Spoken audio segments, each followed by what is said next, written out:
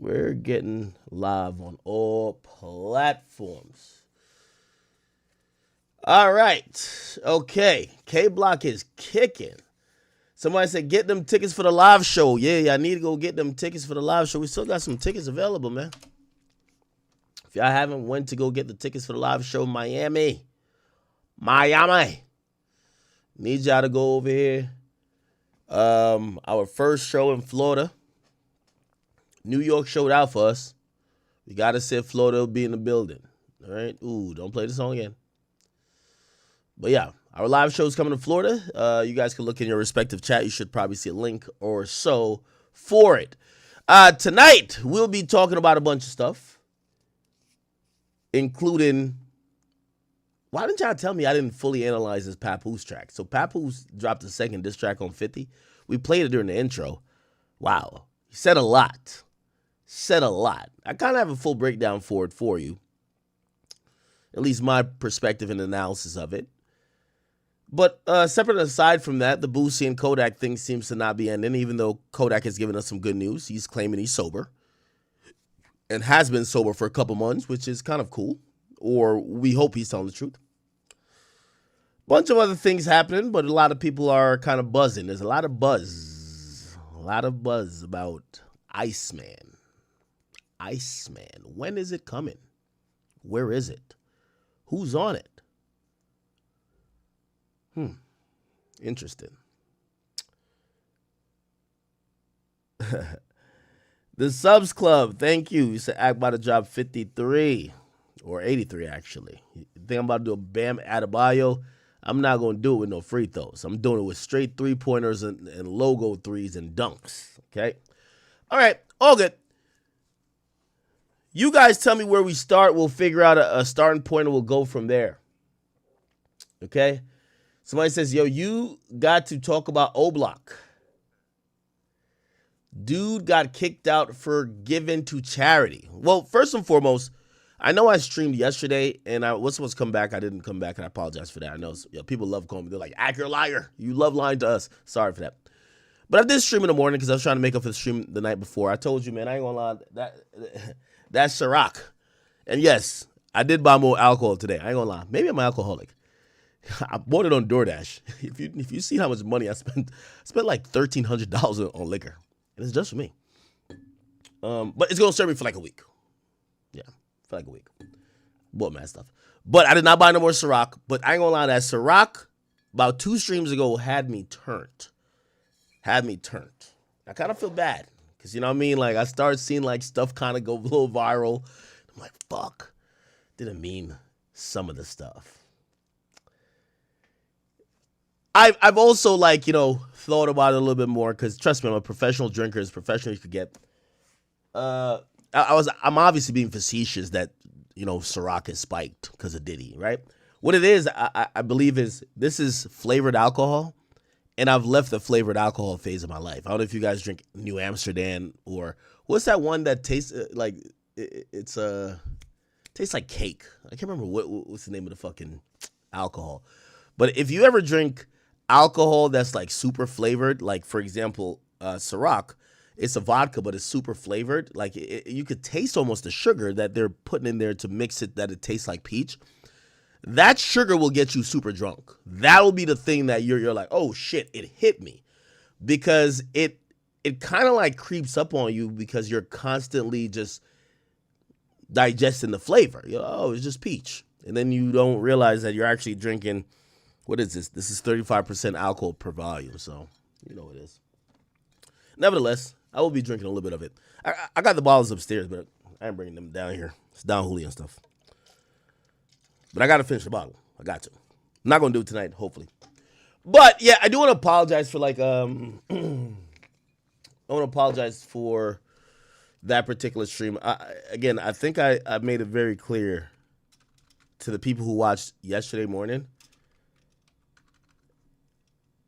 There's a point, and trust me, I know some of y'all might be like, yo, Act gets drunk and just wilds out. Usually when I'm wilding out, I'm standing on everything. Fuck them niggas. Like, if it's Lil Baby or whoever, fuck them niggas. I felt like I was, like, going hard on people who, like, I was really just trying to joke around with them. Like, for example, like Deshae and like, I think I called him Neon. Like, and I felt bad. I don't even know what I said to him. Like, I kind of like forgot the whole thing. But I seen a clip. Somebody posted a clip. They're like, oh, Akin Deshae. And I was like, fuck. I don't want to be that guy because I like Deshae. So that was a little drunk moment, but whatever. Anyway. Give me a second. I'm gonna get into the flow of things.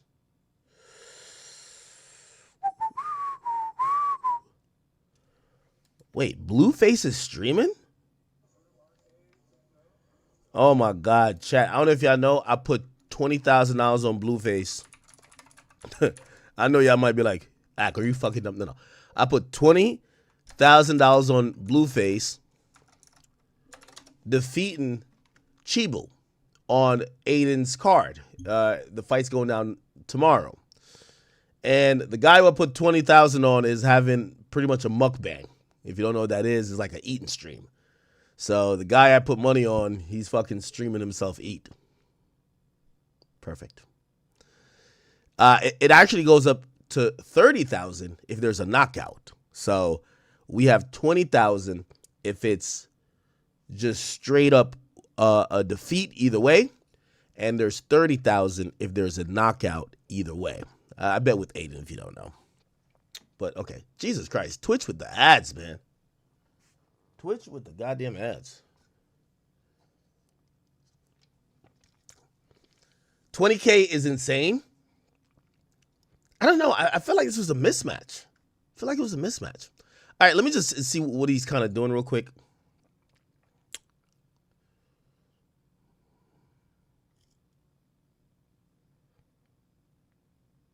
Hold on. All right. Is this thing gonna... All right, here we go.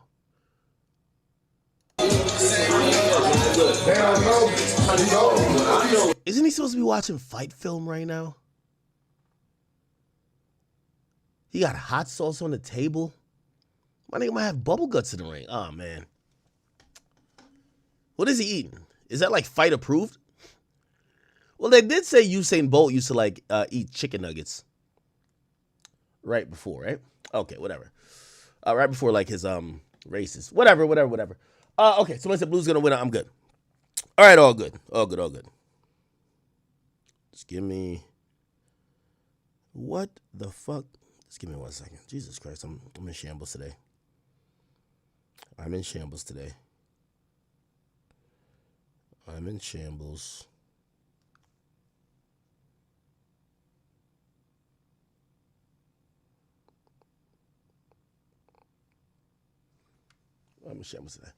All right. Where should I start? We should probably start with the Papoose shit.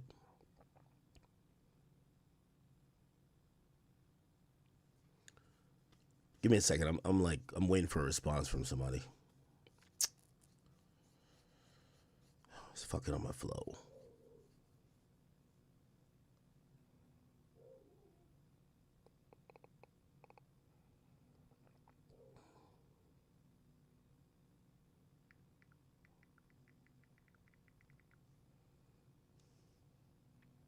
Okay. All right. You guys could tell me whatever you guys want me to talk about. Somebody said, stop saying Aiden. What? Blueface look like he stinks. Well, I'm thinking that Blueface probably done been to or had like mad prison fights. And I'm kind of like betting off of that. So we'll kind of see what happens, but whatever. Anyway, let me start off hot. Let's start off hot. And I'm going to delay my, I do have somewhat of a monologue, but I'll delay it. It's important that we get to topics immediately. Drill, cut these while we're on stream. So a lot of people are mentioning to me that with news swirling about Iceman, there has been somewhat of an update. Apparently, Mealy Mall from the Rory and Mealy Mall podcast he has came out to give somewhat of an update that some people feel is valid to give them reason to believe the rumor of what Charlemagne the God said, and that DJ Penis Head has also, tried to confirm. So if you don't know what that rumor is, I'll just play that in its totality. So Charlemagne came out and said this. Yeah. Somebody told me they actually heard it yesterday. Did they say it was good? It was fire? I don't. They didn't say whether it was good or not. They said Future was on it though. Oh, dope. Oh, okay. That's dope. Yeah. So you didn't ask No, if they it was make good or vibes. not? They said they heard the album? I didn't care. Yeah, they probably knew he didn't care, so they didn't offer that. True. Nothing will ever get you excited about Drake. Like, all right. Well, I like when he raps though. I just haven't, heard it. You want to hear it, Yeah. Somebody told me they actually heard it. Okay, so he basically said someone told him he heard it, and the thing that stuck out to Charlemagne, who isn't that big of a Drake fan, is that supposedly Future is on it. Okay. We then saw Millie Mall from the Rory and Millie Mall podcast. He came out and he said this. Let's see it. Where is that? Let's come on. Let's find it. Okay. Keep scrolling up. Okay, here we go. Morning, and it's been going viral all morning. This is in real time. Can you confirm or deny that Future is on Iceman as of March 12th, 2026?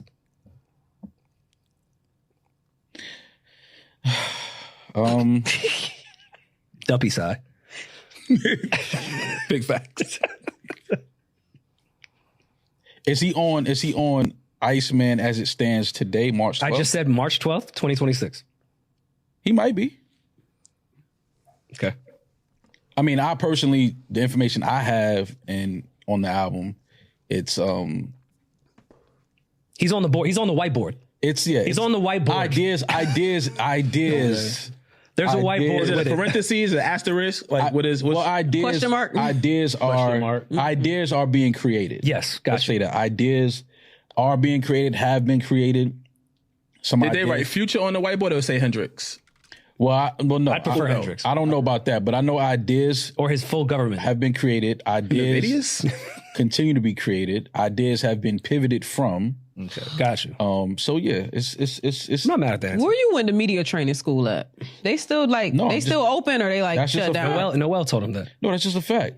It's just ideas are being created. It's, the album is being, Flushed out? it's still a process. Interesting. That's all. But I thought, because this isn't even information that like we had behind the scenes, I thought it was kind of like known that Drake and Future pieced it up. I saw everyone was like, yo, what the fuck? How could this happen? I thought they hated each. Wasn't that like kind of common knowledge on the timeline? They were cool again? Oh, I don't know that. I don't know. Now, I do want to address, because I seen Elliot Wilson, was like, yo, didn't I tell y'all this from months ago? I'm back in the game. Love you, Elliot. I see him make some tweets, Here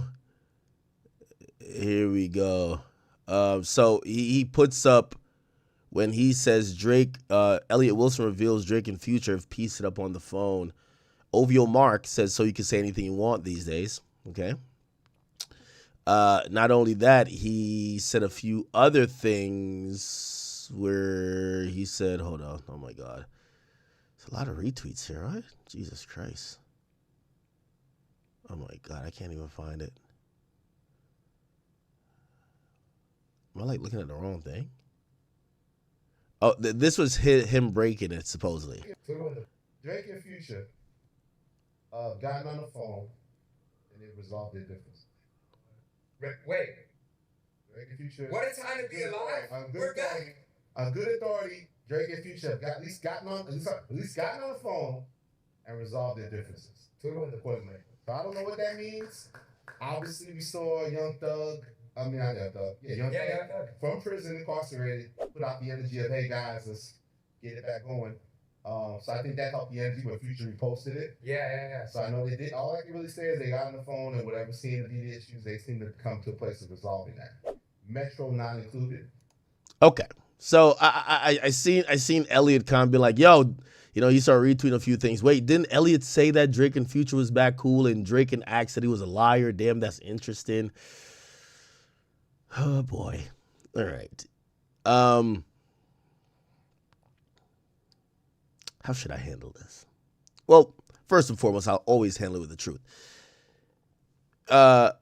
Number one, to kind of answer to what is this? Oh, DJ Head? Oh, who cares? Whatever. So to answer to Elliot Wilson, and I think I could say it now, Elliot Wilson, what you reported, and, I love going source for source. I just think at this point I might have the best source, but it's okay. And doesn't mean that source is always telling the truth. Well, regardless, you can't believe anybody then if the horse's mouth isn't the horse's mouth. But regardless, at that moment, when I actually responded to you saying they talked on the phone, verbatim, and I will say this without being, cryptic, verbatim from Drake, this guy, Elliot Wilson's a goof. He doesn't know what he's talking about. I have not been on the phone with Future. That's it. Okay? Now, I don't know if their teams talk. His thing was if it was said that he was on the phone with Future. He wasn't. I don't know the status of their relationship. I hope they're good. I don't care. Okay? And actually, Iceman, but let's move forward past what Elliot says. So that's me saying, that's me responding to Elliot, who thinks that basically his tweet from back then was like some Oracle stuff. Essentially, the horse's mouth, the guy himself basically was like, yo, who is this guy hearing this shit from? I haven't been on the phone with Future. I haven't. So he was just basically saying you're a liar. Now, maybe you're saying he was lying, but whatever, cool. But at least you know the source, right? The source isn't like, because when y'all say I got sources, y'all sources be like mad. Like, I'm like, who's the source? Like, oh, I heard from who? Like, I could tell you who, right? So if you want to believe Drake or whoever Elliot Wilson's source is, good luck.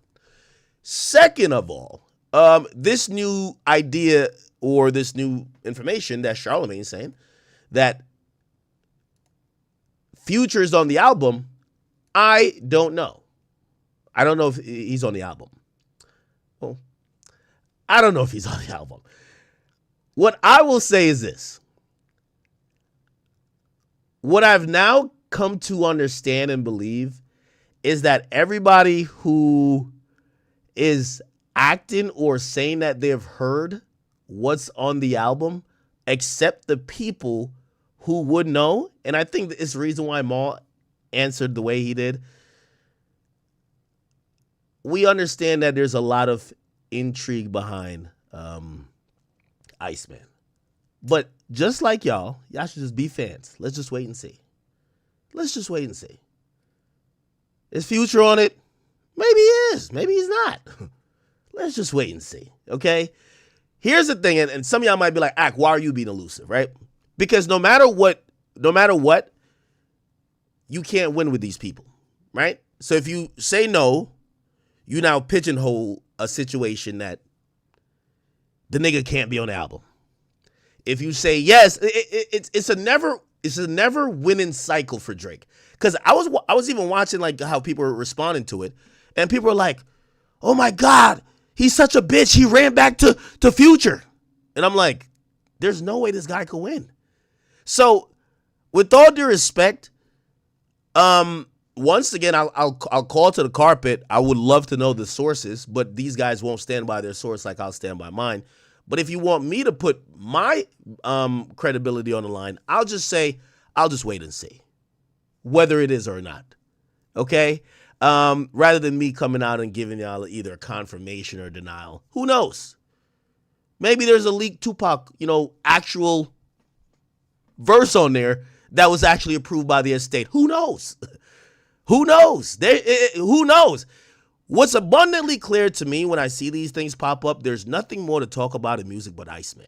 And I like that. I like it.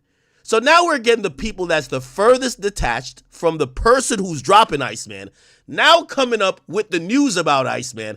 And it's kind of like a bait. It's like, let's see if they confirm this or no. Y'all gonna wait patiently. Okay? J. Cole came and went in the Civic. Y'all know y'all the guy not coming for a long time. It is Iceman season. Y'all gonna have to wait and see. Oh, y'all want to, maybe there's a Metro. No, wait and see, motherfucker, okay? So I'm here, not without knowledge. You know I got it, but I'm not here to kind of confirm or deny nothing. I'm not here to confirm or deny nothing. All I'm going to say is that I've looked around at the media landscape, the music landscape, and it's currently Iceman season. I don't know what could be on this shit. Maybe Future is on this bitch. Maybe it's Future, Thug, Baby, Savage. Maybe Ross is on it. Maybe Pac is on it. The point is this. It's Iceman season. Just fucking sit back and buckle up, and when it comes, we'll see, and we'll be able to judge the quality. But just let it rock, okay? I'll leave it. I'll leave it there for now. All right. And again, I'm not being elusive to people who watch me. It's that if there was actual things to be broken, you would hear more definitive voices get ahead of it, right? So let me tell you a popular tactic, right?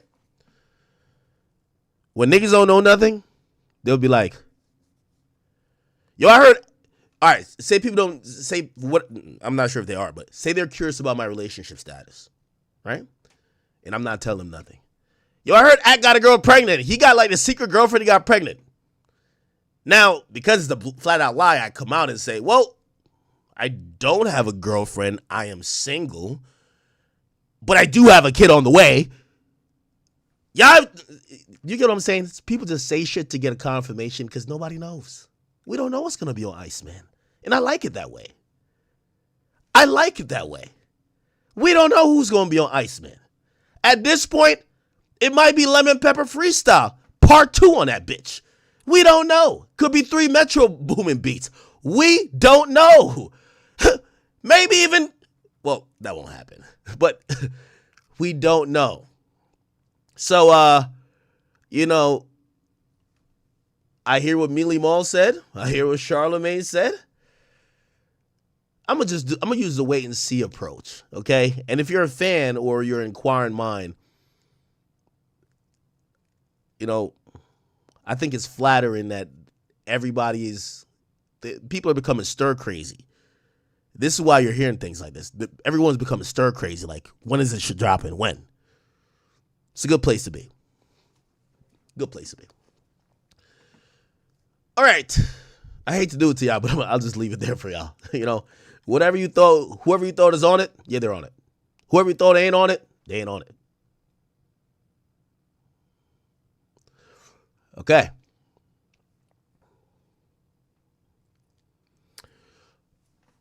Let's move on.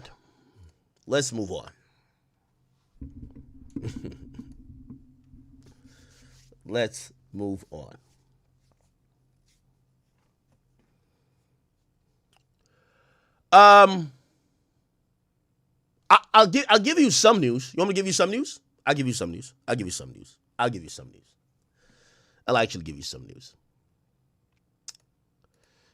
And this is for, again, we're in Iceman season. For all the haters, you're welcome to join.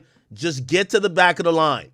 You could be in the back of the auditorium, but just like how you were loudly hating for the last 2 years, just sit in the back on mute while we enjoy this process. I will tell you this.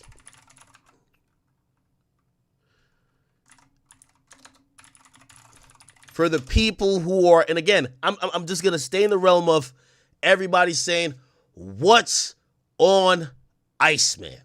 Okay? What's on Iceman? Is this on Iceman? Is that on Iceman? What the fuck is on Iceman? Okay? There was a snippet that got leaked. Let me see. I can't find on Keep Six. Keep Six. Man, you post a lot. Keep Six. Jesus. Let's see. Can I find it? Can I find it? Can I find it? Maybe not. Maybe not. Maybe. Definitely not, right? But there was a snippet that got leaked. Oh, well, I'll just go to Twitter and find it.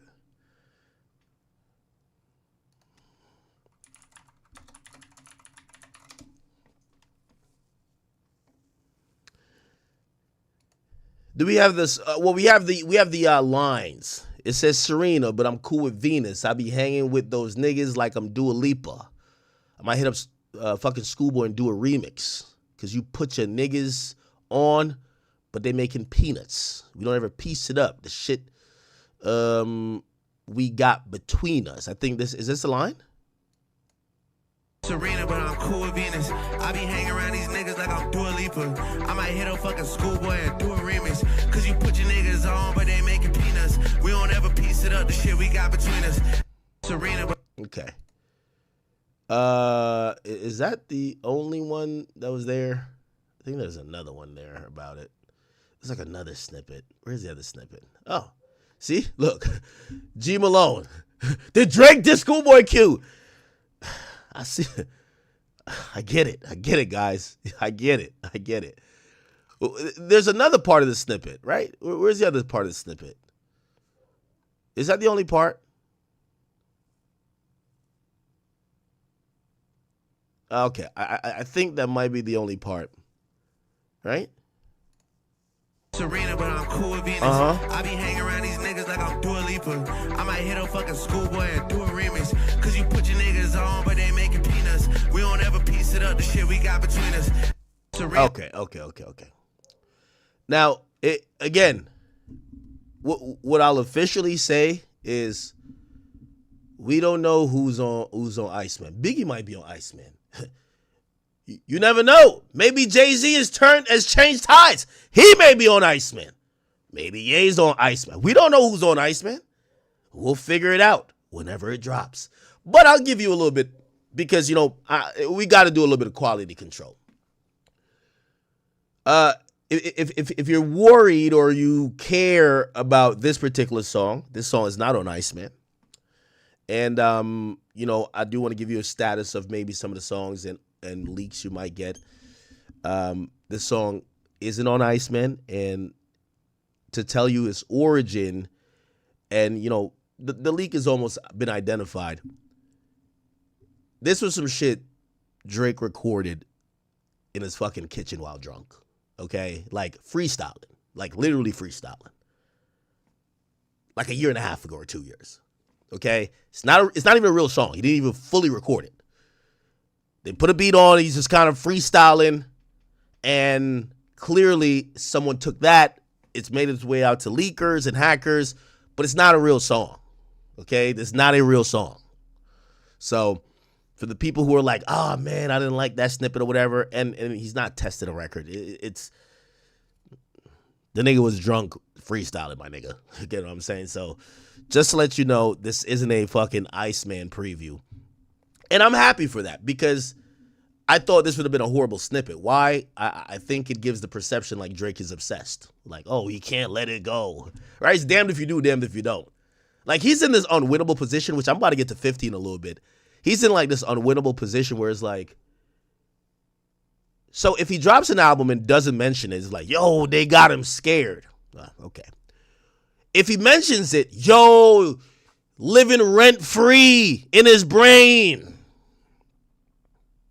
Right? You can't really win, right? So, obviously, I don't like narratives that would be like, oh, this nigga's fucking obsessed. But I could give you the confirmation officially that this is not a song that's going to be on Iceman. And it was actually a song that didn't even make it to a official Drake record that was in consideration. This was a freestyle while the nigga was drunk. Okay? We'll see. Somebody said saying it's a freestyle makes the narrative worse because if it's off the dome, it shows where his mind was at. Brother, it's like 2 years ago. What do you think his mind is at 2 years ago? Like, you know what I mean? Like, it's 2 years ago. Like, 2 years ago, brother. Whatever. Is Jaden Smith on Iceman? Maybe.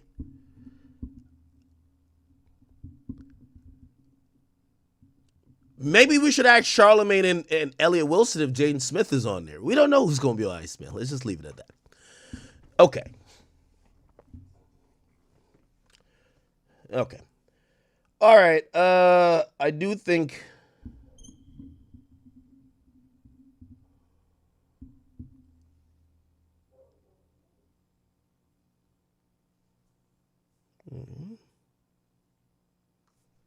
Give me one.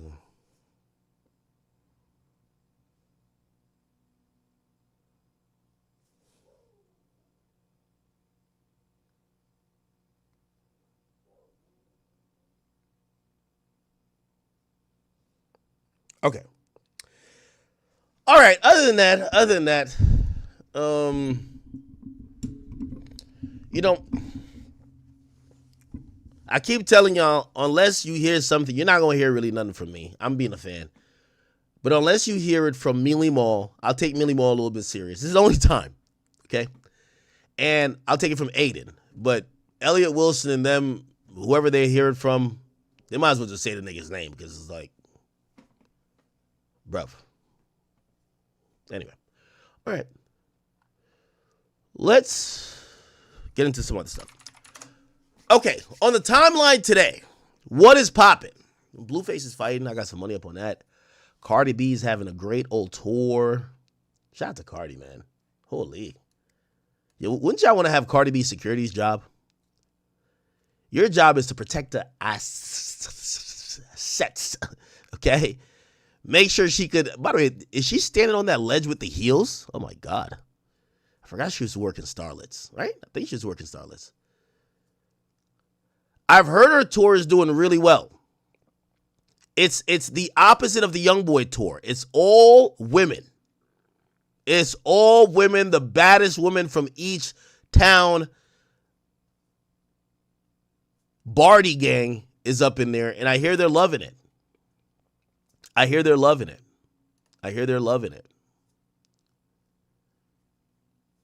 I'm going to pull up to some of these joints. I'll see how it is. Okay. Yo, this 50 Cent thing just never ends. 50 versus Papoose. He's still kind of going at like the Teenior Citizens. Like T.I. and them, he ain't forget about. Like, oh my God. Nevertheless, let's kind of hit this Kodak topic right before we get to that. So, sorry. Kodak Black, he's announced, because everyone keeps calling him this crackhead. Okay, you know, and a little bit of me is like, hopefully there's some pride and ego by Kodak to realize like you're a whole boss. You're like this legend in hip hop. Yeah, these guys are like clowning you like you're the local crackhead, like you're fucking Ashy Larry from like, you know, Dave Chappelle show. Like you're better than this. And if you do have an addiction problem, find a way where you should get help. Get it under control. I'm not saying to stop. And that might be confusing to y'all. Like, wait, why won't you tell them to stop? But addiction's a real thing, and to be very ignorant, like the majority of rappers don't have different vices, is me not understanding even the culture that a lot of music creation, or whether it's nightclub culture or whatever that hip-hop lives in. For you to say somebody should just go, oh, just don't do anything. Every rapper I've been around either drinks, pops some pills, snorts some shit. They all got their vices. They smoke cigarettes, 30 cigarettes in an hour. They do something. They have some vice. And I hate to say, but the realistic way I look at shit like that is that you got to manage your vice. Your vice can't manage you. A few steps or a few ways that we can start seeing is that when you start looking unkept, you start looking strung out, bulging eyes, like your teeth start decaying, your skin start worsening. You're going outside and these, you know, clear, obvious physical signs you're ignoring. That means you're probably in too deep. But for me to act like even the artists that you love, that they don't have some type of vice that maybe they have a better hold over or control of would be me lying. So my thing to Kodak is that I'm not going to tell him not to have a vice. I have to tell him that it appears that his vice is now taking control of him. It's become so apparent that people are looking at your body language. They're looking at how you talk, how you are standing at a concert, and they're blatantly shouting it out, and they're calling you names that are, I would think, unbecoming of somebody of your stature, somebody who's a legend in the game. You don't want to be called a crackhead, you know? And that's what that is, if you ask me. Anyway, he's came out and he's responded to that. And this is what he said. And the crazy thing is, right, I've been starting getting hard. Like, my shit be like, I don't really need too much here to convince the people who don't really, like, matter for real. Because, like, I know who matter to me, bro. And the shit like that, it was like, a lot of y'all, like, don't even be deserving, like, the real me, bro. For it be like, oh, okay. I see, like, how y'all would treat a nigga if a nigga was on my dick. You know what I'm saying? Or if a nigga was on the side of the street or some shit like that. You feel me? Because, like, mind over matter. The people who mind, they don't matter. The people who matter, they don't mind, bro. You know what I'm saying? Straight up. Look where we at. Straight up, the fuck? I get this mother up here right now. Crackhead, jerky, baby dick. Yeah. Other than that, man, it's literal. I'm glad he's at least acknowledging it and speaking about it. This is a sad reality when it comes to music. I'm not here to out anyone either. I know a few rappers who they have told me, and I've never said anything, and I think they'll probably tell the public too later on, that some of your favorite rappers, they've just secretly gone to rehab for a month or two, and, you know, some of their habits got bad. And not speaking necessarily about Kodak, speaking about other artists that are kind of like super popping. But the substance abuse is a real thing, and I'm inclined to believe Kodak. The problem with Kodak is that a lot of people don't know him. Kodak in a sober state is never coherent. That's also a problem in people's perception, because they're probably thinking when he's kind of like drawing out his words, or he's kind of like gritting his teeth a little bit, they think, oh no, that's because you're under the influence of drugs. I've never had a conversation with Kodak where he's like mad coherent. He's not like kind of like mumbling a little bit. That's Kodak. So you kind of have to figure out where a baseline of a sober Kodak is to understand and probably be a decent judge of what, oh no, this nigga's high. And I'm not sitting here and being like an enabler by saying the nigga don't get high, of course. But if you think that his normal is like just some regular person that's just like, oh, I'm just like, no, it's not. So I say that, but I do appreciate the fact that he's trying to take some steps to, you know, help himself. There's been many artists that's gone through drug addiction, right? Rick Ross, Wayne, some of the biggest, right? I mean, and I would say for this new generation, most of them are going through addiction in some way, some sorts, you know, whether you hear about it or not. Okay.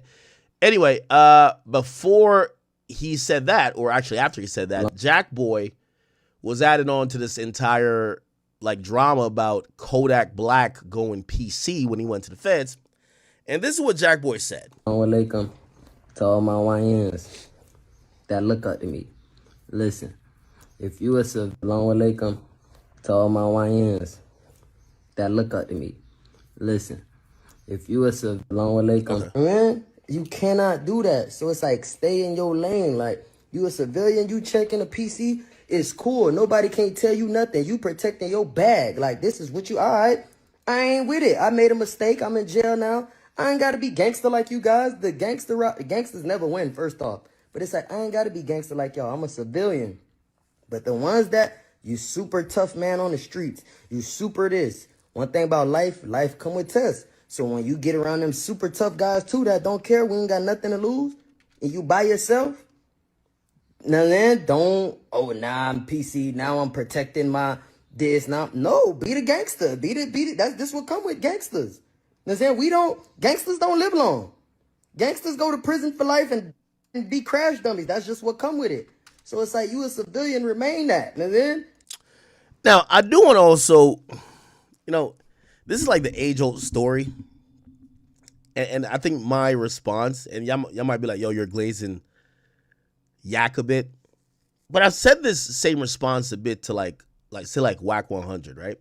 Or I've said it to other street dudes. It's like, it's easy to like give these scenarios when you've never been in it, right? And I kind of compare a lot of these people sometimes when they're talking about things they haven't been in to a civilian like me who haven't been in it. Because the idea that Kodak Black went to prison and went PC, I hope people understand it would only apply, and the circumstances supposedly behind him having to make that choice is because he went to federal prison. What does that mean? Any rapper who have not done a federal prison bid, I don't care how many people you killed, I don't care what you did, you giving your opinion about what it would take for you to go PC because you have experience in county jail or state prison, it does not match up to what's going on in federal prison.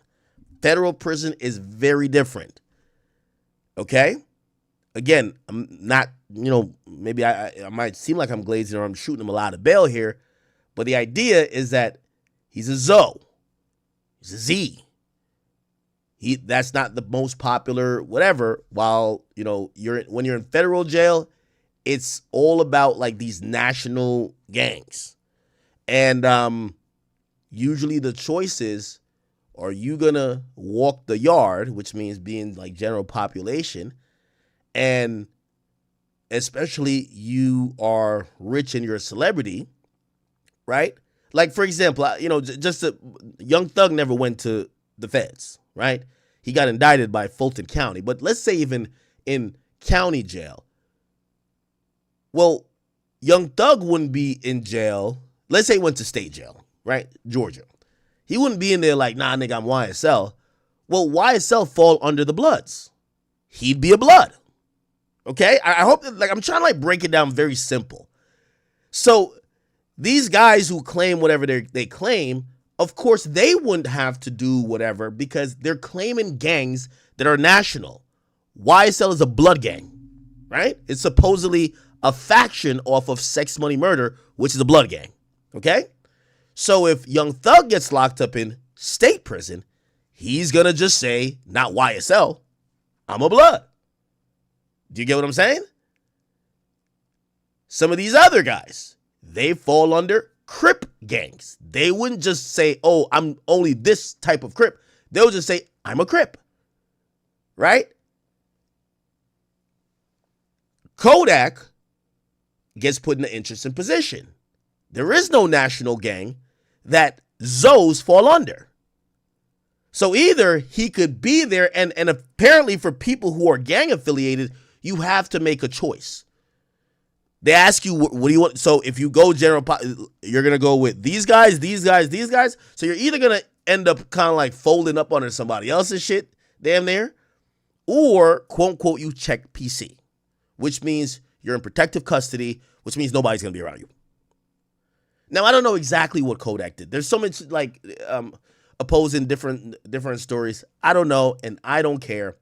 But it is interesting that I see all the rappers that is jumping out of the woodworks as like this is some, and I'm not saying this about Jack Boy. Shout out to Jack Boy. Everybody's speaking on Kodak like this is some, this is an opportunity for them to show how respected they are because they didn't do it. They didn't go to federal prison. I see Meek Mill speak about it. Well, Meek, you've never been to federal prison. Well, I've seen Young Thug speak about it. Well, Young Thug, you've never been to federal. Like, it reminds me of the conversation that every rapper had about snitching until they were put under the light. It's easy. Chad, I've never cooperated. Well, have I? I don't know. But put it like this. It's easy to say, man, I'll never snitch. I ain't never doing that. your opinion on snitching is mute unless you're put in the position to tell.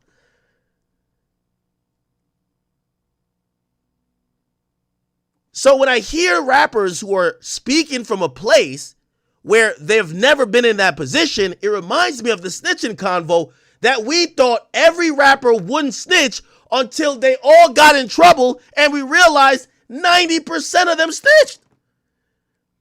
That's what I'm saying. I'm not protecting Kodak, but I do think the interesting commentary about him is interesting because these niggas never been to federal prison. And even if they've been to any state prison, they're, for the most part, they're claiming these big ass gangs that's not his, so they're not in a situation. It's not like Young Thug went to Cobb County, was in population, and was banging YSL, throwing it up like, yo, if you niggas ain't with YSL was putting belt to ass in Fulton County. If he had went to Georgia State Pen and he was like, any nigga who got a problem with YSL, nigga, I'm right here. Then we could say, well, Young Thug he could speak on it on a state level. But he didn't do that. So when I'm hearing him say that, it's like people saying they wouldn't tell until then we hear the interrogation footage of them telling. It's easy to say you never do something. You've never been put in a position to do it. Now, if Young Boy came out and said, yo, I never did whatever. But here's the thing too. I'm pretty sure Young Boy, again, I don't like to just throw people's Young Boy's gonna roll up under the Bloods. Nigga, I'm a real blood. You heard him say it. So Kodak is in a unique position where this gang he's repping is a local gang. And now he's in a federal system where all the federalized gangs are all segregated and separated, and you got to pick a side. Or you could just thug it out because you a thug, or you could go PC. Again, I don't know. Somebody says, Aquas, you did. I don't know and I don't care. I'm just trying to show y'all the hypocrisy. Yo, this is why the streets is dead. I ain't gonna let y'all niggas revive it because y'all dislike Kodak today. No. Y'all, the same rappers jumping in on the check PC argument didn't want to talk about snitching. They got tired of talking about snitching because we kept calling them hypocrites. Didn't y'all realize that? Everybody who has the biggest opinions on PC, they all got exposed for their lack of solidness. Not saying that they're snitches, but they didn't have the same opinion on everybody when it came to cooperating. They don't want to talk about snitching no more. Now it's about PC. Because they all got exposed because their logic is flawed. How is Gunna snitch but your brother did the same thing? How is this ratting but then you were in the interrogation room doing that? There's no solid code. So now the new thing is all the street niggas think they are getting their points back by saying they didn't check PC. All right, you didn't check PC, but you hang out with a bunch of people who told. Oh, no, we're not talking about telling right now. We're talking about PC. Well, even if Kodak did check PC, well, that's in the feds. Did you go to the feds? Nah, but jail is jail. Is it? Well, you didn't even go to prison. He went to federal prison. Man, county jail is just like federal. Is it? You realize that, let me tell you this, street dudes having this conversation, you get to realize all the dick sucking that be happening because they all just want kind of like a head nod from another street nigga. And the unlikable street nigga pulls everybody's card to say, you did that, you did that, you did that, and they don't like that person. Chat, they don't want to talk about cooperation no more. You know what they actually say? Why the hell is civilians caring about ratting? Nigga, y'all told us for 40 years that rats should die. Now, we're trying to test your logic. You're like, stop talking about that shit. All of a sudden this week, the street's been dead as a motherfucker. Rigor mortis and everything. But all of a sudden this week, the streets is back, but they're arguing about, well, if you promoted that shit, if you promoted that shit in the streets, you got to stand 10 toes down and you got to not be in PC. Well, before we talk about PC, did y'all get y'all ratting like codes right? Did y'all figure out who are all the rats and who shouldn't? Are y'all still working with people that are the rats? Because that's the problem with the streets ain't coming back till y'all have a private meeting. I'm gonna be honest with you. Y'all need to have a private meeting because y'all can't keep jumping from topic to topic when y'all get exposed. First, we find out that everybody done told because everybody got an interrogation tape and they all saying too much. Let's stop talking about snitching. Let's talk about PC.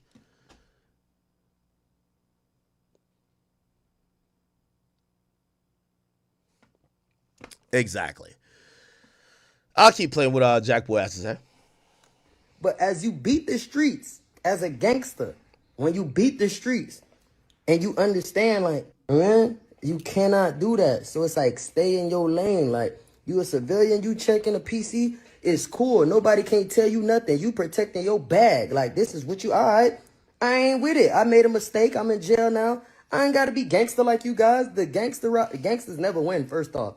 But it's like, I ain't got to be gangster like y'all. I'm a civilian. But the ones that, you super tough man on the streets. You super this. One thing about life come with tests. So when you get around them super tough guys too that don't care, we ain't got nothing to lose, and you by yourself, now then, I'm PC, now I'm protecting my this, now. No, be the gangster. Be the, this what come with gangsters. Now then, gangsters don't live long. Gangsters go to prison for life and be crash dummies. That's just what come with it. So it's like, you a civilian, remain that. Now then, but as you beat the streets as a gangster, when you beat the streets and you understand, like, man, you cannot do that. So it's like, stay in your lane. Like, you a civilian, you checking a PC, it's cool. Okay. Nobody can, oh man, I'm gonna forever be tested. That's what come with life. You're gonna always be tested. When you learn that I'm gonna always be tested, learn to step back from it. I won. I beat the streets. I ain't a gangster no more. I want to live this civilian life. If you want to, whatever, you make a mistake, now you checking PC, now you do this, now you could take the civilian route. It's cool. You ain't gotta, nobody can shame you for it, nobody, because you're not out here portraying something that you're not. But you out here portraying something that you're not. It's like, you gotta accept what come with it. And this street dude's not gonna respect certain things. Like, how you can't turn it on and off like, all right, I'm a civilian today, but yesterday I'm just thugging. Or when I'm 100. Yo, chat, you know another reason I hate this convo, and I hate how fans are forgetful. And this is why I exist, because I'm not going to do the dick riding shit. I'm going to always remind you the things you don't want to get reminded of. For everybody jumping on this train, okay, Boosie, I get it. You got an actual problem with Kodak, but let's not forget that Kodak been in jail and prison more than every rapper we're talking about that's talking about him combined. He been in jail more than Thug, Meek, everybody combined. He was a nigga that we said, this fucktard can't stay out of jail. Now we're over here criticizing him on how he did jail. Isn't that fucking stupid? The nigga who everybody said, oh shit, here you go again, he back in jail. Yo, just dust off your free Kodak t-shirt. The guy who's been in jail more than ever, people called him the modern Gucci man. Can't do right. Always locked up. The nigga's got pardoned and has been free for probably the longest time in his life. And you know what people are saying to him? But you ain't do jail right. What? Are you serious?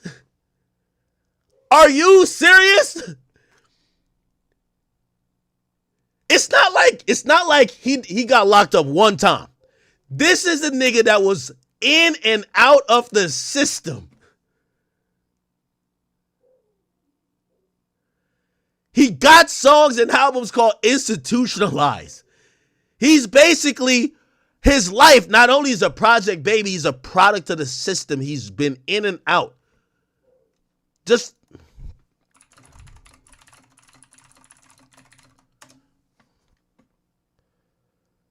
I don't know if we can get, he's been arrested over 10 times. Let's see how much time has Kodak Black spent in jail or prison. His longest sentence is 46 months. He did 10 months. Here's a bunch of times he served. From 2015, so for 10 years, so 10 years ago or 11 years ago, multiple arrests for robbery, blah, blah, blah. Next year, probation violation. New charge led to another roughly 7-month sentence. He was sentenced to 46 months. This is only in a 10-year span. But niggas is now mad that he ain't do jail right. This is crazy. This is crazy.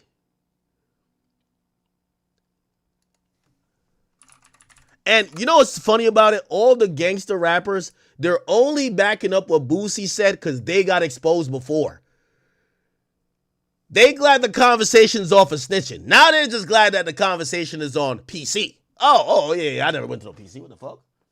Yeah, I'm still street. No. We're still talking about you and cooperating. Hold on now. Now, what ended up happening is that Young Thug, he didn't like Rollo. Like, Rollo sometimes be coming in like he's like the president of the streets, right? But Rollo did do time in federal prison. And he came out and he said, yo, Thug ain't went to not one federal prison yard. He had that weak-ass trial, now we think he Escobar. Imagine being called a rat and still walk the yard every day with my chest out. And this is after, Boosie said to Thug, because Thug said it's smarter to check PC, right? He says, this is what he says, PC smarter though. That shit's hard. It gets you nothing but heartaches from your family and kids and more charges if too much is going on in the dorms. Boosie said, Thug, if it's smarter to check PC, why you ain't check PC? Because you ain't check PC if you say you a real nigga, right? You from the trenches, right? You know how this shit go, bruh. You check PC, you a coward. Simple as that.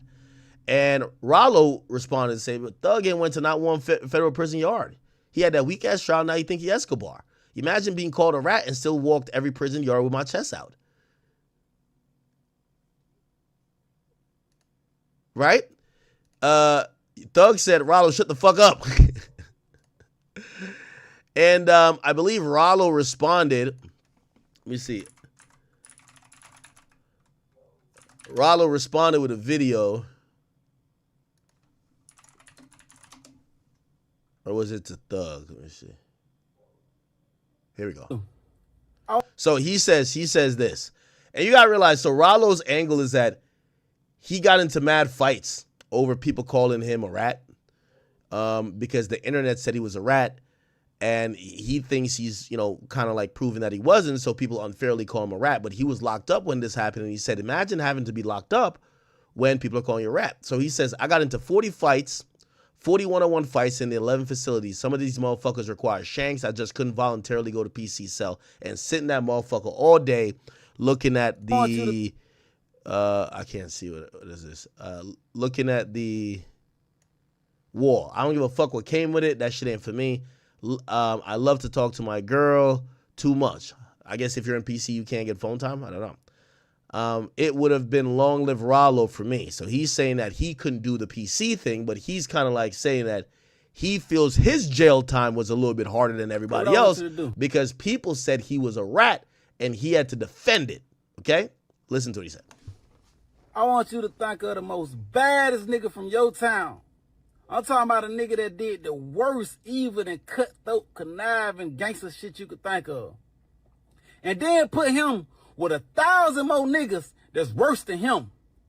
And picture being in a facility with niggas that get more angry than you, niggas that got way more bullshit going on than you, that ain't got no money, don't give a fuck about having no girlfriend, that ain't ever thought about being a good father at all. It takes a different kind of nigga to survive these type of trenches, dog. I don't give a damn who you is.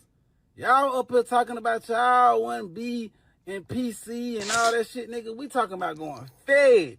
Well, the creators of the game, not niggas with stain. Well, Muslims that done blow the motherfucking buildings and shit. The reason I ain't going to PC is because I ain't finna voluntarily go in no motherfucking room all day and stare at no motherfucking wall. I can't do no shit like that. I'd rather die. So before a nigga even think about running me up, we gonna have to go ahead and handle this shit. Y'all gonna have to go ahead and either kill me or we gonna have to fight this motherfucker out every single day because I'm not voluntarily going to the hole and I ain't gonna be able to see my motherfucking girl or get on the phone with my girl. I ain't doing it. Y'all just gonna have to do it to me.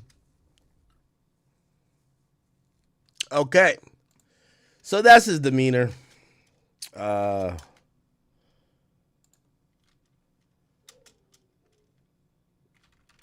think Rollo also addressed something else. Give me 1 second. Hold on. Give me 1 second. I want to play this real quick. I got to go grab my dog. Like, he's wilding the fuck out. Hold on.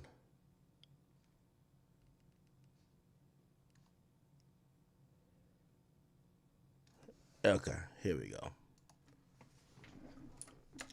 So, YSL Mondo also jumped in the conversation. And they're all actually calling out Thug. Unfortunately for Thug, the people he put on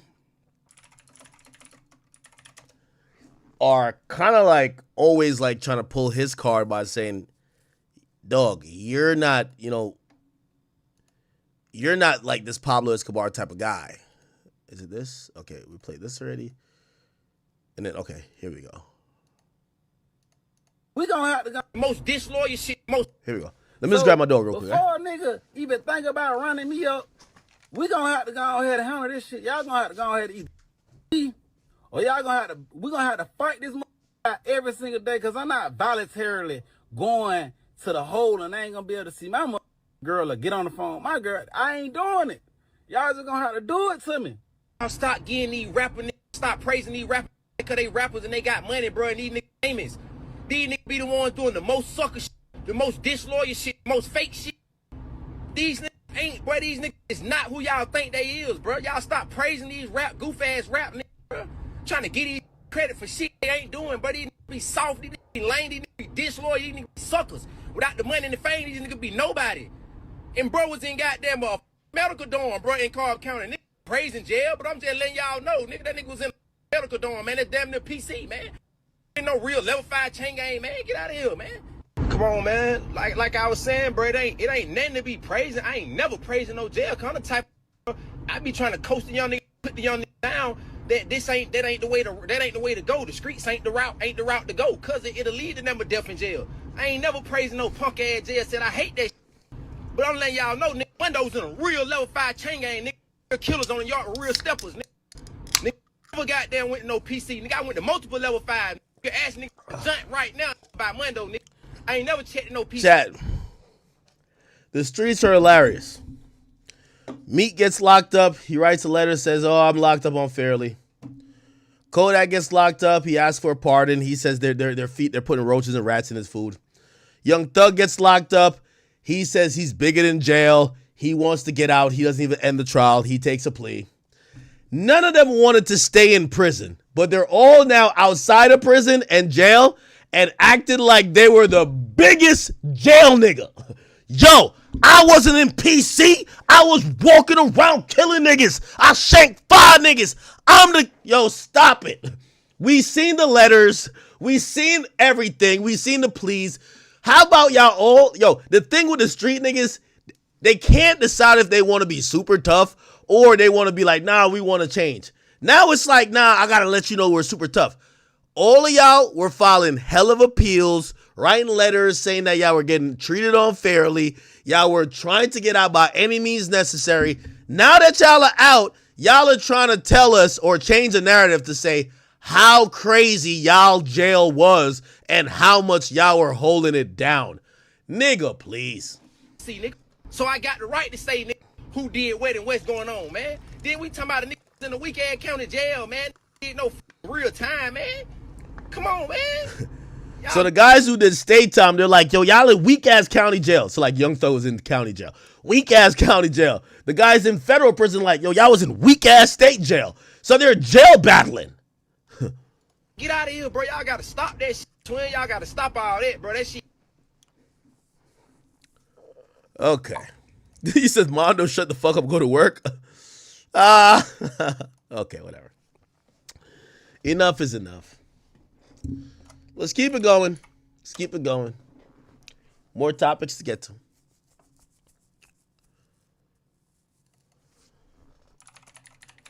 What else are y'all talking about?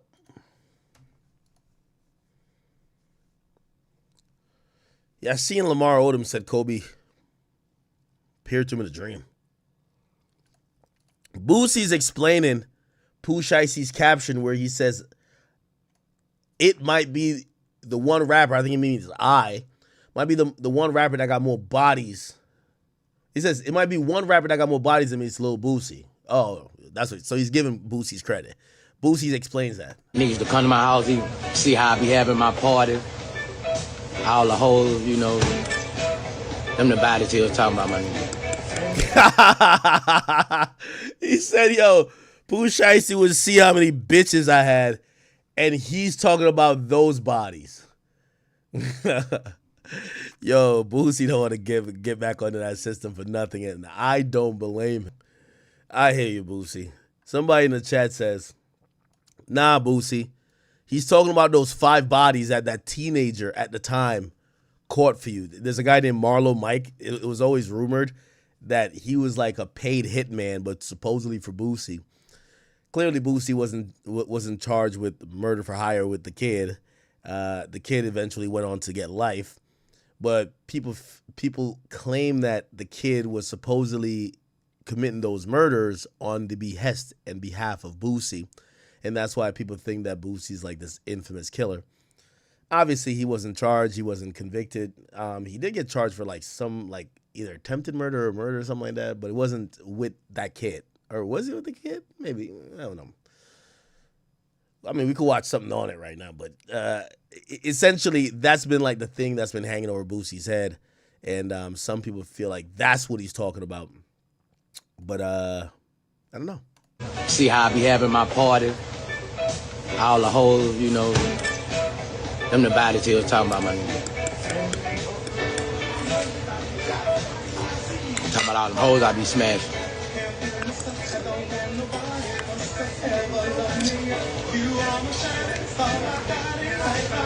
Okay. All right. Alrighty then. Okay.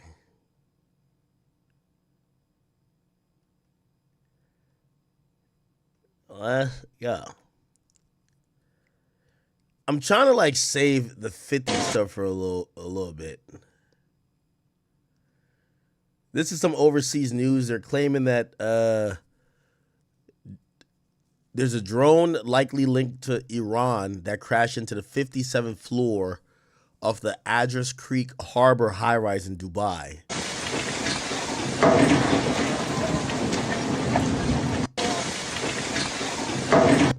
Yo, don't we live in a crazy world? Niggas could just, like, yo, I know somewhere, like, in the depths of hell, them terrorist niggas from 9/11, they're seething. They're looking at this shit and be like, wait, so we ain't even have to get on the plane? Oh, hell nah. Y'all niggas got drones now? Yeah. They don't even need niggas to hijack planes no more. They just send a drone. They just sent a drone. This shit is crazy. Holy shit. Obviously, they're not going to send like an actual commercial airplane-sized drone because they want to go undetected, kind of blah, blah, blah. But shit. Yeah, I know. Them 9/11 hijackers, they're burning in the pits of hell like, oh, man, why niggas why they didn't find this technology before I agreed to this bullshit, man? Yeah, you're an idiot. Okay, so that's going on over there.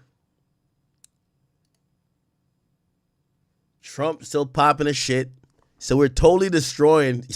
Yo, when your president says we are totally, oh my God. When he's talking like a white frat boy. Yo, let me tell you this. Whenever Trump leaves office, I ain't gonna lie. He's gonna go down as one of the GOATs. Good or bad. This guy's like a one of one. Imagine your president. He's like, yo, we're totally destroying these guys. Like, imagine the president talking like that. We are totally destroying the terrorist regime of Iran, militarily, economically, and otherwise.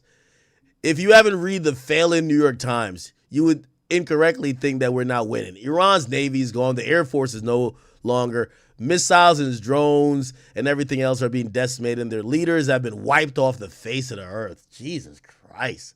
We have unparalleled firepower, unlimited ammunition, and plenty of time. Watch what happens to these deranged scumbags today. What? Yo, that's like tell your ops, yo, we finna spin back on these bitch ass niggas again. So watch what happens to these deranged scumbags today. They've been killing innocent people all over the world for 47 years, and now I, as the 47th president, am killing them. No way. There's no way he said this. I'm killing them? Yo, Trump is no way. What a great honor to do so.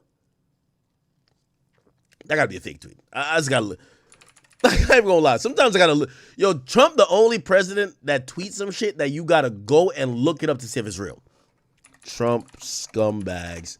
I gotta look it up that it was a real post. We had the greatest economy. I'm doing something about it. And I had to take an excursion. We had the greatest economy in history. We still do. Oh, this will bounce right back. When it's over, and I don't think it's going to be long, when it's over, this is going to bounce right back so fast. When are you going to know when it's over? When I feel it. Okay. I feel it in my bones. Will you ask anybody in particular? Would that be some of these? That nigga said, I'll feel it in my bones when it's over. Oh, he did tweet it. Oh, shit. He said, I see why Trump say he not going to heaven, bro. That nigga says, I'm killing them and I'm happy to do it. What? He says, I am killing them. What a great honor to do so. Jesus Christ. Even if you're doing something for the right, just to say that you're committing like mass murder and you're like, I'm happy to do so.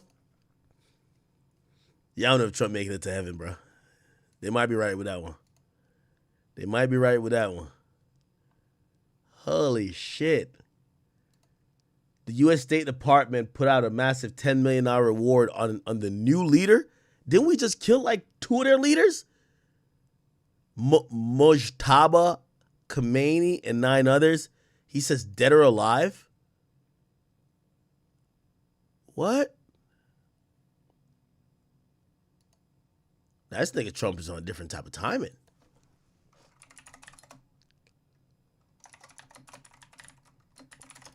Is this shit real?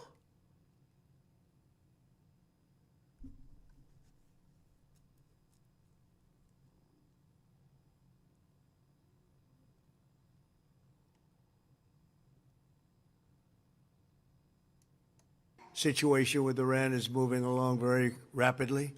Its situation with Iran is moving along. I ain't gonna lie, this guy Trump is a wild dude, bro. No question mark. Is Irani authorities... Okay. You're not giving me no news with a fucking accent. I'm sorry. No way. Not listen to Bangladesh Times. Are you crazy? Like, yeah, Trump might be tweaking right now, but we are still... Well, I'm still American. What the fuck? Let me see. There's another clip with Trump. Like, this nigga's hilarious. I ain't gonna lie to you. Is he getting us in like some hot water? Of fucking course. I can't lie.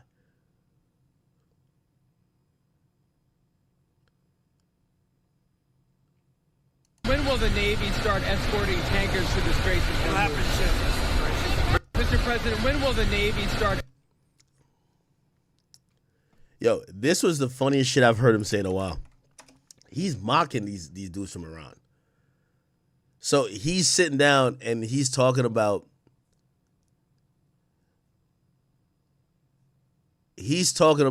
how much he's fucking up Iran.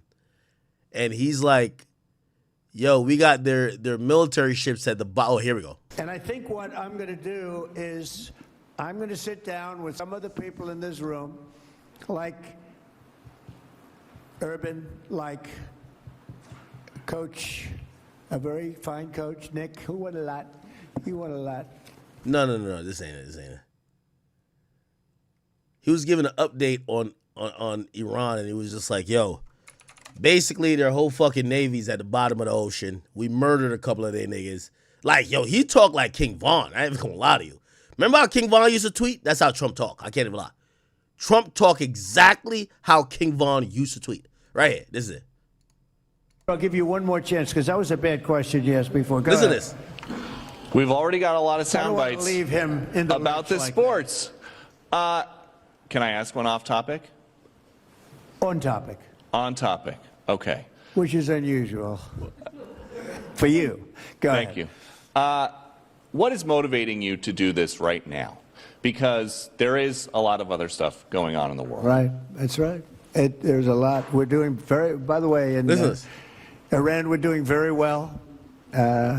Somebody said, how would you score it from 0 to 10? I said, I'd give it a 12 to a 15.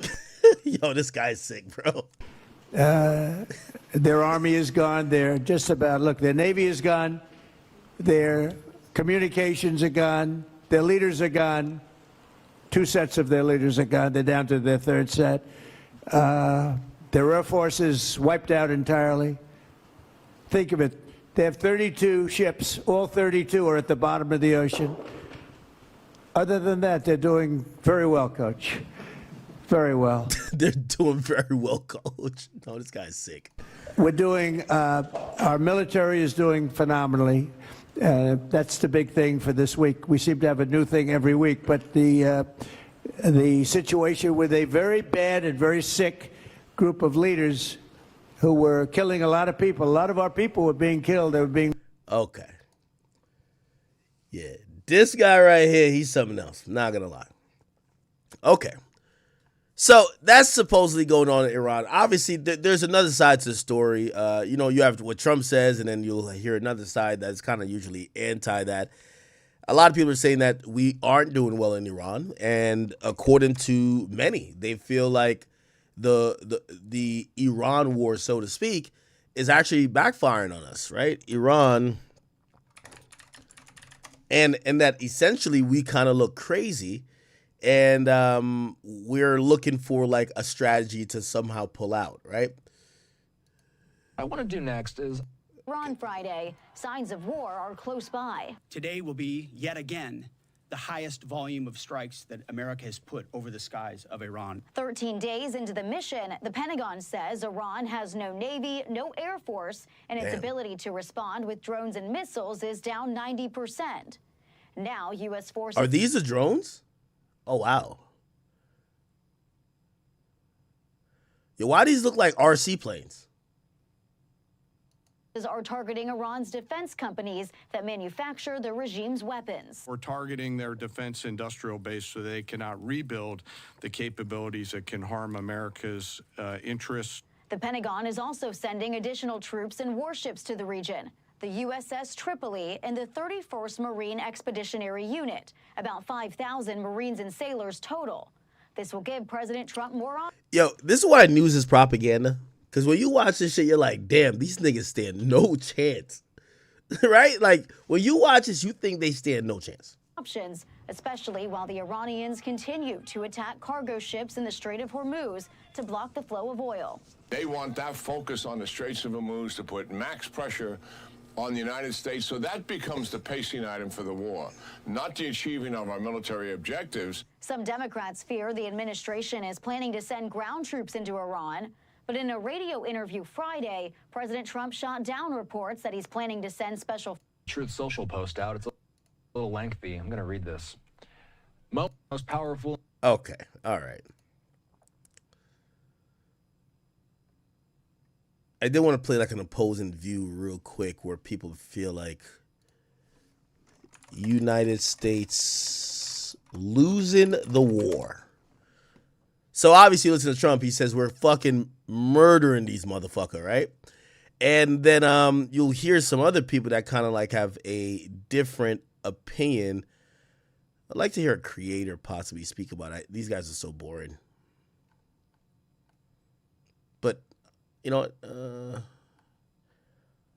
I'll just play a short clip. Let's talk about Professor John. Let's take a listen here to John Mearsheimer to sort of set the table. And that President Trump, I think, would like to put an end to it. And the B1. It's quite clear that the war is not going well for the United States. And that President Trump, I think... Once again, just proves how powerful media is, right? So you listen to Trump, what he's putting out on his social media and through his like media connects. like we're fucking winning. Like we're up like 80 points. And then you listen to this guy, he says no. Would like to put an end to it. And the problem that he faces is he can't find an off-ramp. I think nobody can tell a plausible story about how this war ends. Okay, and without playing the whole thing, I believe I know where he's going with it. The off-ramp to this feud is that we want to replace their leaders, but they don't want us to replace their leaders. So if we went in with the goal of we're going to replace your leaders because we're big bad America, and we just did it basically in Venezuela, and they're like, no, you're not. We're just going to pick someone else that's with our ideology, and the show is going to go on. It's going to look stupid for us to leave after we accomplished nothing. Yeah, you murdered a couple people. You just now seem like the bad guy in the world. You have not made any change.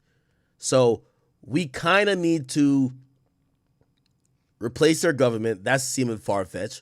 Or find a way to kind of like wrap this up as a win because we can't fight these people for forever. If we had decisively defeated Iran the way we decisively defeated both Nazi Germany and Imperial Japan in World War II, then you can say the war is over with, we are the winner, and we're going to impose terms on the loser. But that's not what's happened here. They haven't won anything approximating a decisive victory. And in a very important way, the Iranians have an incentive to continue the war, to turn it into a protracted war of attrition, and they have the means to do that. So obviously definitions of what that means have been floating around from this administration itself. Last week, Caroline Leavitt had to come out and... Okay, so I think you guys kind of get it. This idea is, okay, what does a win look like? Trump is clearly telling us we're winning because we're bombing the shit out of them. They clearly seem like, even though they can't sustain, like competing with us with bomb for bomb, them bombing, us bombing their military infrastructure, them doing it to us overseas. Obviously, nobody bombing our military bases over here. We're getting nothing out of it, right? So we're just bombing the bomb, right? And what they're doing is like, all right, we'll just fuck up the rest of the Middle East. And we're going to now kind of have threats at the United States. But our overall goal of, the idea is like, oh, here's a couple off-ramps. Well, they can't make any more nukes. Well, a lot of people thought they weren't going to make nukes anyway. But that's an off-ramp, which means the public will be satisfied like we did something. The second thing is we pick a leader. That's what we really want, a leader that will love Israel. But I don't think that's happening. And I think there's a couple more off-ramps. I don't really know off the top of my head, but down what the objectives were, what victory looks like, or put, as Blumenthal said, troops on the ground in Iran to actually tackle substantively, whether it's the nuclear question, the missile question. I mean, I was talking to Brian Dean Wright, his former CIA guy, on my show the other day, and he was like, well, you could put special forces on the ground to pull the nuclear material out of the dirt. Well, that's boots on the ground. That's boots on the ground. So it does feel like an inflection point right now. Okay, so a lot of people feel like we're not winning, right? All right.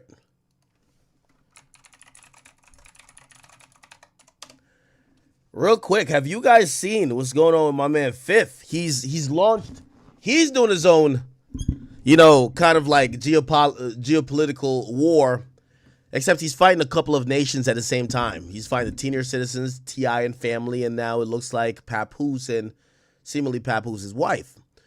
50 Cent, after being attacked by Papoose with 2 consecutive songs, which by the way, I played one of the songs, or the second song by Papoose. See, in the intro, Papoose, he called 50 a provocateur. Did I fuck up that name? Yeah, the agent of provocateur, right, or agent provocateur. And I want to pull the lyrics up here. If you guys haven't listened to it, you guys should. I won't play it again. But my overall thoughts is this. Pretty cool song. This was more about disrespect and gossip more than it was a amazing song. And the bars are pretty good. Now, you know what makes a diss song? You kind of have to have like that perfect like mix, right? The beat wasn't my favorite. The beat is like it feels like 2005. Papoose's bars, they're cool. I've seen him done better, but I think for the subject matter, I think he kept it where it needed to be to get what he needed to get off. But I do think the best part of this execution is some of the narratives that he's choosing to put forth. And I think that 50's so popular that most of this will go unanswered. But because 50's been in a lot of beefs, it's like me. When somebody beefs with me, they're going to say the same thing the last 5 dickheads said. And that makes it less, it doesn't do much. If you're going to be like, it's like if I've beefed with 40 people and you're the 39th person to beef with me and you're like, you're fat. And everyone's like, well, we've heard that before. You got to come with some new info. And I'm not going to lie, I believe that Papoose did. Papoose came with a lot of disses in this that I've never heard being vocalized. Now, I'm going to read through some of them. So he was a crab in a barrel until Eminem picked him. Made himself famous, claiming he was a victim. His claim to fame was, I got shot 9 times, but the truth is I only got shot 5 times. He lied. Now, we've heard this, that 50 didn't really get shot 9 times, right? But that's not the thing that's going to make people like, oh, wow. He lied because he wanted to get shot more than Tupac. Lame choice. Game voice. G.U. not. Queens don't respect you. They know you a joke. You clown. You from Queens, but pay Bronx niggas to hold you down. You even hate on your own crew. Why you be dissing Banks? Is it because he nicer than you or because you just a snake? Try to take Mayweather's money, put it in your place. Put you in your place. Heard that story about how Floyd punched you in your face. Now, this is where I give Papoose like credit because he brought up a lot of things that people damn near forgot. There's a story that they had a fight, Did 6 months in shock. You never been upstate. Vivica tossed your salad. She had a shitty face. Black Child poked you up, left you with the shakes. Bruno Cavallo yapped your chain and ended up with a case. When he got shot, they tried to take his face off. That nigga jaw was wired up like Jake Paul. When I seen his first movie, I knew it was fake, dog. His man pulled out his gun, was ready for straight war. Now, it's I think he's talking about the movie Get Rich or Die Trying. Get Rich. Inflection point right now. Sorry. Yes. Get Rich or Die Trying. There's a revenge scene where his man is about to they see the guys who they're about to kill. And I think, is it Terrence Howard? And I think he says, nah, not this way.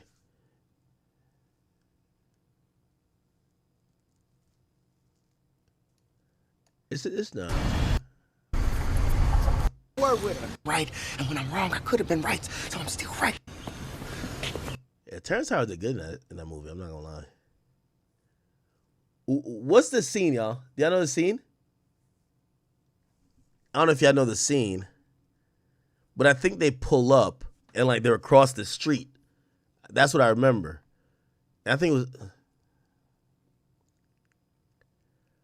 and I think 50 says to the guy yo, nah, we're good. You don't gotta do that. Okay. Anyway, y'all know what scene that is? It's a classic movie, right? If anyone knows it, if anyone knows the scene, just tell me, and I'll click on it. Okay, no one knows it. I'm going to talk about Maserati Bud, and I'm going to talk about Paramount. Don't worry about it. Okay, cool. Whatever. So, I'm still reading the lyrics. He says, niggas shot you up and all you want to do is make songs. I heard you're diabetic. Take care of yourself. You getting older. Now, I'm going to be honest with you. These are some new things I've never heard about 50. 50 and diabetes, I've never heard. But he mentions it quite a few times. And I think even Mano mentions it too. I'm not sure where they're getting this idea that Fifth is diabetic. I'm not sure if it's maybe how he looks Or maybe they actually have some info from a girl or someone that be with him that knows he's diabetic. He says, if they amputate you, I hope it's your head from your shoulders. I'm not concerned about how much money Curtis could show because he bankrupt. So mathematically, Curtis O. The only Curtis we respect in hip-hop is Curtis Blow, but the question is, how much dick could Curtis blow? Pause. Seeing you smiling, holding a dildo, talk all that gangster talk, but is it real though? That's why you say get the strap. I didn't catch on. When 50 say get the strap, I think he mean a strap on. You need therapy. That's the answer. Not mental therapy, chemotherapy. You a cancer. That's your horoscope. Before you came to New York, it was dope. All the guys was woke. Hip-hop was flooded with bars and quotes. First, you snaked the game and so young buck with your artists' hopes. Disrespected Banks because he wanted time when his father croaked. Whoa, damn. Kind of like, is that a little slickness to Banks' father? Your own son protected his mother. Did what his father won't. Disrespected your homies. Why you cut off all your partners' throats? You ain't diss Eminem. He a slave master. You're the joke. Tony Montana voice. I should step on you. You a cockroach. Need a larger coat. The gun is so big it's hard to tote. At your funeral, we gonna send all doves. No bars of soap. Ooh. Do what artists won't. I just don't think you're the GOAT. Just give me my flowers. I want the stems and the artichoke. Yes, you're a hoax. How you gonna say that the God is broke? I got so much ice that I could deport you. Get on a boat. Finger on the toast, G, when it's falling like dominoes. Not the pizza shop. I squeeze the Glock and they all be ghosts. Why you trying to roast? He shows a lot of dishonor, though. These are God's results. Papoose gonna get him if karma don't. I want all the smoke, man. I'm gonna swing till your jaw get broke and you gonna start to choke. Look at you. I got you on the ropes. Murder Inc. defeated you in the streets, but you just lied the most. The Locks killed you on some D-Block shit with the rhymes they wrote. Rick Ross won, and your other beef was closed. More losses than wins. Testing Papoose, vomitus. You won't be ashamed to have herpes if you were smarter, because you can't avoid passing it to your sex partner. Ooh, that was like see, he's getting a little clever with some of the stuff. You have diabetes. He's kind of like almost trying to expose Fifth. We don't know if these things are true. That's too much, boy. Your baby mama threw you under the bus. I guess Daphne didn't bring you too much joy. Oh, shit. Did Daphne say something about that? Oh, no, that was a Floyd Mayweather post. Oh, yeah. That was Floyd Mayweather who said that, oh, DJ gave you whatever. Ah, okay. Remember when Floyd said it? Floyd said it in a post. No, he said in the post, he says, DJ, where is it at? Are you mad because Kanye ended your career? Where is that? Oh, why don't you tell everybody how you got from DJ? And that was supposedly. Anyway, he says, your baby mama threw you under the bus. Guess Daphne didn't bring you too much joy. So he's kind of making reference like she gave him some shit. Hiding that you got makes you a fuck boy. Why don't you just admit it like you NBA young boy? Ooh. You laughed when Jules got caught with a gun, then said you laughed when Supreme blew trial. You dumb? You laughed at Jimmy Henchman's bid. This hoe is frail. You know, I know about you dry snitching on him. I know it well. What type of street nigga laughs when somebody go to jail? You think last summer was hot? Well, wait till you go to hell. What sense of humor is good? I'm convinced. But what sense of humor when the person's humor make no sense? A nigga disrespect Papoose, I knock him out. Now, he's talking about his former wife, Remy Ma, new guy. And the guy, like, supposedly disrespected Papoose and pulled up, and Papoose knocked him out. I don't think there's a video for it, but they talked about it. Here we go. All this corny shit, right? I see the lane. Y'all already know. Went in his mouth. Off the muscle. What happened was, he thought I came to talk. He thought I was about to talk. Ain't none of that. We don't do that. Mom! Right in his mouth off the muscle. Whooped him out. Dead on his feet. Hit the floor like a sack of potatoes. I know. Everybody telling me I shouldn't talk about this, but this nigga's a lame. Do what you gotta do. He hit the floor like a sack of potatoes. Stomped him out and all that. Bad. Hole in my knuckle, everything. But like I told you, I didn't do that because he slept with my wife. I did that because you shook my hand and then slept with my wife. But the part I didn't tell y'all is, through this entire ordeal of her cheating with this lame, I started to notice that he had something on her. Okay, so he say knocked him out. Is this animated? Fuck. Decisions. This guy's like a dollar store. Okay. I don't think there's an actual video for it.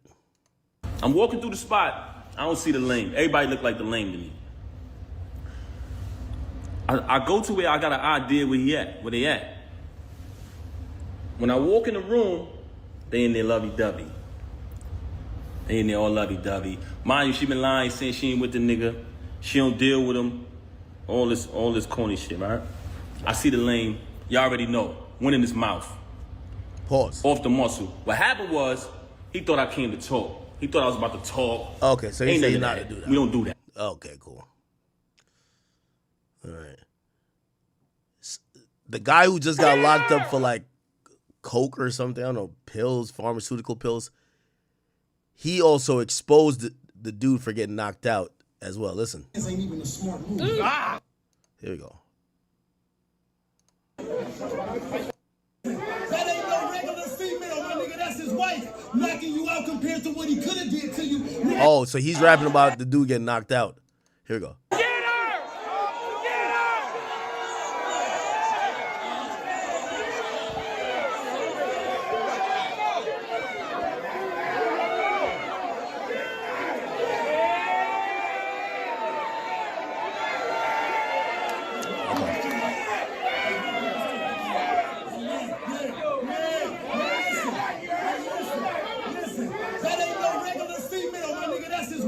Knocking you out compared to what he could have did to you. Nigga, that was life. And you not off the hook either. If you gon' cheat, at least cheat with a nigga that can fight. You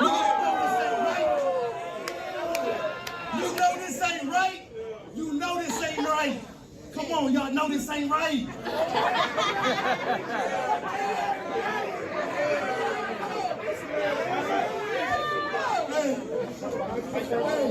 Y'all know this ain't right. Remy, you are up here supporting the victim. We done had 6 Chrome events. Papoose was at all of them. How come he ain't at this one? Okay, that's before people knew that they were together. But the rumor was that Papoose knocked this guy out. Okay, cool. He says, so a nigga disrespect Papoose, I knock him out. He says a nigga disrespect 50, he'll put a docu out. He's talking about Diddy. So we not the same. Puff had your girl inside his house. Everything I do for moral and principles, not for clout. If you ever talk to 50 in person, you just gotta shout. His breath smelled like he got a whole pile of shit inside his mouth. He was scared of Maserati Fox, God bless the dead. We know you shoot niggas from the waist up, arms, chest, and head.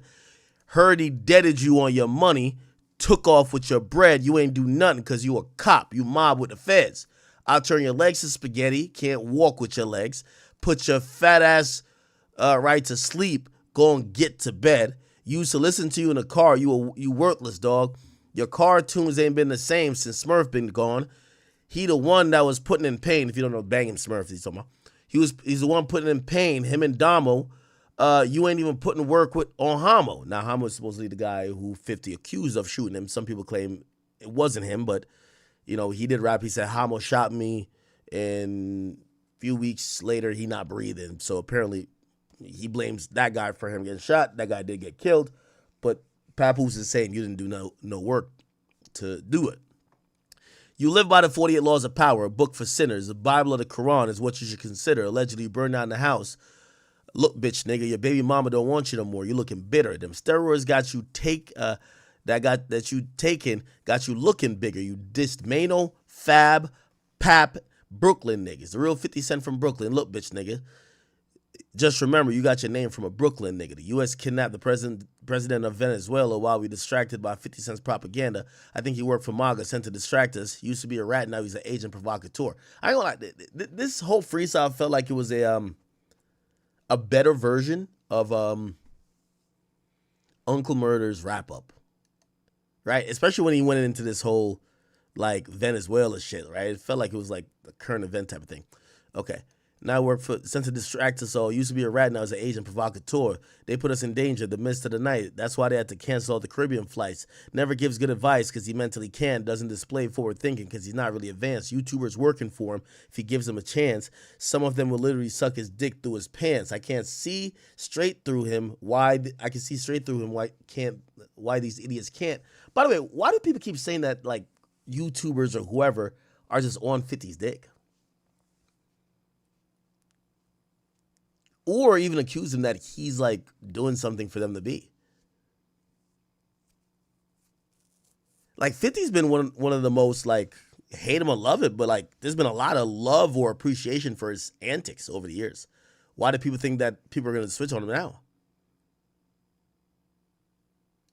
He promising a whole bunch of shit he can, and when he has friends, he takes an enemy stance because he worked, blah, blah, blah. Okay, cool.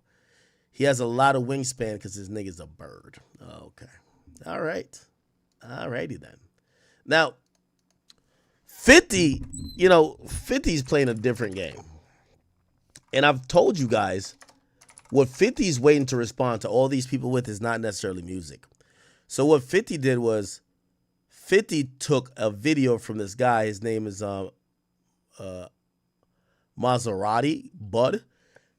Not to be confused by Maserati Fox that is mentioned by Papoose, but this is a new guy. And 50 says, Maserati Bud mad now. I'm gonna get all the footage. She knows she was bucket naked in the shower. Listen to this guy. What's that? Now, Papoose's current girlfriend is a world boxer. She's a world champion boxer. Her name is Clarissa Shields. After Papoose separated with Remy about like 2 years ago, he got in a relationship with Clarissa Shields. She went with the other guy that Papoose knocked out, which was Easy the Block Captain. And what 50's trying to expose is that his new girl was cheating on him too. So this is the guy she was supposed to cheat on him with. I've been trying to spare you, Clarissa. Even when motherfucking Geisha 305 put that shit up there, I told her to take that shit down. But since you want to play with a real nigga, see, I'm from the crib, I'm from Miami, right? And real nigga, we don't talk about what we do and how we do shit, right? But me and my dog 5 was already on the phone before I even talked to you. He told me that, man, boy, just play, man, just dumb that shit down. That's why I said my dog petty ass Jackson. Because he told me to play it like that. And I was going to play it like that and play dumb. And I wasn't going to respond. I don't even play with the internet. But since you want to record phone calls, guess what? I'm finna release all this footage. Yeah, that's right. I said I'm finna release the footage, man. Yeah. On Christmas, I was inside the crib. When you was on FaceTime, Papoose, I got the video. When she FaceTiming you, guess what? I'm sitting right there in the living room at the same chair that I helped her get for her homewarming gift. That bed, I picked out that bed. The bed with the TV come out of it, yeah, I picked out all that furniture in the house. The pool in the back, I can tell you how the whole crib look. Been all through the crib. She done been in my crib. She done been in my crib butt ass naked.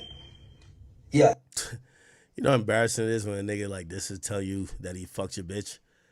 The nigga recorded this shit in 240p and you hear that infamous beep. Smoke detector.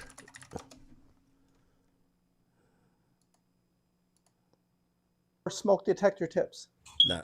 Yeah. Ooh. Or smoke detector tips. Now everybody's had to replace Yeah. smoke detector batteries. Yeah. When you hear that, it's like... Ask me, Nene, she just told you on the phone, yeah, I came out the bathroom with the towel around me, all that. She just told you that, Nene. Yeah, your best friend who recording the phone calls. And guess what? I played it like that. I knew you were recording, because guess what? You recorded me without me knowing. So therefore, guess what? I'm suing you in the state of Georgia. You can't do that. So let's take this shit to civil court. That's what you want to do? We can do that. But I'm finna release this footage when you in cars riding with me singing and I'm writing rap for you, me and you in the studio. Yeah, all that. I got a lot of behind the scenes footage. I could have been did this shit, but I'm not a clout chaser because I've been had motion. Anybody know me know I've been getting to it. Yeah, the night of your movie release, yeah, Scrappy seen you jump in that Bentley with me. He seen you jump in my Bentley and leave with me that same night. So what I'm trying to tell you is stop playing with a real nigga, man. Tell your boyfriend. I'm gonna be honest with you. Unfortunately, I hate to say it. I like those diss songs from Pap, but as soon as this happened, you arguing in the crib with your girl, and that's why 50's diabolical, man. He's not gonna respond with bars. He's gonna try to fuck up your life, fuck up your relationship. Whatever, I don't even know the nigga. I'm saying he keep rapping. He kept poking the bell. So what the fuck you think a nigga gonna do? Nigga coming out swinging. But I've been telling Five to spare you. Five been sparing you for 2 years. He ain't spoke on that. And the only reason me and you was fucking with each other is because you told me to send a diss song to Five. The smack song that I recorded. And I got the video of me and you in the studio recording the diss record that I wrote. And you said send that to 50. 50 will post it. You told me Remy was lying. You told me all them texts that she did was fake. You told me, yeah, and then you told me on Christmas night, yeah, I fuck with Pap. Yeah, after you got caught, that's when you tell me that shit. You tell me that after you got caught. When Remy caught you and I called the next day and I say, damn, everything you texted, bro, shit, I'm already doing that. You told me, you got mad about that. You called me back, this and that going off. What's happening? See, I've been trying to spare you. Okay. Even when motherfuckers. So now it's turned to fuck the fact that this guy's dissing or that Papoose is dissing 50. 50's like, yo, your girlfriend, she been cheating on you. And this is the guy. See, I've been trying to spare. So now here's some of the videos. Now I know you might be like, were they together then? Supposedly they were. So this is December 25th, 2024. So that's like a year and a half ago. Now we could do a little quick time math right here.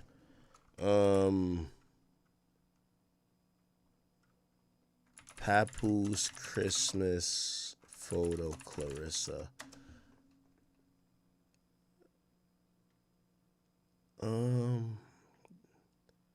They celebrated their first Christmas then, but let's figure out how long they've been dating.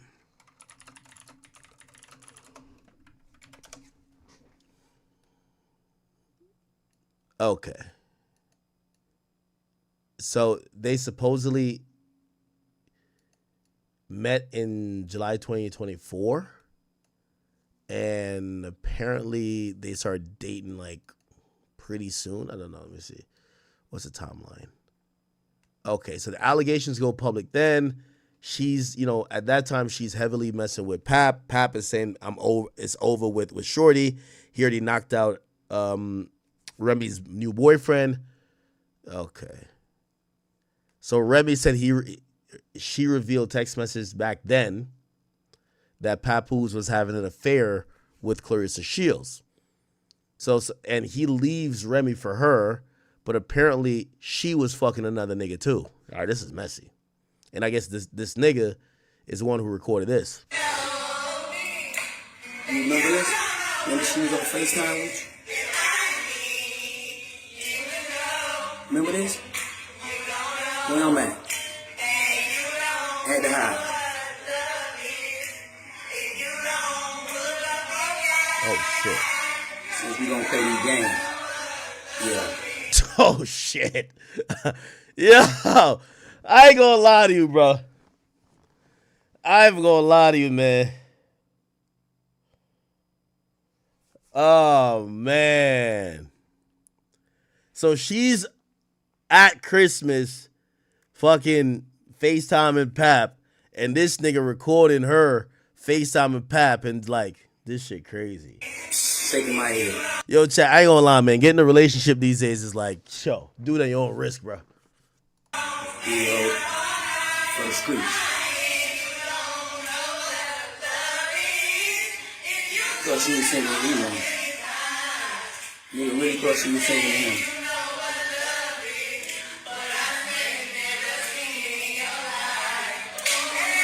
playing, man. I'm gonna keep releasing videos now.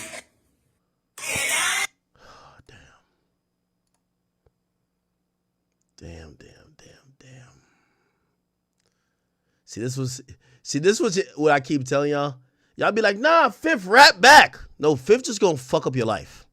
That's all. That's all Fifth is gonna do. Fifth rap back. You too scared. Rap back. What's happening? See, I've been trying to spare you. Girls back it up like this. Oh boy. All right, let's see. I think 50 posted something else. Oh my God, he sent 50 the rest of the videos. Look at this. Look at Bud on set with his boo. This is October. Damn.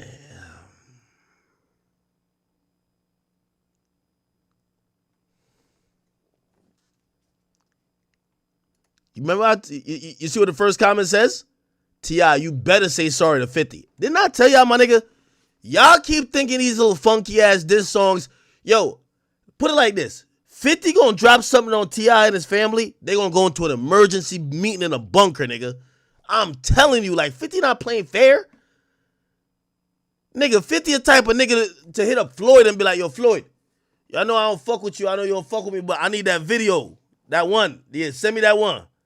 That one that T.I. swung on you over? Yeah, send me that. Send me that real quick. Yo, 50's not a fair nigga. It's a reason 50 got shot 9 times. You think you rap beefing? He trying to ruin your life. Put it like this.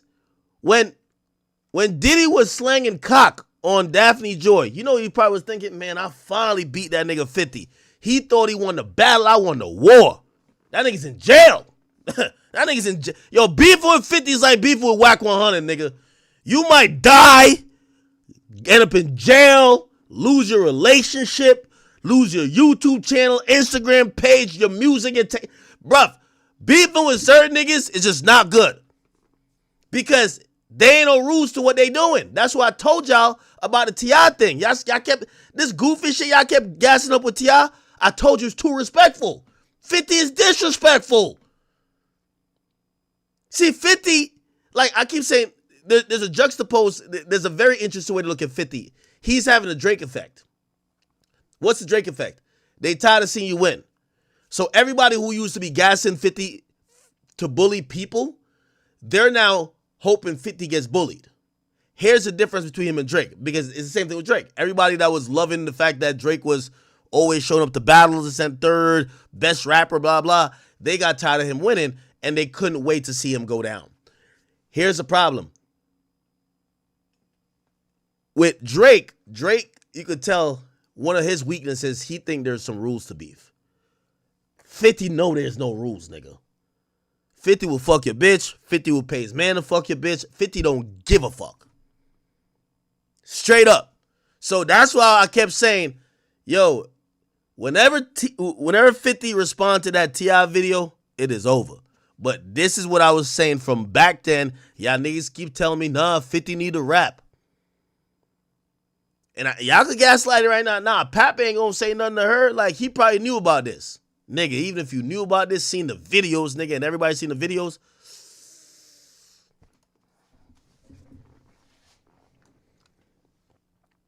By the way, what type of side nigga is this? This nigga was cataloging everything. He was on the Selena Powell shit.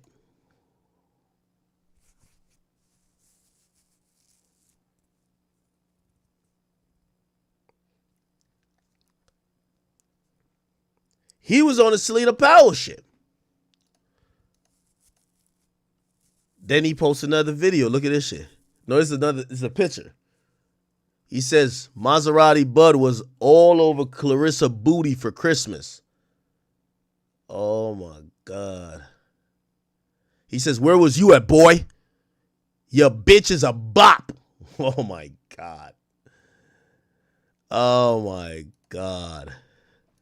He posted this. He says, very, very handsome. Hey, Pap, ask your old lady, Clarissa, if she fucking Maserati Bud. Tell her to be honest, because I have the Ring camera videos. Oh, my God. Yo, he done changed the whole conversation, bruv. There's another video?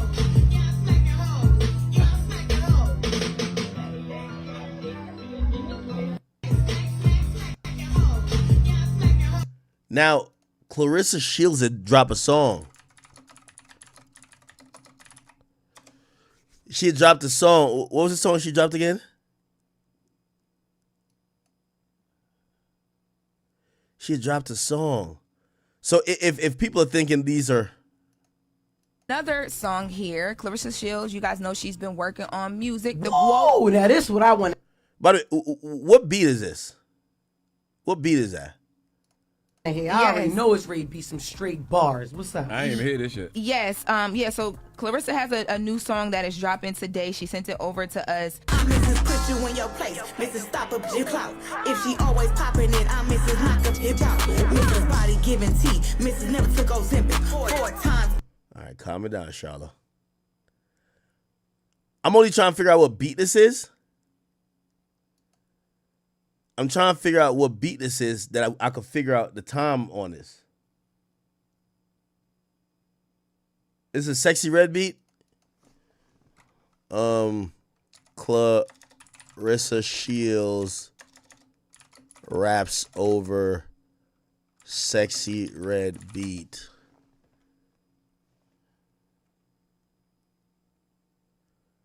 Back in September. Okay. What's that? Oh, no. No. Inshallah, you have many. Wait, hold on.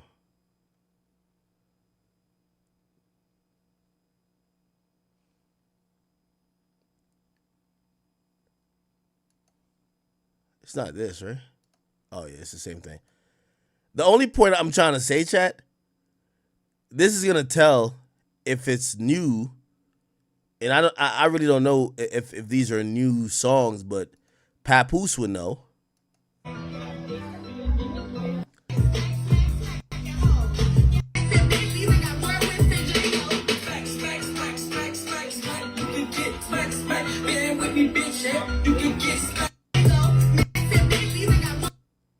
Clarissa Shields smacking hoes.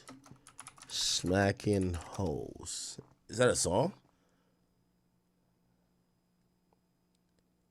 Smack. I don't know that. I don't know. Whatever. But clearly at some point this nigga was around her. 42 and nice is played on. Okay, anyway.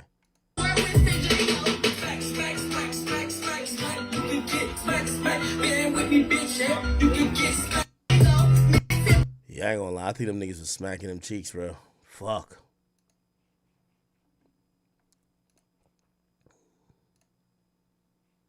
How does 50 keep getting away with this, bro? Has Papoose responded?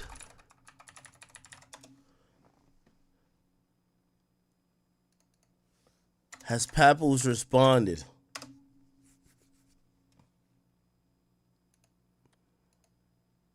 Oh, he's posting right now.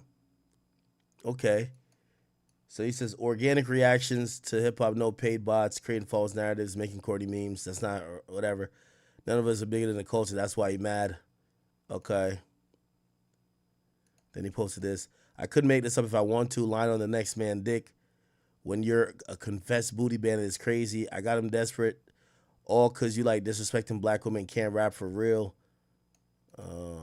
Something last time Vivica A. Fox was here. I know. Dude, I was she here. Blew up Twitter. I wasn't you were even here. on the show. Why, what happened? She was on She 50. just put me on the show. She put you on the show. That's what happens when you get older in Hollywood and you gotta... No, but what happened? I don't know. Andy, tell her. She basically was insinuating that Fiddy is on my team. Yeah, that's what she was... That he's gay. Yes, Yeah. yes. What? I didn't know. Look, I said to myself personally, Andy, I said on Instagram too, I said, oh no. Somebody said the Clarissa song is from 5 months ago. It's called IDGAF.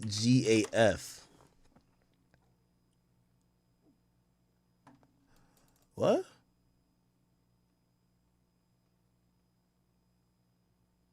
This is it? Hold on. Up all his shit, get a box. His body giving tea. Mrs. GTFOH, get the fuck out of here. I'm Mrs. Never in my Mrs. Never took. Can't invite you to just pass me my control bracelet on my wrist. And I don't touch that up. I'm Mrs. I'ma do the math. And if that man if that nigga don't cause Mrs. pray before I fight. Yeah, I study my Bible. Everything I do they post. Mrs. always viral. I'm Mrs. IDGAF, champion of the year. Mrs. GTFOH, get the fuck out of here. I'm Mrs. Never in my feelings. Mrs. always in a bag. I'm This is 5 months ago. What the fuck? Mrs. IDGAF, that's bad. I'm 2-time Olympic. Wait, hold up. I ain't crashed out. Still my lashes. Never in my feelings. Just knock a bitch out. What? Mrs. always in a bag. I'm Mrs. IDGAF. I do what the girls can't. Hold on. They not enough. Then I subtract that boy quick. And if that man don't do me good, then I don't touch that. I'm Mrs. Put you in your place. Mrs. Stop a clout. If she always popping it, I'm Mrs. Knock a out. Mrs. Body giving. What? No way.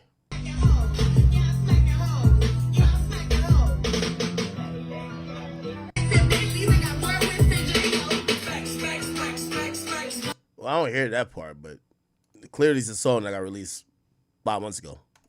Mrs. Never took off.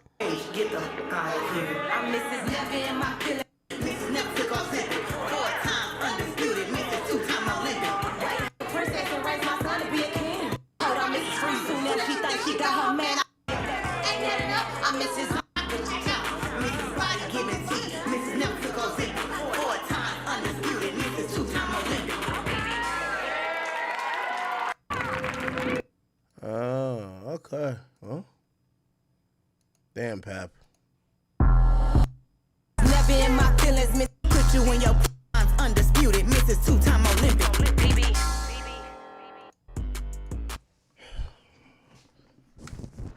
Why is it always like this, chat? A nigga will be winning a whole beef, and then the nigga losing the beef, just say fuck that nigga and just look at his girl. Game over. I hate this shit, man. This is why I see why niggas like Drake gotta just stay singing. Like, you know, I realize, cause they try to do it to me too.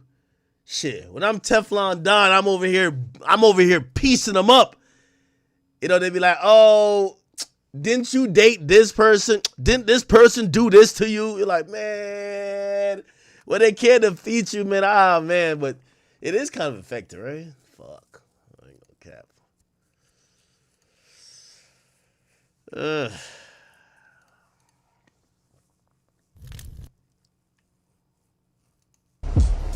I'm an executive, back to back.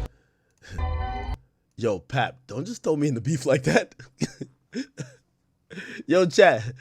Hey, I'm a hip hop pundit. I am neutral. 50, I want no smoke, and Pap, I want no smoke. I want to call it fair. Yo, you know who asked me for an interview this week? I think this is Jump 50 week. Flacco called me up this week, right? And Flacco like, yo, act. Act. How does he do the thing again? He's like, act. And I'm like, yo, Flacco, come on. You should have texted me. But he gets to it. He says, act, would you interview this guy? He's from New York. And already I'm thinking, why ain't Flacco interview him? Come to find out, you know who Flacco was trying to get me to interview, bro? He was trying to get me to interview Supreme from New York. His son. And I'm like, gang, that's the nigga that 50 really hate.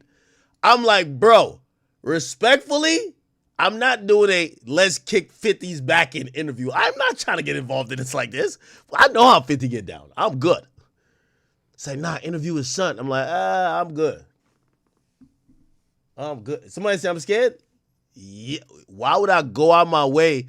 Nigga, when I did that with Meek, I did that with Meek. I'm sorry, but that was for me. I'm like, everybody from Philly, come on up. Let's get to it. That was cool.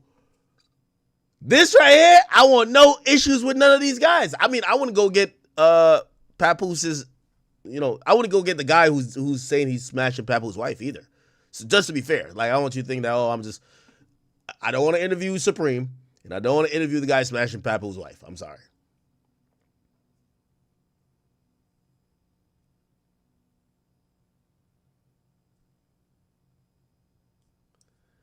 Nigga, could you imagine if all of a sudden an interview with me and Supreme's son come out this week after you have Mano and them talking about 50 ain't do nothing, and I'm interviewing Supreme's son and they're talking crazy about Fifth?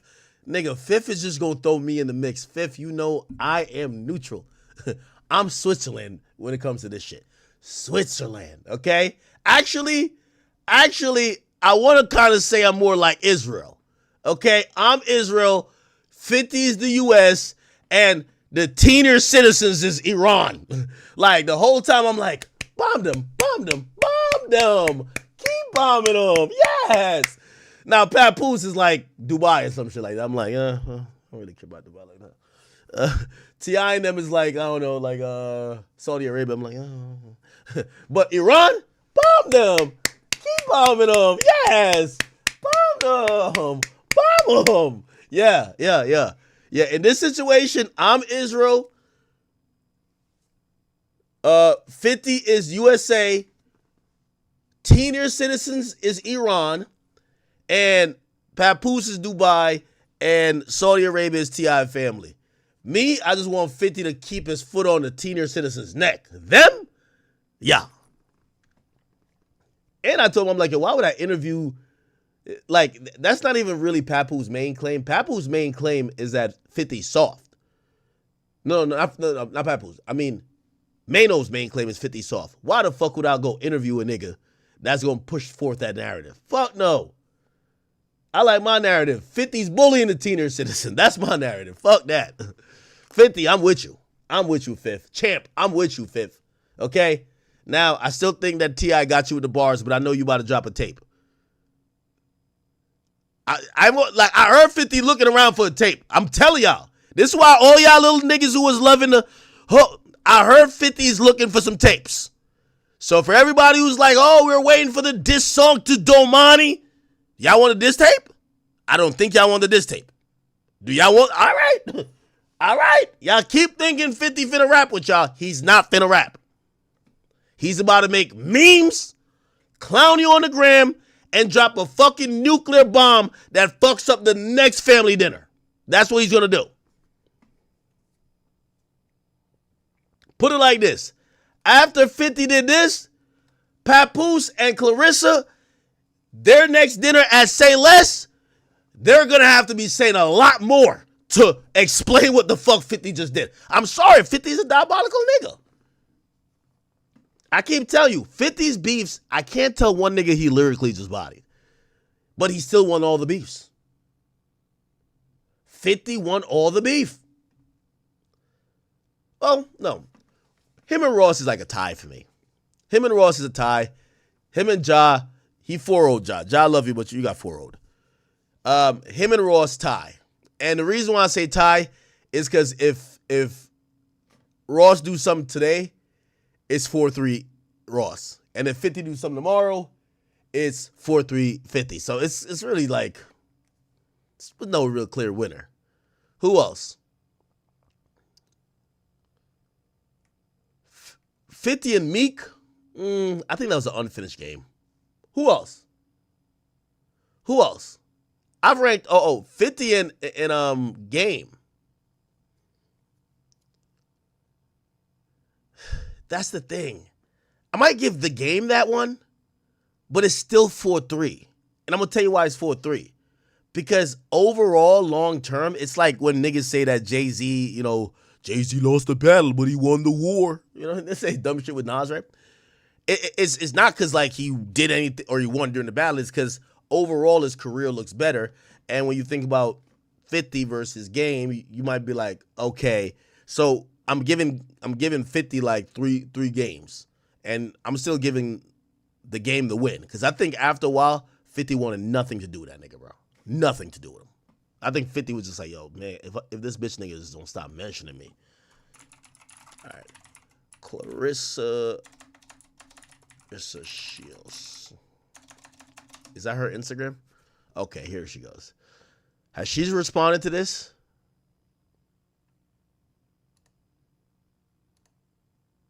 Here we go.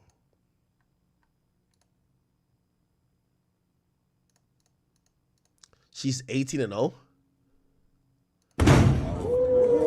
Is it frustrating for you to have to? Tell us about this moment that went viral.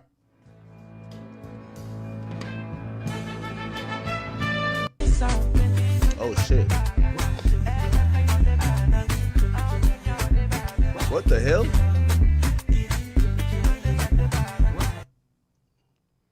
Here you go, 50. Get a successful black pretty woman. Yes, yes. What? I didn't know. Look, he says, you're in denial. You're the G word, and that's okay. Just be honest, though. I said to myself personally, Andy, I said on Instagram too, I said, oh no, because I let her lick my ass, she thinks I'm gay. You know what? You let her lick your ass, and she thinks. And that's the problem. That's the problem. You let someone lick your ass, and look what happens. I'm sorry, I'll never do it again. You're saying don't let anybody lick your ass. No one like that. No one that'll go on television. Okay.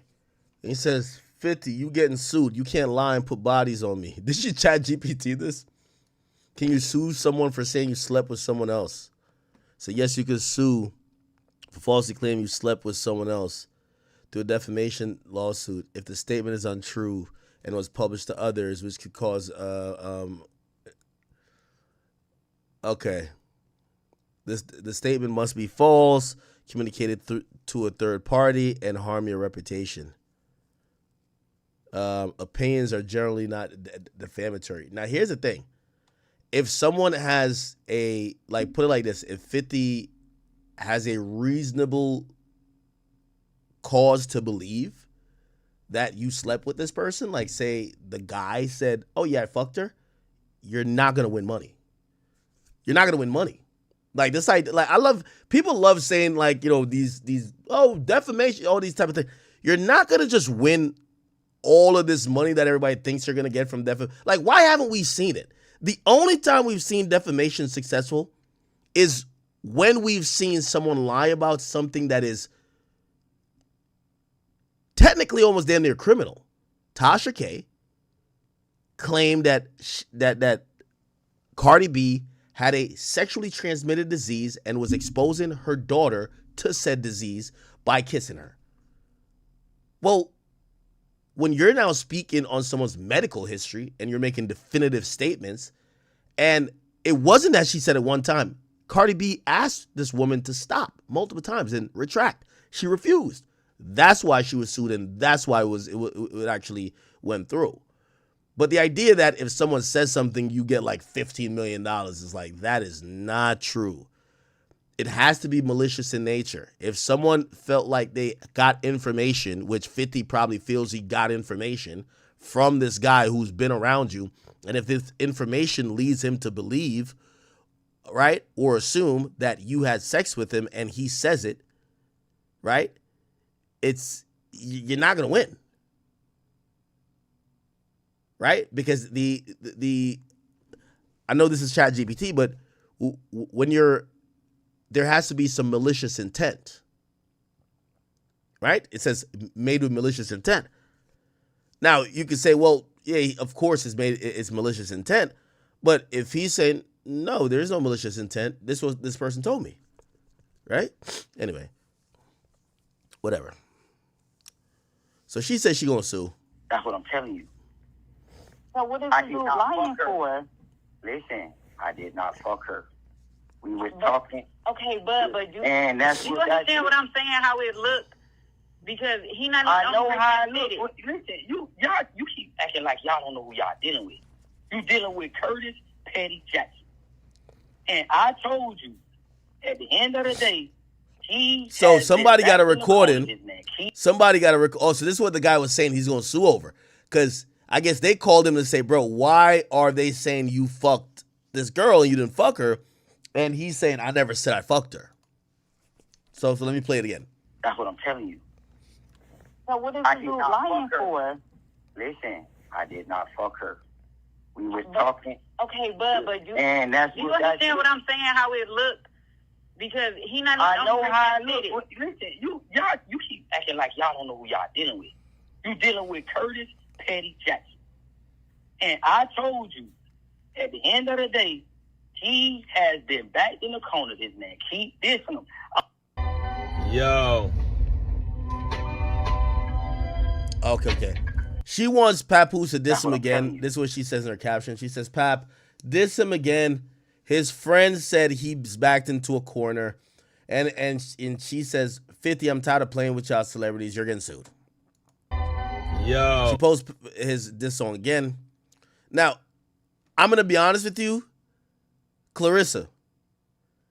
And I want to give people some good and decent education about this. Clearly, 50 has more money than your husband, Papoose. But I want to say, if anyone has a lawsuit, it's 50 Cent. He has a lawsuit versus Papoose. Papoose clearly, in his new diss song, accused 50 of having herpes. That's usually 90% of the job already of defamation.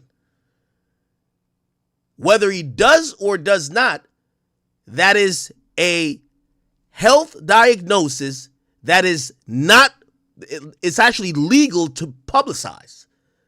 So you are already in the realm of defamation when you're using that to disrespect him. Now, granted, there's many cases on the law that says, you know, obviously the Kendrick and Drake one, which, by the way, I think every lawyer is going to use, to say, well, I can't defame in a diss song.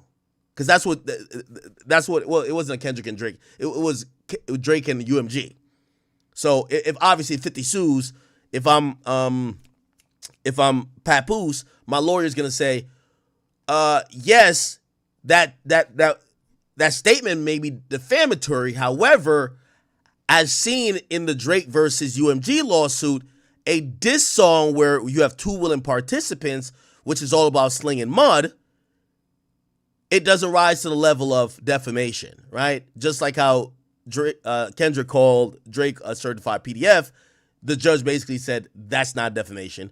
They would probably rule the like on Papoose, but if Papoose tweeted that, yeah, it would be that. It would be easy open and shut, right?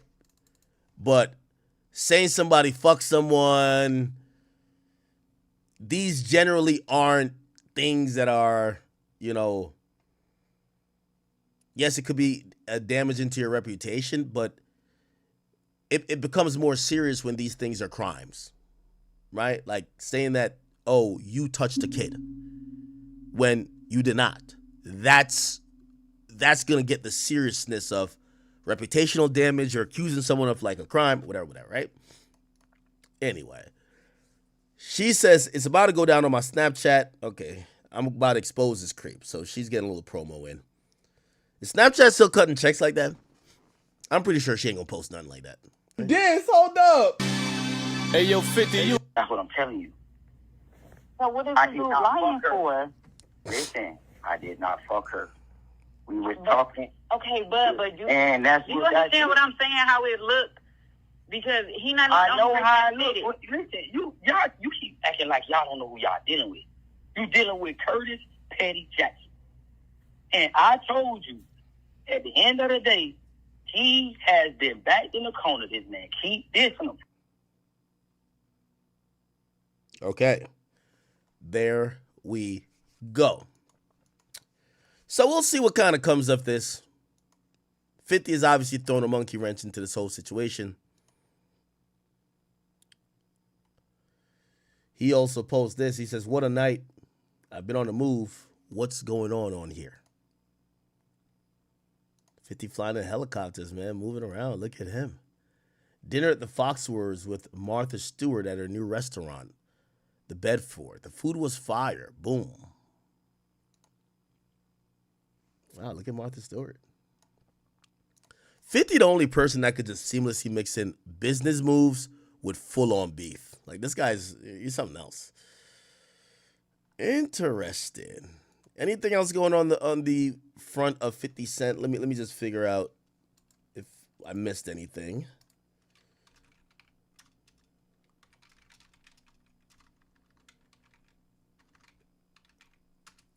Did I miss anything? Give me 1 second. I'm just checking.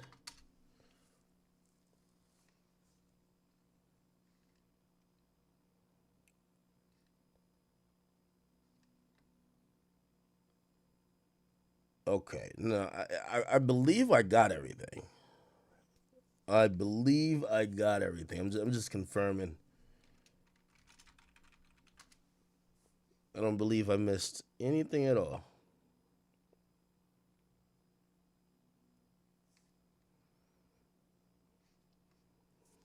Okay, just give me one more second. I'm just trying to check.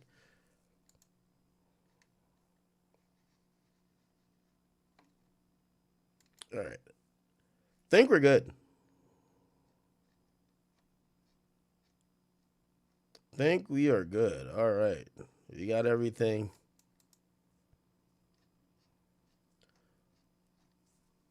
Also, 50's defense would also be not only, oh, did y'all say I, have a venereal disease, but y'all also, well, y'all accuse me of burning out a house. Y'all also said I had diabetes. Y'all also, what else they said? They heavily insinuated that he was homosexual. So I think if anything, 50 has the bigger of a defamation thing. What is this?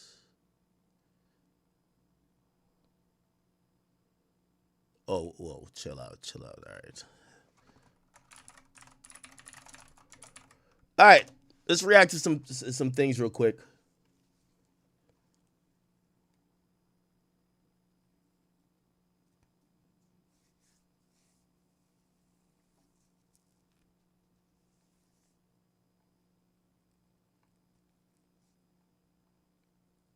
What are they talking about with basketball? Oh, let me hear this. Glasses Malone says Drake is desperate going back to Future for a verse when he's the one that started everything against Drake. What did he say? So what did he actually say about Schoolboy? Something about he said he might go do a feature with him because of Peanuts. He making Peanuts. What did Drake say about Schoolboy Q? Wasn't memorable. He's in a very odd situation because he's such a talent. Serena, but I'm cool with Venus. I be hanging around those niggas like I'm Dua Lipa. I don't know what that is. That's like some pop shit or something, I guess. I just don't know. He said, I might hit up fucking Schoolboy and do a remix because you put your niggas on, but they making Peanuts. Okay. We don't ever piece up the shit we got between us. What the fuck make you think we was piecing something up with your stupid ass? So why what's up? Hold up, Chap. What the fuck make you think niggas is trying to piece nothing up with you? Niggas not trying to piece nothing up with you, nigga. That shit crazy. Like, who the fuck are you fucking? What would make you think niggas trying to piece something up with you? Call me if the homie call you trying to piece it up with you so I can make sure I get on his ass. Ain't nobody piecing nothing up, nigga. You a dead man walking. Get Glasses. Are you sure about that one? The more I listen, I hear things now, I'm hearing it from a different lens. Because now I know, or different, context. This is why I know a lot of people, as much as I think they're in the loop, maybe they're not in the loop. If y'all claim Future on the album, why y'all think maybe some of y'all niggas ain't piecing it up?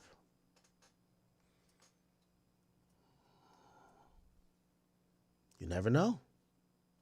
Get your money, sell your millions of records, do your thing, but you a dead man walking. All that shit you was talking about is dead. All that faking you was doing is dead. Let me grab some Diet Coke. They talking about Future finna be on it. Look at you.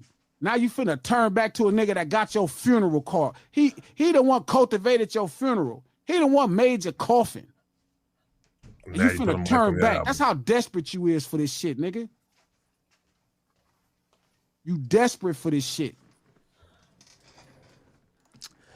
What happens if Future's not on it? Like, do they retract these conversations, or is it just like, let's find the next thing? Piecing it up. Ain't nobody piecing nothing up, nigga. We ain't trying to be friends, nigga. You know ain't nothing about us friendly, nigga. You know all of us in real life. Nothing about us friendly, nigga.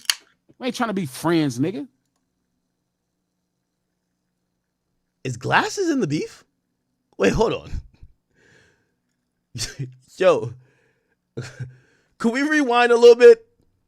Is Glasses Malone in the beef? He's using we a lot. Thought it was French. Oui.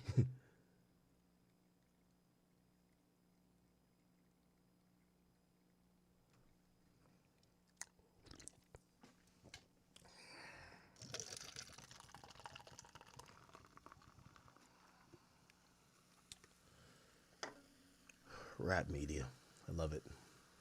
Fuck you when this shit is on, nigga. Be a dead man. Like I said, make your money, do your tours, do your thing. Keep talking your shit, but don't try to put no false like nigga ain't trying to be cool with you, nigga. Who the fuck is you? And you can't help school, but you think the homie would do something with you for some fun, man. Y'all niggas got it fucked up, man. Niggas got it fucked up, Trap. It's just crazy, fucked up, Trap. Like, bro, it's been 2 years. You got it, man. Wait, are y'all sure Schoolboy Q never reached out to try to be cool with the boy?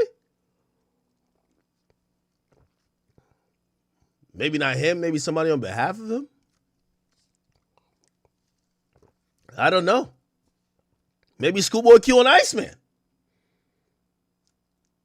Nah, that wouldn't work. Gotta put him on the lyrical side, you know? Fuck it. One in the chat. Y'all want to see Schoolboy Q and Iceman?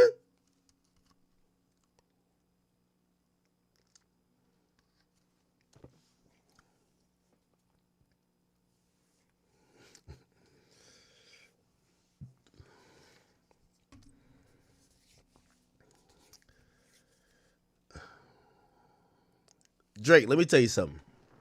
You're in a very special moment of your life right now. I'm gonna tell you why. The silence is deafening, and this is why I like this fan approach that I'm taking right now. Because I could get up on here and tell you who's on it, who ain't on it, who this, who that. Fuck it. Let everybody wait. The silence is deafening. Let's talk about who's gonna be on it. Is Future cool with him? No, we heard this is gonna happen. We're gonna keep doing this until the album drops. Did Schoolboy try to piece it up? Yeah, I think I've checked out of the business of confirming or denying. So whatever you hear, if it sounds good to you, if it sounds like bullshit, fuck it. Only way to find out. Chat, there's nothing moving in hip-hop but Iceman right now.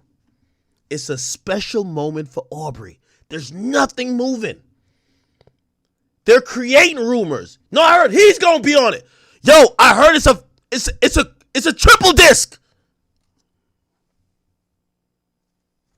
I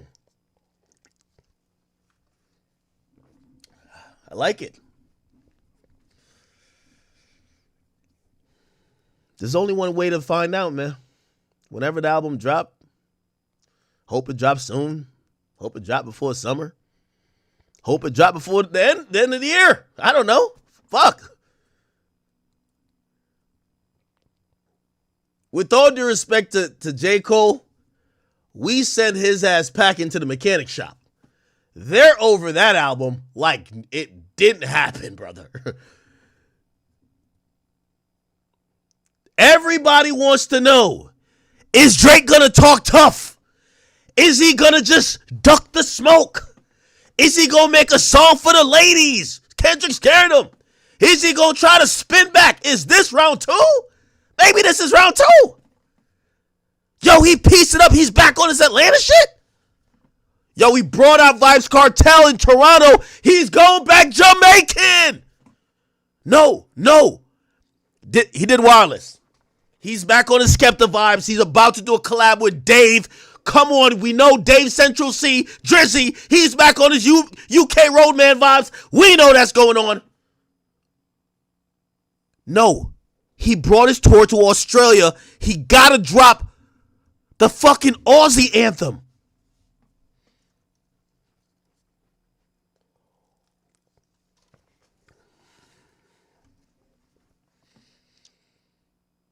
shit. Him and Travis, Astro World Part. No, what was it himself? Sicko Moped Part 2.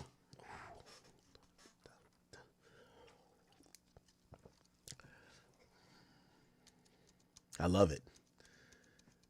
Everybody's getting worked up. No confirmations. Chat, this is kind of like the hype that like it's like 10 times what, well, not 10 times, it's about like 2 or 3 times what Cardi had going into music. Who's on it? What's gonna happen? Except this is Drake.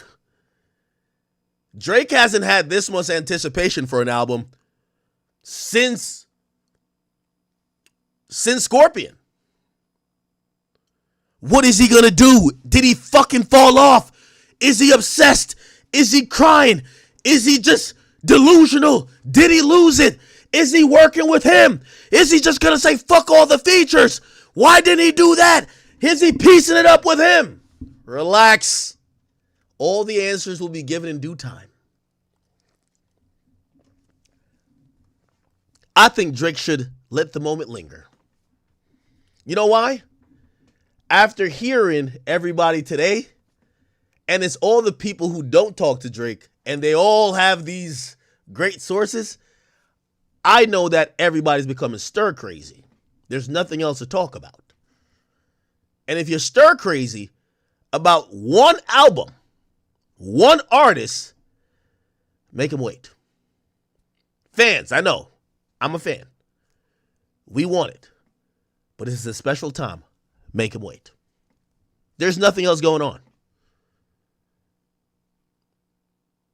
There's nothing else going on.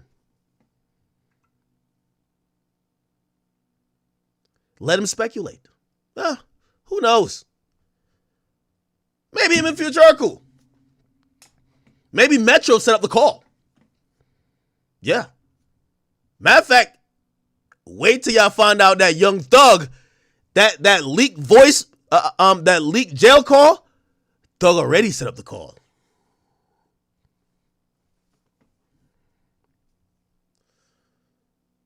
Beautiful.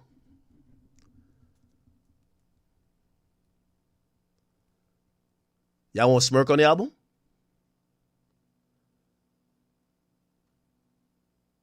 You know what would be great? If Drake does a song like some Three-Headed Monster shit, him, Future, and Savage, and they announce we had What a Time to Be Alive, we had Her Loss, What a Time for Your Loss. All three of them. Trio album. Oh, shit. Fuck.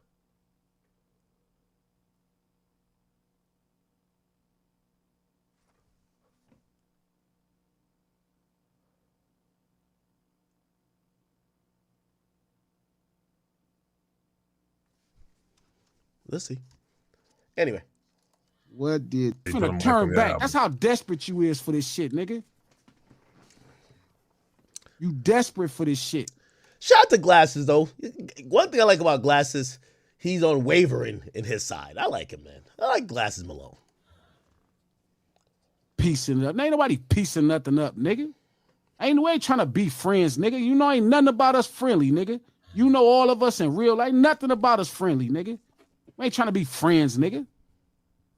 Fuck you when this shit is on, nigga. Be a dead man. Like I said, make your money, do your tours, do your thing.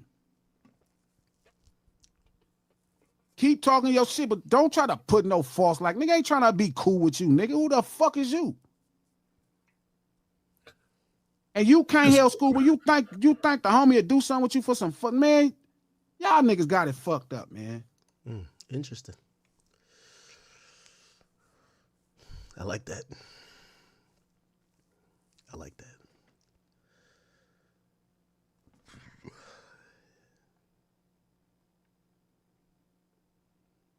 Okay. We'll leave that. We'll leave that there. Have the Teenior citizens responded, or are they still in line trying to get their heat on? Okay, so let's go to Mano's page. Latest update. Mano is still trying to, I guess 50 is called Mano pussy enough times that Mano realizes that he's starting to look like that, and nobody thinks Mano's a pussy. Like, Mano's, like, super tough. Like, they said Mano killed, like, 5 niggas and buried 3 in his backyard. Like, come on, bro. Like, everybody know Mano's, like, the guy, right? Like, come on.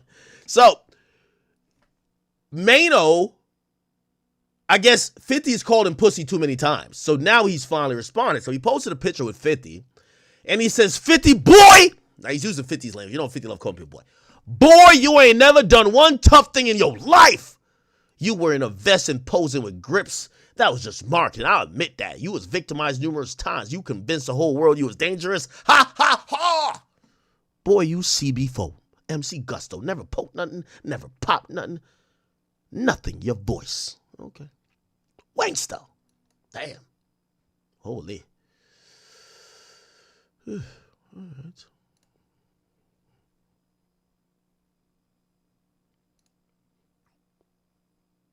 Okay. Then he posted 50 again.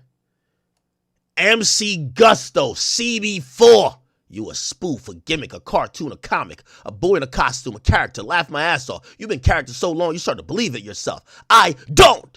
You got to show me that you're more than a troll with money. I think you're a nice guy. Brooklyn!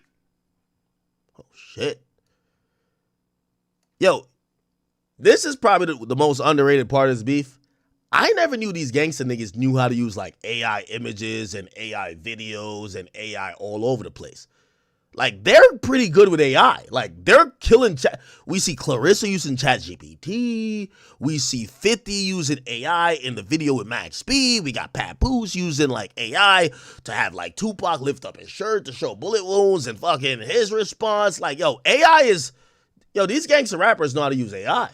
Yo, ChatGPT, OpenAI, or Anthropic got a sound of these guys. These guys are pretty good. Can't cap. And then what's this? What's this right now? Mano, and I want to invite all nurses, doctors, students, physicians, residents, anybody in the medical field to come on down to our NCVH New York on March 21st, where we having a special podcast discussion about hip hop and health with the one and only Dr. Puma. Now, it's a one-day conference, and it's still. You know what? I'm not gonna look a gift horse in his mouth. Okay, Mano, I see what you're doing. Okay, I really don't know what these are, but okay. What you understood about women that it took you late in life to understand? Something similar to what you was thinking. I was like, they crazy, but then as I got older, they made me realize I was the crazy one. What you? Mano, I'm gonna give you a little tip. Pause. You remember when you were going back and forth with me, and you know, and this is gonna sound like hate. It's not hate. Y'all still have to develop your core audience. People do know y'all, but you got to develop your core audience. Don't take this as a diss. Like, bruv, a little bit of this is theatrics, Mano or Chano. Like, I know you're probably at home, like wiping off your guns, saying you're gonna kill me, but relax. If you plan to do this a long time, we're probably gonna go back and forth a lot of times. Okay. You hurt my feelings one day, or I hurt your feelings for the next 10 days. It's okay. But I just want to give you a little bit of advice, because I'm watching your engagement, and your engagement is very low unless you're beefing. I just want to let you know. I remember when you were posting about me, there was 5,000 people in your comments. And you probably said, you're the algorithm, like how 50's saying. No, you're not. You see, when you're talking about your regular podcast topic, 333 likes. What you understand? And you didn't just drop it right now. It's 2 hours ago. Just let you know, it's a reason why 50 is even engaging with you. I'm giving you the secret sauce. What 50 is good at is that 50's used beef to promote everything in his life. When 50's engaging with y'all, always think, what the fuck is he selling next? Because when 50 starts meddling in the mud with a bunch of piglets, that means Fifth got something he wants to shift attention to. The problem with y'all is that, you're beefing with Fifth. First you started with me, then y'all did a podcast about it. You did pretty decent views, I guess. Now you're beefing with Fifth. Now you think people want to hear about your past relationship. No, we don't. Unless you're talking about 50 Cent on this shit and what he's doing to the Teenior citizens. He got y'all homeless. He got y'all climbing through windows. He got y'all with space heaters and rubbing two pieces of wood together, hoping to create fire like the caveman. we don't want to watch. Okay, unfortunately. See? I just want to show you some examples. You posted 50 here, 3,600 comments. Posted 50 here, 2,900 comments. You posted you here, 26 comments. You posted you here, 207 comments. You posted this, 6,000. Oh, yeah. Oh, yeah. Maybe you need to follow the 54 mil. Okay. Follow the 54 mil. Okay. Yeah. I ain't gonna lie. I feel like Israel. 50 is taking over the beef with what we made on them. Thank you, Fifth. I love you. They try to bully me, 50 start bullying them. The world is fair, isn't it? Okay. Chat, give me some shit to talk about, man. Why I heard Rick Rose and Gunplay. What's going on with Ricky Rose and Gunplay? Rick Ross, Gunplay. Let's rap about it, y'all. Let's rap about it. All right. Should I click this Chigs Smooth video? I'm a little bit weary of Chigs recently. I feel like Chigs is starting to editorialize and starting to spice shit up that wasn't there. Like he said, like someone, I guess it's my fault really, but he's the one who had me thinking Mealy Mall called me a liar. And I'm like, yo, what the fuck? Yo, like, I said it on this nigga. Come to find out that was just Chigs just trying to get a title, right? But Rick Ross responds to Gunplay calling him out. Okay, I'm gonna click on another channel respectfully. Make sure you okay, who's this guy? Doing everything. Okay, here we go. At this young age and pursuing rap, where a lot of time rap requires you to leave the streets alone. Yeah. To focus. Was it hard for you to juggle these two things? Oh yeah, for sure. Cause it just felt like this. And I'm gonna be totally honest and transparent, my nigga. Like, you know what I'm saying? I ain't the type of nigga to sit here and sugarcoat shit.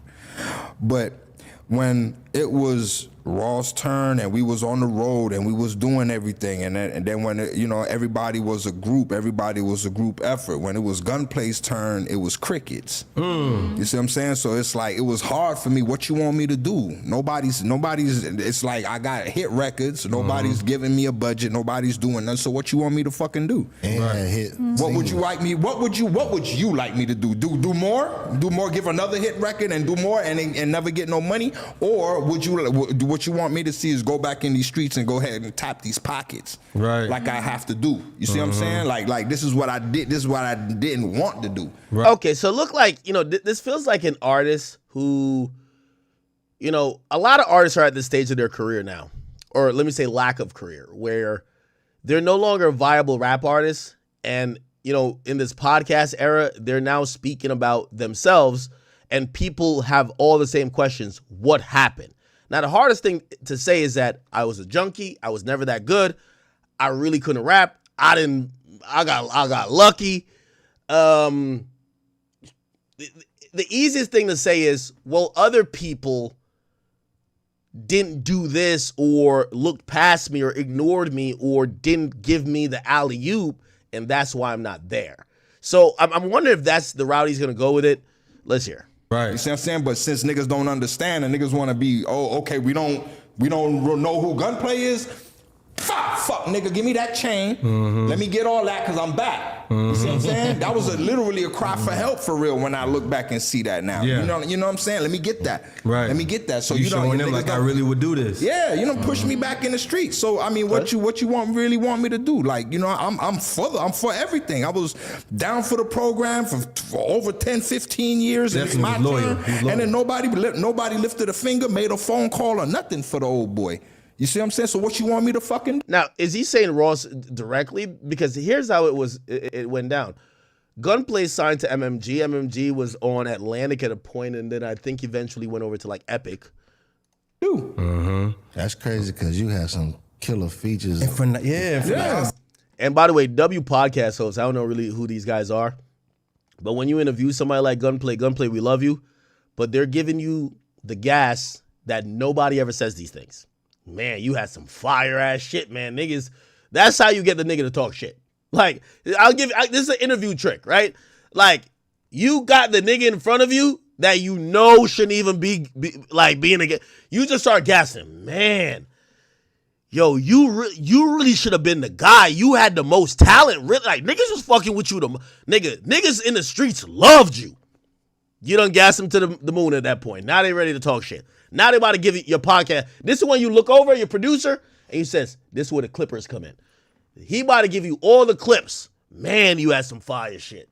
Here you go. Start looking in, but then when you sign, when I'm signed to a label like Maybach Music, I'm my hands tied. It's all. Here you go. Clips is coming. This is where the clips. Yo, chat. I'm telling you, I do this shit for a living, gang. Yo, if I want a clip, just gas them up. Like, yo, man, like low key, Maybach Music after Ross, we really needed a gritty nigga. Like, we needed you. Like, I never was cool with like a Wale Stally type of nigga. Like, yo, why they bring on Omarion? Yo, they should have dumped all the bread into you. You had the story. You was like that. Yo, you had that raw, rugged shit. Man, they dropped the ball, man. And you had that one joint everybody was fucking with. Man, you done glazed this nigga so much, he finna give you, he about to drop 83, nigga. Bam Adebayo, he about to give you the clips right now. You right, nigga. I was on MMG. I don't know why. Ross must have been eating too much Wingstops. That nigga didn't. Thank you. Clip. All up on the big dog, and then if he don't want to get me a budget, then he won't get me a budget. You and your boss aren't close anymore? Oh, okay. I was about to say, respectfully, this is man talk. Shut the fuck up, okay? Because you about to fuck up my clip. I would have kicked all the girls off the podcast. Because when, yo, one of the popular things, like, I'm going to give you a little secret about me. So, for example, I even give you with A$AP Rocky. So, A$AP Rocky, I know we got to get to the Drake shit. But A$AP, we could have a good interview before. Now, I don't want to make this the Drake interview. So, let me get through all the shit where you've been at, case, you have kids, family. We're going to get through all of that. But when I get to Drake and beef, I got about an hour left. So now, I think he actually did have something to do. I could see my assistant, she off camera. She's giving me the wrap-up symbol. She put up her phone with shit on it. Like, she's saying all type of shit. Gang, when I done buttered you up for an hour and 30 minutes, this next hour, I don't care if you late for whatever. Y'all gotta cut my cameras off for me to stop questioning. And at that point, nigga, I'm tunnel vision. So, they're making monkey signs. They're waving at me. They're doing this. He gotta go. No, he don't. These are the real questions I'm asking right now. These are the real questions. The only person, Dirk was fire with it because I was like, I'm gonna give Dirk, like, this is how I do my interviews. I'm gonna give you a regular interview and then I'm gonna get to the messy shit. Big Act gotta get to the messy shit. All right, what's good? Yo, what's good with you and Keith, man? Like, yo, you hanging out with the niggas who robbed him? What's up? We gonna get to it. So when I get to that part, I look at my producers. They know me. Like, sometimes my assistant be talking to their mans, like, yeah, I'm giving him the wrap-up sign. He just won't stop. I'm not stopping, nigga. I'm gonna get the interview. But this is where, like, if there's anybody that interrupt, I'm telling them, shut the fuck up. This is ISO ball. This is why I get paid the big bucks. Shut up. So, but Shorty asked the right question because I was gonna ask that. Wait, you and Ross not cool? I was gonna gas it. If I'm in here, I'm gassing it. So she asked the right question. But normally, if she says some bullshit, I'm over. But she asked the right question. I ain't gonna lie, like, not really. As of lately, nah. I'm, you know what I mean? But Oh, you don't giving it talk up? at all. Nah.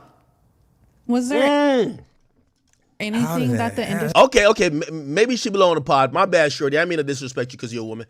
Sometimes I just be thinking y'all there to look cute. I'm there to be messy. Straight up.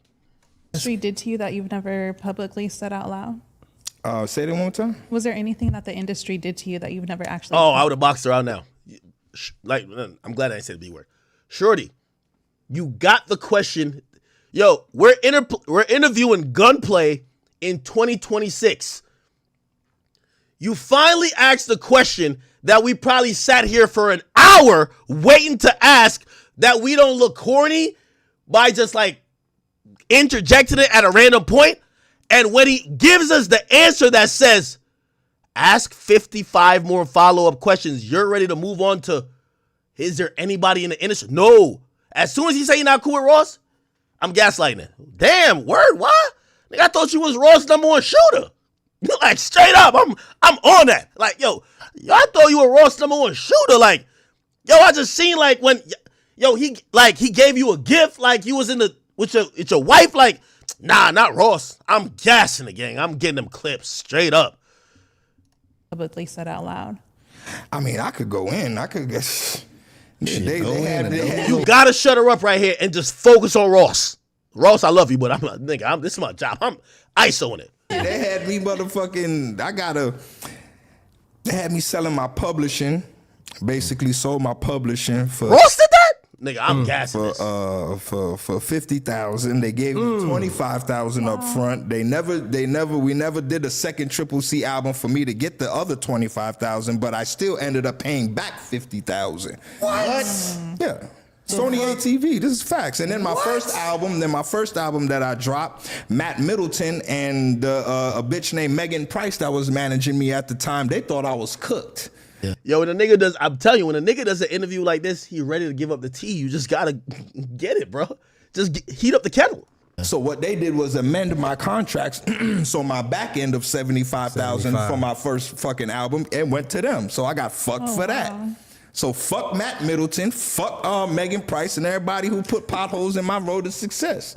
Thanks. Because when that karma knocking, I just hope that you dressed. You see what I'm saying? That's it, my nigga. Because it's crazy because you see that's wild how you front line shit. You played the soldier position. You know what I'm saying, when it came to MMG. Gas it. Niggas knew if you fucking with Ross, you fucking with Gunplay. It was just like you didn't have. If you gonna say some shit about this man gonna follow shit don't up. Count in the industry though, son. And then you get a hit record. I'm on the outside looking in. I don't know nothing. It just feels like once you get a hit, I can understand if you dropping duds and then your man like, bro, this just ain't it, dog. We had yams. You gotta keep working. We had yams, straight yams. That was the first one. That was my first record that everybody. It was. Come on now, you know what I'm saying? It didn't make the Deeper Than Rap album. I was told to put on that Deeper Than. Oh, actually, MMG was under. I apologize. They were under Def Jam, low key. On that record to put. It's just that Meek was on Atlantic. Shout out Deeper Than Rap, promoting the album, thinking it's gonna be on the album. Nah, that was just promoting the album. Thank you. Going about your business. You see what I'm saying? So that was the first one, and the next one was Rolling. You know what I'm saying? Waka Flocka. When that shit hit around tax time, bro. Exactly. That you was know what I'm saying? And then that was my fucking record. Debbie stopped that one, along with nobody wanting to get a budget for me. So Debbie stopped that one. She said she had gave that to Ross and not me, but I got it and turned it into a hit record. It wasn't a real hit record. I had to spice it up, you know. Ain't no shade on Waka. That's my dog. But let's be honest here. You know what I'm saying? Like I done turned this shit into something different, bro. You feel me? So, that's Waka Mama. Waka Mama, yeah. Yeah. Debbie is Waka Mama. You know what I'm saying? Deborah. So she ain't clear that one. And then Bible on the Dash. Just nothing. Just nobody, just nothing. I refuse. Still signed to, whatever. And then the next one was I get called 1:30 in the morning. Never forget it. The Fat Boy called me. He said, yo, I got a record for you to get on. Ironically, it's called Nobody's Favorite. And it ironically just happened to be everybody's favorite. The label was even asking when we shooting the video. It took them 5 months to shoot it, and even though it was the most played on it, and Yvette, shout out to Yvette, she just kept trying to push for me. But at the end of the day, he said he wanted it to be a street single. That's what Yvette told me. So I was like, okay, he wanted to stay in the streets. So all right. So that was the fourth time, and after that, it's just like. Nigga. During that time when it was you, Ross, Meek, Wale, Stally, Torch, like, what do you remember most from that time working with all these guys? And why all these guys? I'm gonna be honest again, dog. I hate being honest, dog. We be honest. That's why people love you. It's gotta be a great interview. Nigga done took his shirt off. Nigga the wife beater. Nigga don't got no socks on. Perfect. Best time to get the interview, bro. I just couldn't understand why I didn't get a deal.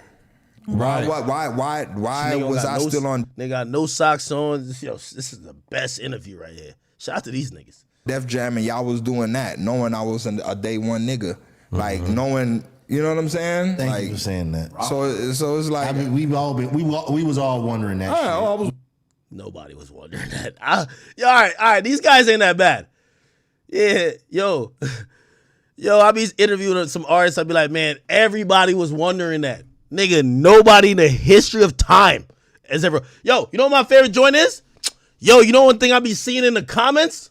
I've never seen it in the comments, y'all. I've never seen it. I've never seen it. Like, I've never. I just wanted to ask the question, but I didn't want to take the full blame. Yo, you know I be seeing in the comments a lot, dog? Yo, why you never popped off and that nigga popped off? Never seen it. That was never in the comments, bro. It was never in the comments, bro. It was never in the comments. You know? You gotta gaslight it. Yo, when you tell an artist, yo, we all been wondering that, they're like, what? Nigga, because they never heard that. Nobody say that either. Trust me.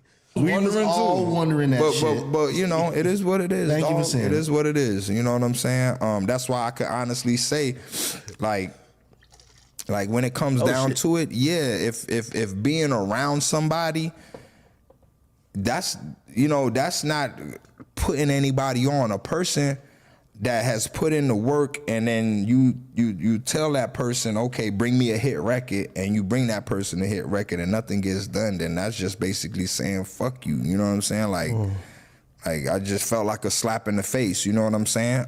So that's why I just had to make my own way, my nigga, and just make. Hey, Gunplay. Let me give you a little bit, and you've been around this thing for a long time. Man, Rick Ross is a good nigga, and I think he's a good nigga to you.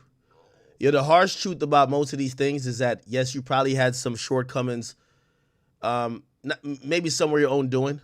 Obviously, there was some stints with Coca-Cola. Let's just call it that, but you know what it is. A little nose candy, all that stuff. But nevertheless, every artist has a story about, damn, they didn't give me this budget, this and third. The industry doesn't work off, oh, we just don't want this guy to succeed. They work off priorities. And maybe you could probably think that, well, I'm the day one. Ross should prioritize me. Well, Ross is running a business. You want him to prioritize you in terms of budget-wise when he got Meek Mill, he got Wale? At the end of the day, the unfortunate and the uncomfortable truth is that your career, obviously, if we could optimize it, would have been bigger and better, but it probably did what it's supposed to do. A lot of people live in this, like, what could have been, shoulda, woulda, coulda. You're not a horrible artist, but you weren't a star. And that's the end of the day.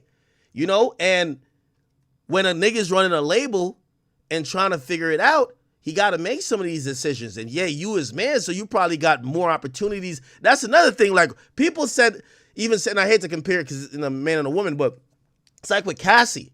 People are like, oh man, Cassie was gonna be. Bro, did y'all watch the video of Cassie performing? Cassie couldn't sing. Cassie got too much opportunities. People thought at one point, though, she didn't get enough. People thought, oh, nah, Diddy just like her because she pretty. Bro, then we kind of start to see when we get in the real files, because it comes out in court, Diddy was actually giving her more opportunities and putting more money behind her to make her happy. It just wasn't working. It's hard for artists to admit that, yes, it's work ethic, is this, but if you're not the guy, you're not the guy. You may have had a hot song, a hot moment, but this is the national association of elite rappers. I've always said rappers are running backs. If you watch football, a running back who lasts 3 years is a cool running back. You last 5 years, you're a good running back. You last anywhere near 10 years, you're usually a running back that's talking about being in a Hall of Fame, right? A running back is a very limited position. It's not meant to be here for a long time. The culture with music, the sound changes every three years. When he mentions he had a song with Waka, Waka was popping in the Lex Luger era. The Lex Luger era, as prolific as y'all think it was, it wasn't 10 years.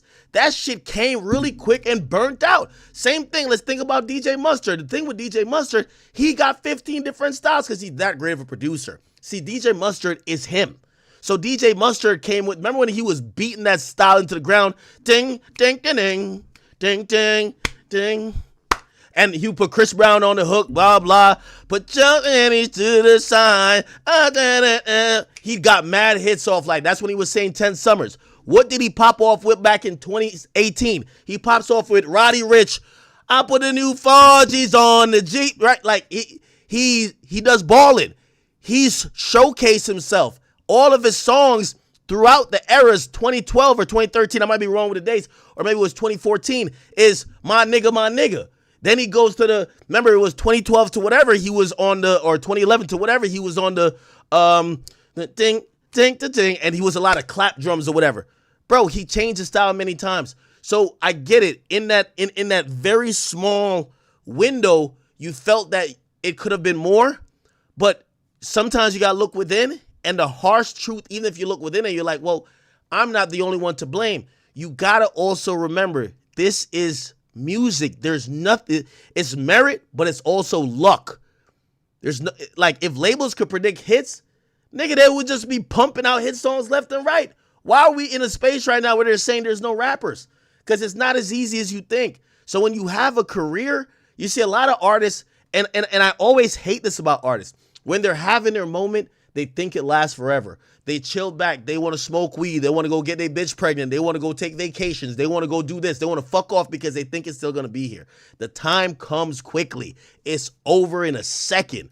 And again, what I would say to Gunplay is that Gunplay, the biggest thing is that you're not a star. You're not a superstar. You had some good songs. If you had maybe more work ethic, you were a little bit clean cut, you could probably maximize that a little bit more, but that's up for debate, because I think part of what made you successful is that like wild card factor. But to try to blame stuff on Rick Ross, maybe y'all got some stuff personally going on, but you got to give Ross credit for using his leverage to put you in opportunities and putting you in position. Pause. You know, again, the idea of like when maybe your career, your situation isn't whatever, you look at the guy who's still still going and said, nah, you know what? He kind of fucked up my shit to keep his shit going, or no, that's just not the truth. And as much as I don't really care for this dude really now, and y'all know he rock with the people who trying to get me. We talking about Memphis Bleak. That's why I give Memphis Bleak credit. Memphis Bleak ain't no fucking star. Memphis Bleak was a guy who got lucky to be cool with Jay-Z. He had like 1 or 2 songs. He still got that song niggas play in the club, right? Like, that's great, cool. But at the end of the day, Memphis Bleak is a blip in hip-hop. He was always going to be a blip. He's not going to be on nobody's top list, right? And that's okay, because that's the majority of rappers. You know what he did, though? He didn't sit there and just feel super entitled to Jay. Even though Jay was on his records, gave him even, you know, Jay gave him Dear Summer. Jay was basically like fucking just his insurance plan for this entire career. Jay even said, even if he says he's gonna put a nigga in his will. Like, the top artist says, this guy's gonna be my will. He's gonna be set for life. You know what? You know what Memphis Bleak did? Come on, we could look at Memphis Bleak. He doesn't look like the smartest, you know, he doesn't look like the sharpest knife in the fucking drawer. Like, Jay-Z probably has his own, like, Maverick Carters and whatever we hear about these Tata and these other people. But you know what? You know what Memphis Bleak did? He played his role. He figured out a role. He figured out at some point, hey, I can't keep chasing these rap dreams. Let me try to figure out Jay's building this complete empire. Let me try to build maybe a label underneath it. Maybe I try to be the A&R. Maybe I try to be this. Whatever his role is now, I just know that he has a presence. And Jay still fucks with him.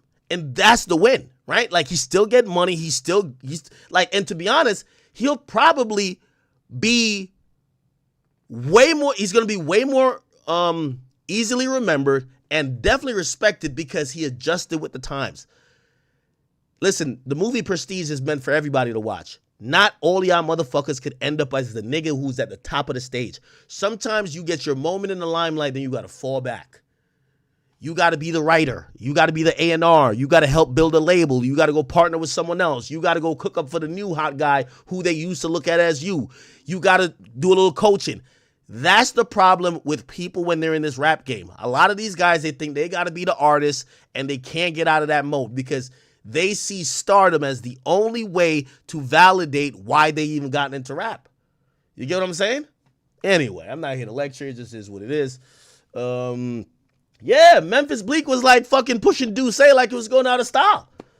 Feel what I'm saying? Yeah, and he's figured out something that works for him. Now, here's the thing. You can't also blame the person who got you on, who's fucking with you, if you're doing mad other shit. Okay, so what are you doing? So you end up doing shit like you're getting in trouble with drugs and you're becoming like a bad look. At some point, you gotta trim the fat. It just is what it is, you know?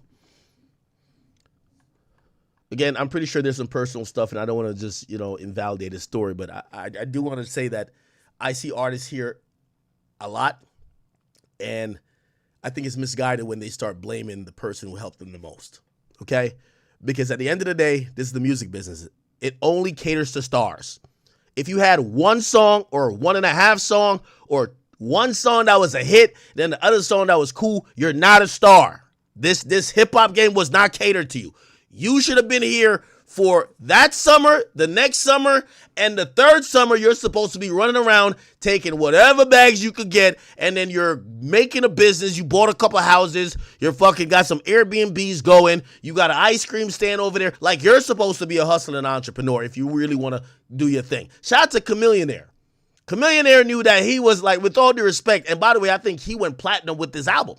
He had really a big single. And he realized that this shit it's not going to be. So anyway, let me not keep dragging the topic, right? Hey, for all my people on Rumble, listen, start going over to Kick. Unfortunately, Rumble gets cut first these days, so I apologize. If you guys don't know, we do have an initiative this month. We are trying to increase our outlook and our reach on Kick. So we are funneling throughout the stream over to Kick, and unfortunately my people at Rumble, you guys kind of get the like the first out the gate. So kick.com/academics, just start getting over there. We got a couple more topics, but YouTube, you guys as well, we're gonna finish up the stream. We're already at almost 4 hours, so I want you guys, I'm giving you guys still 4 hours everywhere. But eventually, we're going to end up on Kick for the remaining stream when we get to it, all right? Okay. Perfect. So, okay. All right. So, did Rick Ross respond to this? Or maybe we're not done with the topic. It looks like Rick Ross may have responded to it. Let's look at that. Rick Ross Gunplay response. Ooh, and by the way, 6ix9ine's Home Invaders have been caught. We're gonna probably watch that next. By the way, thank you for some feedback you guys gave me. You guys told me that when I go on Kick, or if you're coming from YouTube and you go to Kick, you're saying the audio isn't as good, which I'm glad you said that. So if you're coming from YouTube and you go to Kick, and if my audio is worse, please send me DMs. Please let me know. That's intolerable. I'm a big audio guy, and I would have to get the Kick team to fix that, and if they can't fix it in a timely manner, we got to be on YouTube. I'm not into weak ass audio at all. Okay, all right. Let's see. What did Rick Ross say? What did he say?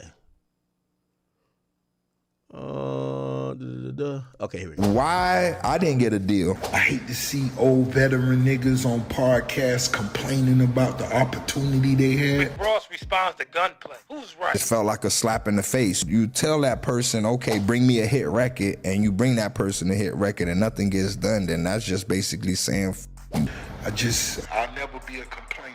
Why I didn't get a deal. I hate to see old veteran niggas on podcasts complaining about the opportunity they had. Ross responds to Gunplay. Who's right? It felt like a slap in the face. You tell that person, okay, bring me a hit record, and you bring that person a hit record and nothing gets done, then that's just basically saying, I'll never be a complainer.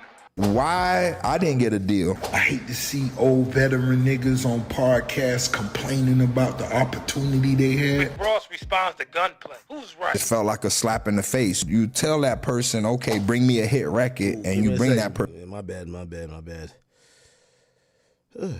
Whole bunch of stuff going on, huh? Okay. All right, so I want to find that full version of that video. Okay, give me 1 second.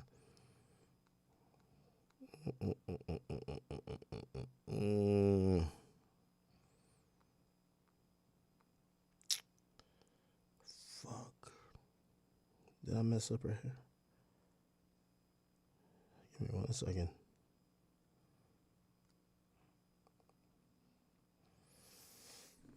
Okay.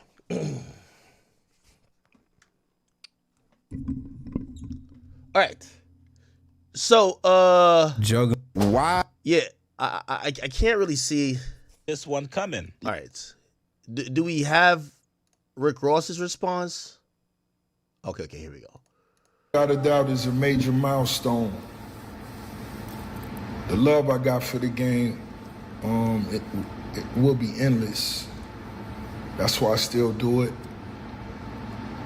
I still love to perform. I still love to go to clubs. I still love to hear new music, old music, new records, new vibes, new fashion. I still love to sit back in the corner, smoke good. So May 29th, we kicking off this 20-year anniversary. I can't say it enough. It's a major milestone. Live, orchestra, choir, diamonds, tuxedos. I could see it. The Port of Miami, 20-year celebration. Okay. For Port of Miami. I want to just salute everybody that was down with me, supported all my records, push it to the limit, pots and pans. You know what I'm saying? I'm bad. Of course, every day I'm hustling, and we still hustling. We told them it wasn't just a record, but it was a lifestyle. We meant it. Here we are. We still in love with the game. We still in love with the culture. I hate to see old veteran niggas on podcasts complaining about the opportunity they had. I'll never. Wow, why is he talking about? It feels like maybe there's something real here. By the way, I don't think it goes without mentioning that he has Nipsey Hussle over his shoulder, probably for a symbolic reason. But your Gunplay's supposed to be a nigga. He's kind of, the way he's saying like old veteran niggas, he's kind of almost like not having that homie feel to it, right? And this is what I'm saying. I think the issue's bigger because, you know what I mean? Be like, yo, he could describe Gunplay as a homie. He's describing him as an old bitter veteran. Will be a complainer. Now, I told you guys earlier. Okay. Wow. Ooh, man, shit. what's up? All right. Yeah.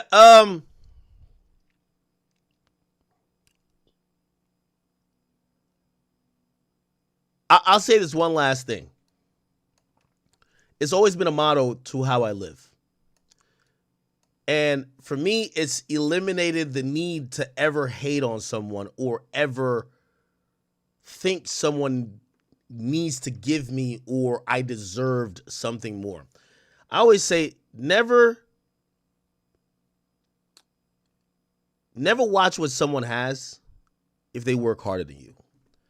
And I think Gunplay's idea of what his career didn't become is because he's looking at where Rick Ross's career did go to and what Rick Ross's ventures did turn into. And what I would say to him is that before you say anything, and you might have some valid points, maybe, they should have gave you that budget, maybe whatever. But let me ask you this question. Do you feel like you work harder than Rick Ross? And if the answer is no, conversation over. If you ain't working harder than a motherfucker, I don't want to hear it. Outwork that nigga.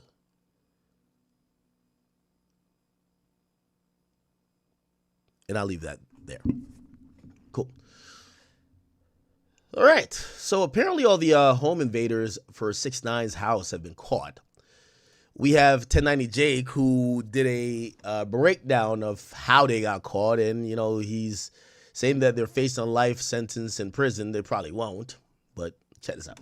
Everybody, welcome back to another episode of EOS. It's 1090 Jake, man. I'm rocking with y'all rocking with me. And for this video, we're gonna be speaking on the 6ix9ine home invaders.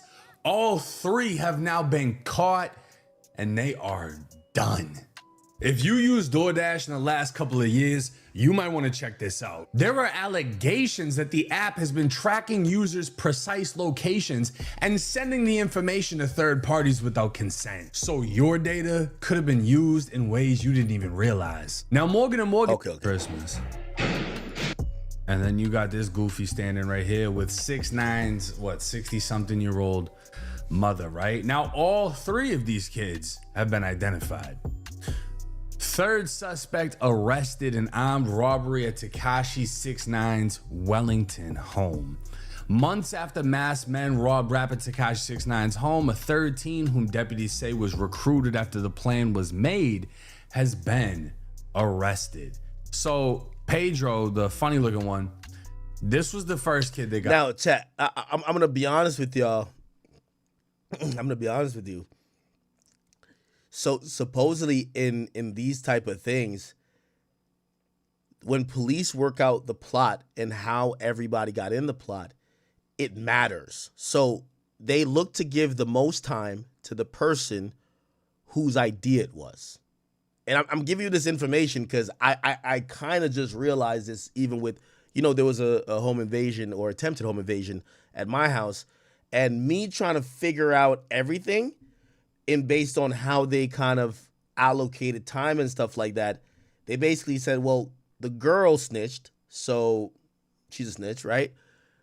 The guy who was, it was like, he's the brain, well, whether it was the girl that was the brain behind it or the guy, whoever's idea was first, the girl pinned it on the guy.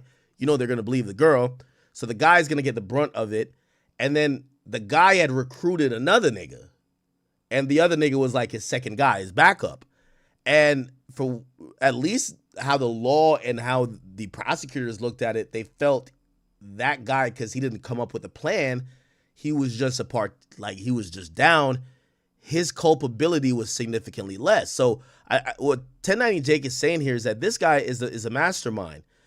I think this is the second guy that they caught, or maybe it was him. But regardless, they're saying this third guy that got caught, whether it's him or him, they were added on after the plan is already formulated. Now, I'll tell you what that means.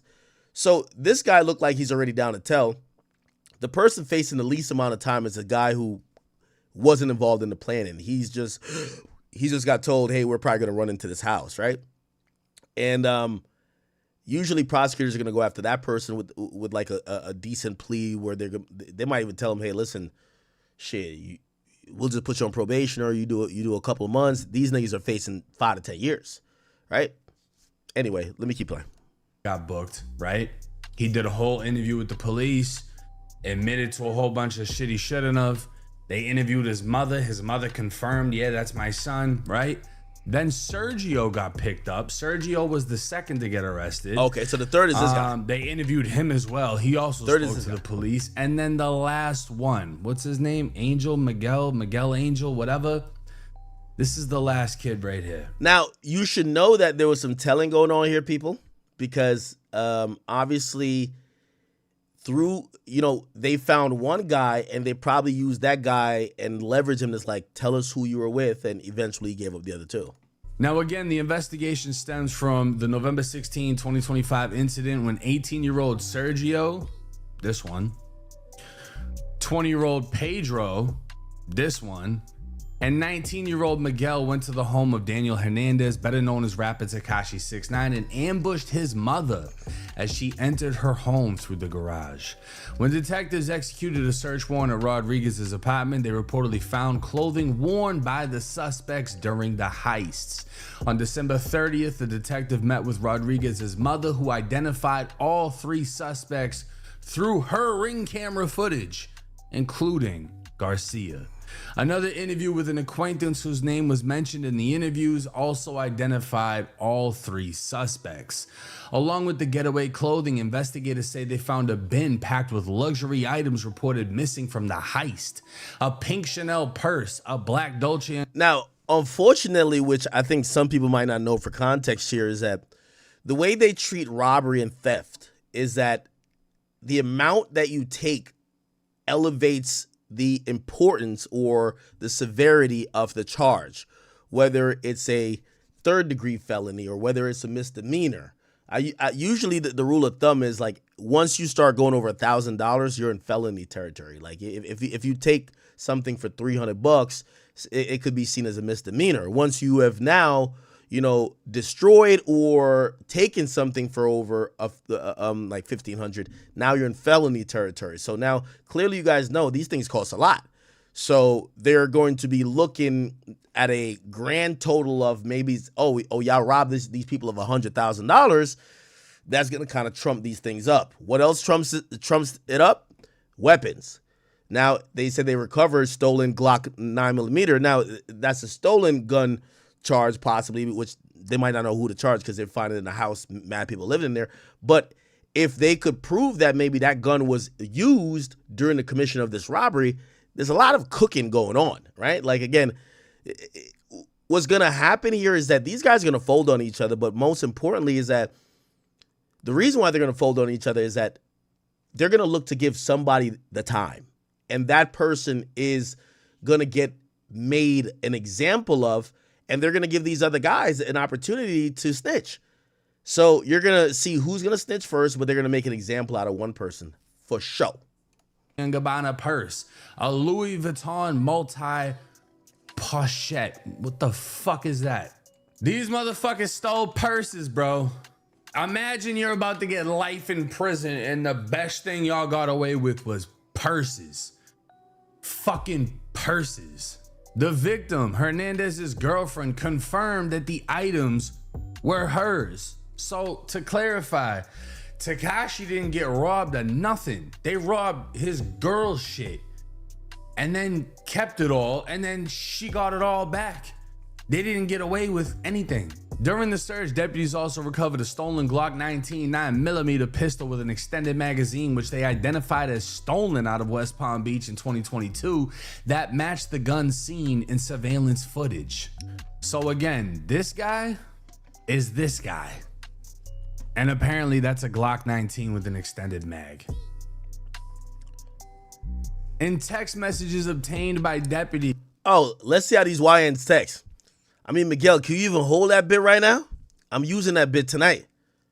The nigga you with won't come on a lick? I don't trust this. Sergio Andrade wrote, I mean, can Miguel even hold that bit right now? I'm using that bit tonight.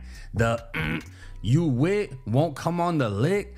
To which Pedro Rodriguez replied, I don't trust this ad like that. I don't know what time Miguel get off work tomorrow.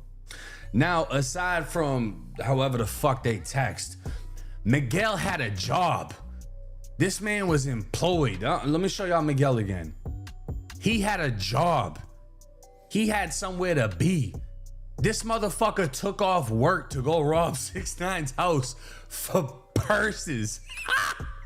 Investigators say they determined that Rodriguez and Andrade planned the robbery and later recruited Miguel Candelario Garcia. Deputies say based on the evidence, they found probable cause to book Candelario Garcia for counts of home invasion, robbery with a firearm, false imprisonment, grand theft, right? So they have everything on them. Wait, why did they say less than 100,000? Oh, wow. Okay, they got off break. Because if I'm seeing Birkin, did I say Birkin bag or it was just like Chanel's and stuff? So it's a grand theft of 20K or more, but less than 100K. If it's 100K, the charge goes up more. False fire. Or the statute in terms of punishment. Firearm, false imprisonment, grand theft, right? So they have everything on them. When I tell you these kids are done, they're not even kids, right? They're technically grown. I just call them kids because I'm 31 and they're like 20. Chat, if you're on Kick, please just sign up for an account. You guys are welcome to type in the chat.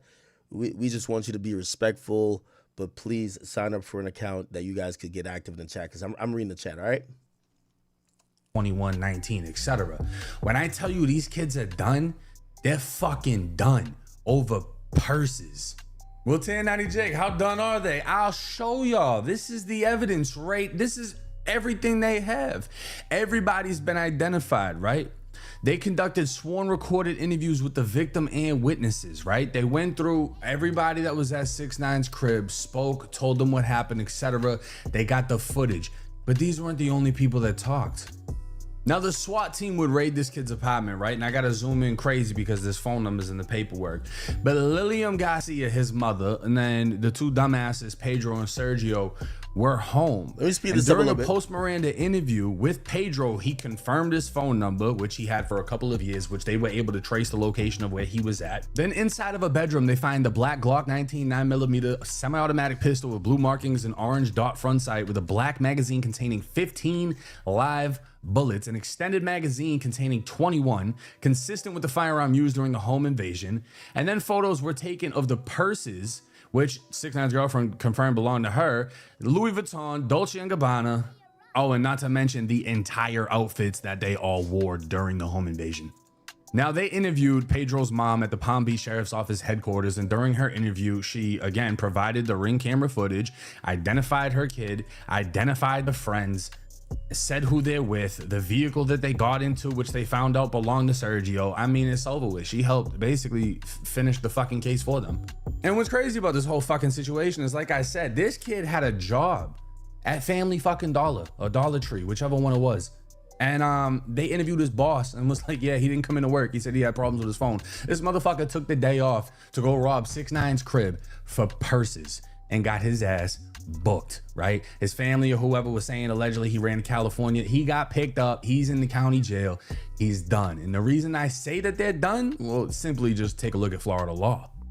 Florida statute 812.135, home invasion robbery. Florida defines home invasion robbery as any robbery that occurs when the offender enters a dwelling with the intent to commit a robbery and does commit a robbery of the occupants therein. If the offender carries a firearm or other deadly weapon during the home invasion robbery, that person commits a felony of the first degree punishable by imprisonment for a term of years not exceeding life. What that means is, because they did a robbery, a home invasion robbery with a gun, doesn't matter who was holding the gun, because it was done with a gun, they are automatically facing life in Florida State Prison. But that's not the only charge. So life for the home invasion. They have the false imprisonment charge, which was another. Now, granted, he's saying facing life, but let's be honest. Even as tough as Florida is, if these guys are first offenders, they're not going to get life, right? So I'm not sure if there's a minimum, but, you know, they're just saying they could give you up to life. Words for kidnapping the mother. They have the stealing of items, the grand theft, right? Do I think now what usually happens is, and what Jake is saying, I don't know if we're gonna have the same conclusion, and I haven't watched this yet, so I'm just really shooting here. Because some of these charges are so serious and they carry so much weight, it's gonna be just like exactly what happened at my house. It's like there's not gonna be a trial. Why? You're gonna have one snitch send you away for life. Well, it would be 20 years in Jersey. In Florida, it would be life. So what they're going to do is everyone's going to get pleas. And when they get pleas, one guy gets 15, the other guy gets 10, the other guy gets 7. You know, they got to serve 4 or 5 years for the lowest one. The one that's whatever got to serve like 10 years. I don't know if anyone's a juvenile, but yeah, so there's not going to be anyone that does life, but yes, will somebody probably do 10 years? Of course. Yeah, so this is not going to trial, and it's going to show that it's in their benefit not to go to trial, because if you go to trial, they're going to flip someone that's going to be a snitch, So you don't want that. Then you definitely going to do real time. And if you just take the plea, you're going to save the state a lot of money, and they're not going to, if you're a first-time offender, that is. Obviously, if you're a decorated criminal, they're going to slam you a little bit more. But these kids don't look like they have anything going on, hopefully for them. And, they might just get, 10 years or whatever the case is. Who knows how much they got to actually serve. Think that they're gonna get life sentences for this? I don't, because I don't think any of them are actually convicted felons. You're saying the same thing I'm saying. But do I believe that they're gonna get smacked by the judge in court? 100%. Yes, especially if 6ix9ine's 60-year-old mother writes any type of letter, or it's highlighted by the prosecutor that they held a 60-year-old woman hostage while they robbed this place. Yes, usually judges are going to be like, you guys are inhumane. You lack any type of, anytime you do some stuff with older people or kids present, you're getting cooked. Because the amount of evidence is overwhelming, and there is no reason for the prosecutors to need them to cooperate. They really don't need it. They have everything they need. So I don't see what the purpose of offering a lower deal would be when you have them done. They did this so sloppy and planned it because they knew 6ix9ine was going to be live streaming with, what's the kid's name, Jack Doherty or whatever. They knew he was live streaming. I think they seen it on Aiden Ross or something else. It's in the paperwork, how they actually knew 6ix9ine was in Miami and he wasn't home. They went and did this. They found all the messages of them planning it, showing that it was a planned thing. They made Miguel take the day off from Dollar Tree, Family Dollar, whatever the fuck job he had. They went and hit the lick. They got nothing but purses, and everything got returned to 6ix9ine's girl. Stupid fucking crash outs. It's true. Hopefully, y'all don't think that you're just gonna rob, however you want to look at him. He's a celebrity. And not only is he a celebrity, he's cooperated with the feds. You thought he wasn't going to cooperate in this situation? He handed that video out in 2 seconds. TMZ had it within fucking 3 hours of the robbery happening. You think he ain't going to cooperate in this situation? He's having the last laugh. And y'all know where 6ix9ine's at? He's in the feds right now. He's only got a couple of months to do. But 6ix9ine is having the last laugh because y'all crashed out, didn't do shit to him, didn't take anything from him, and everything that got taken from his crib got returned. Let me know y'all's thoughts and comments in the comments section. It's 1090 Jake. I'm rocking with y'all. Y'all rocking with me. Till next time. Yeah, incredibly stupid by these guys. But, everybody who does a crime probably think that they're smarter than the average bear until they get caught. You're doing a crime where the cops these days routinely could use GPS triangulation to figure out where you were at any moment of time. There's doorbell cameras all over the place. People could track you going from here to there. There's license plate readers. They could track your vehicle. You do it in a gated community. They could see who came in, who didn't. That was pretty easy for them to figure out. Hey, let's look at the footage 2 days before, 2 days afterwards, all 48 hours. If we saw no car that didn't belong here leave, we could then say, oh, the crime came from within. How many residents live there? There's 300 homes. I don't know how much, but it's easy to solve. But of course, I'm saying they're kids, but they're all over 18, so they're grown as adults. It is what it is.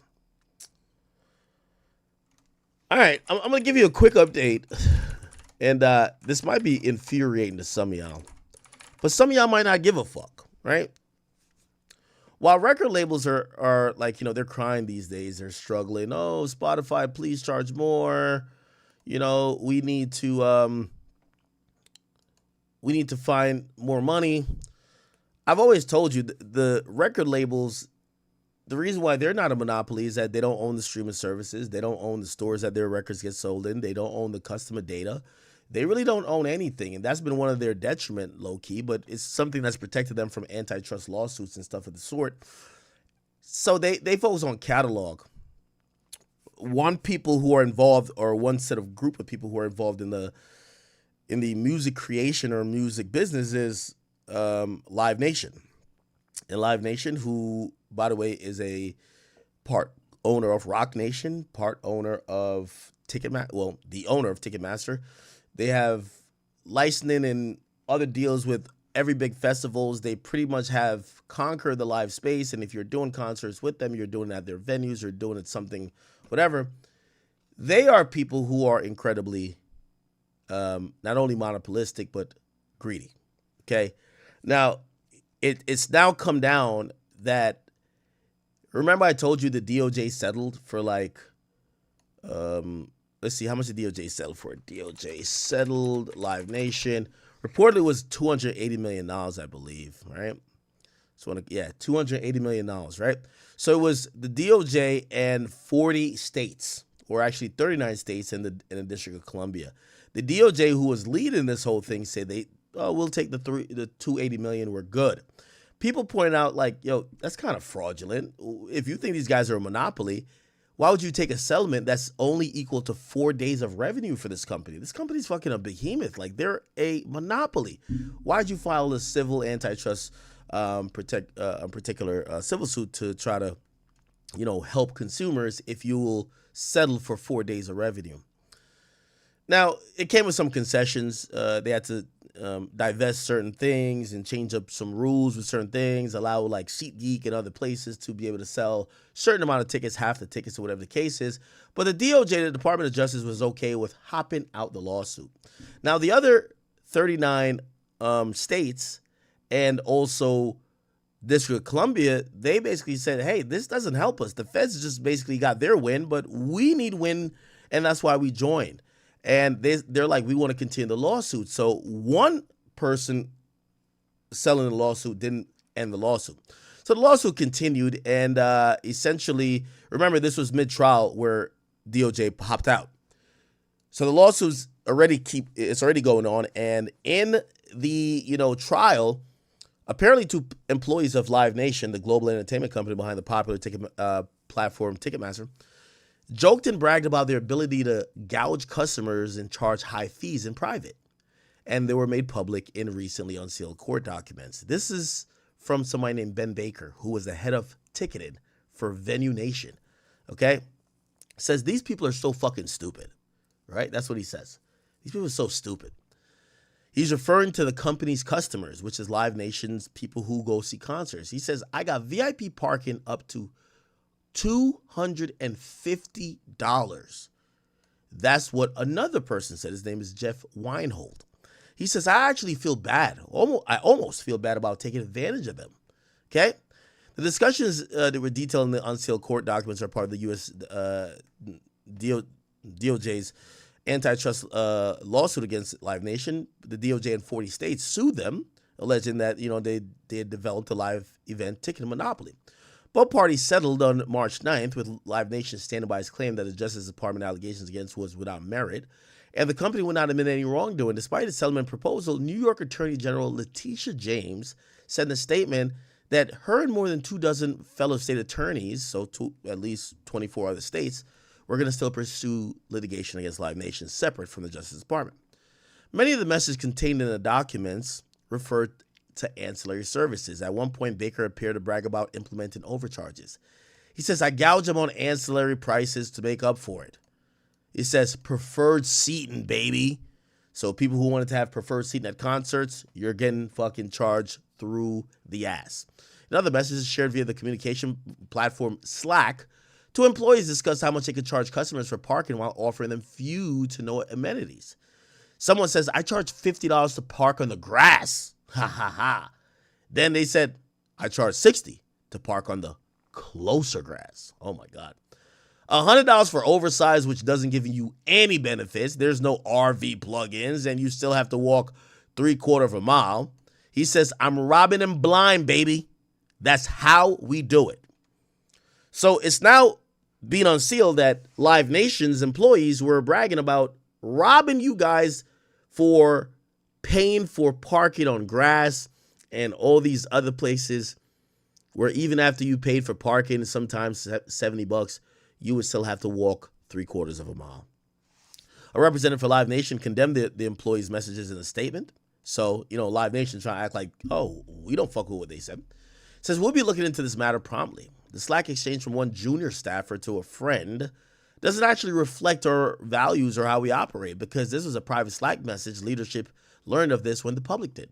and they'll be looking into it promptly. Our business only works when fans have great experiences, which is the reason why we've capped amphitheater venue fees at 50% and invested $1 billion in the last 18 months into U.S. venues and fan amenities.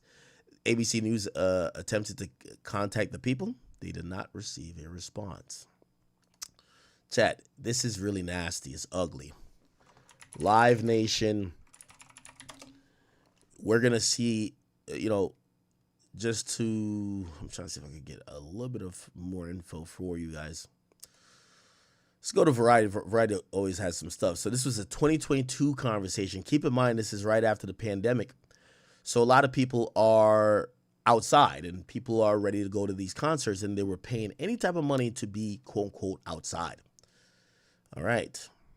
Per Bloomberg and court records, they said they're stupid for paying such high fees. They said the VIP parking at a show, they price up to $250 for one spot. So I actually feel bad for taking advantage of them. Wow. Baker was most recently head of ticketing for Live Nation, and he was expected to testify this week, while Weinholz is senior ticketing director in the Washington area. Live Nation reached a settle with DOJ. However, the other states want to continue and will continue their legal action versus Live Nation. New York, California, and Colorado are all in the mix. Really sad.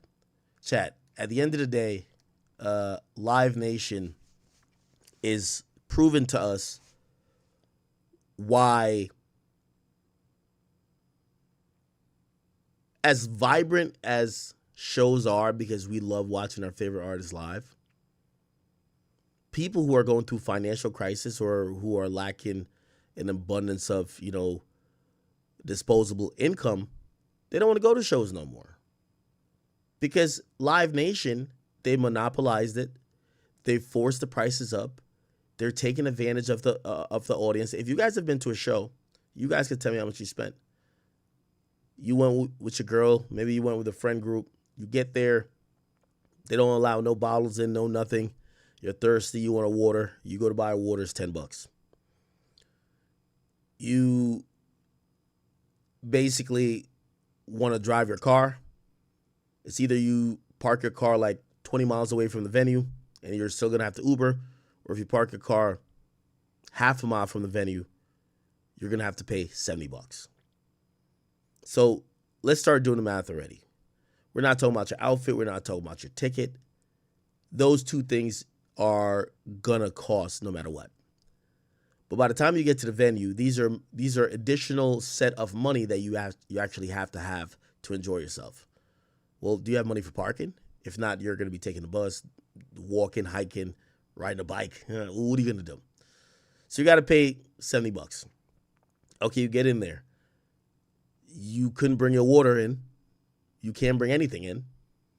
Are you hungry? Are you thirsty? Do you want to have like a date experience? You want to have like a drink? All right, cool. Well, some food, a drink, another $70. And that's just for you.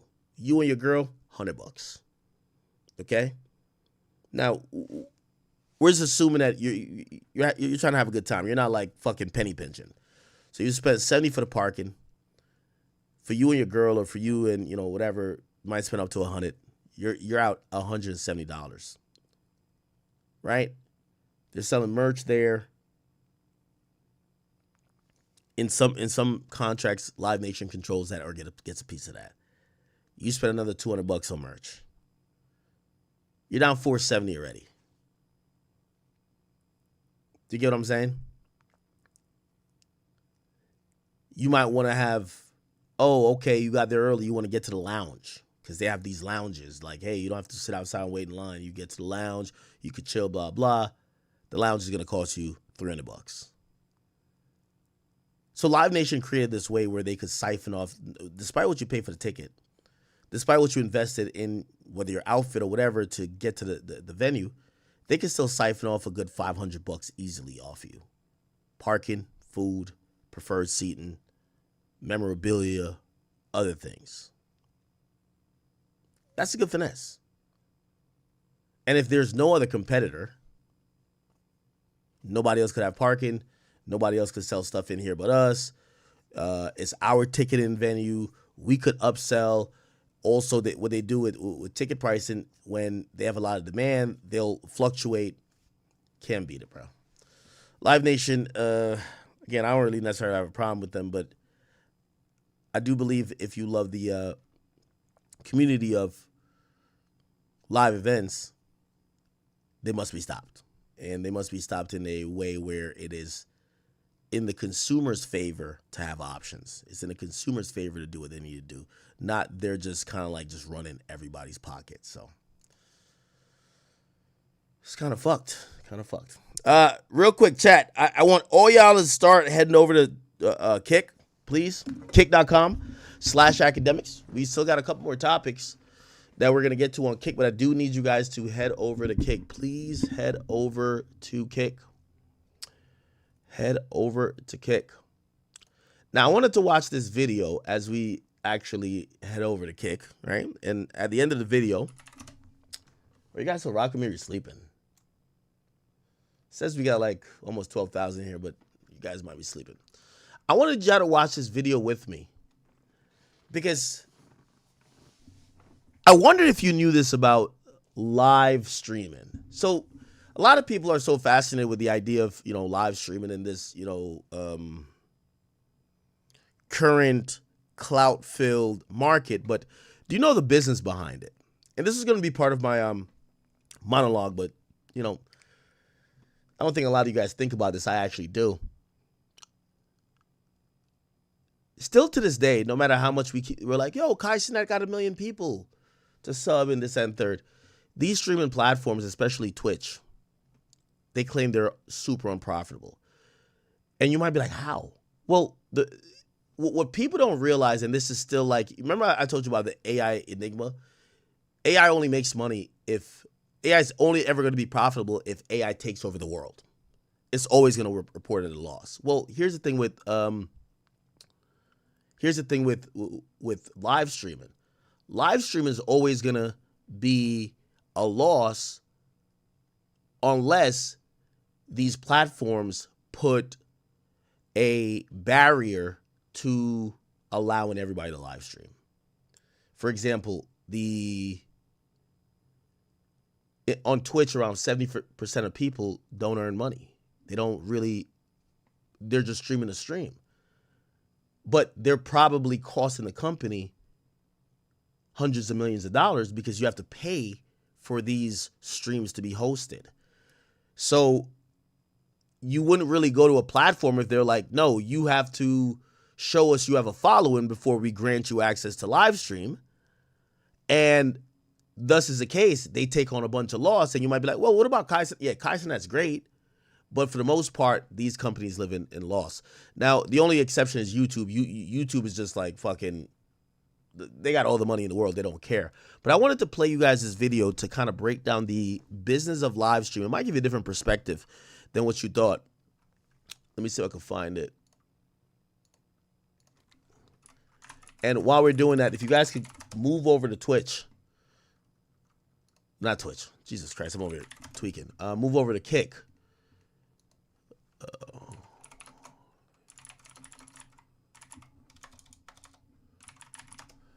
Can I find it? Okay. That's a really good. It's a really good. I'm gonna speed it up too, though.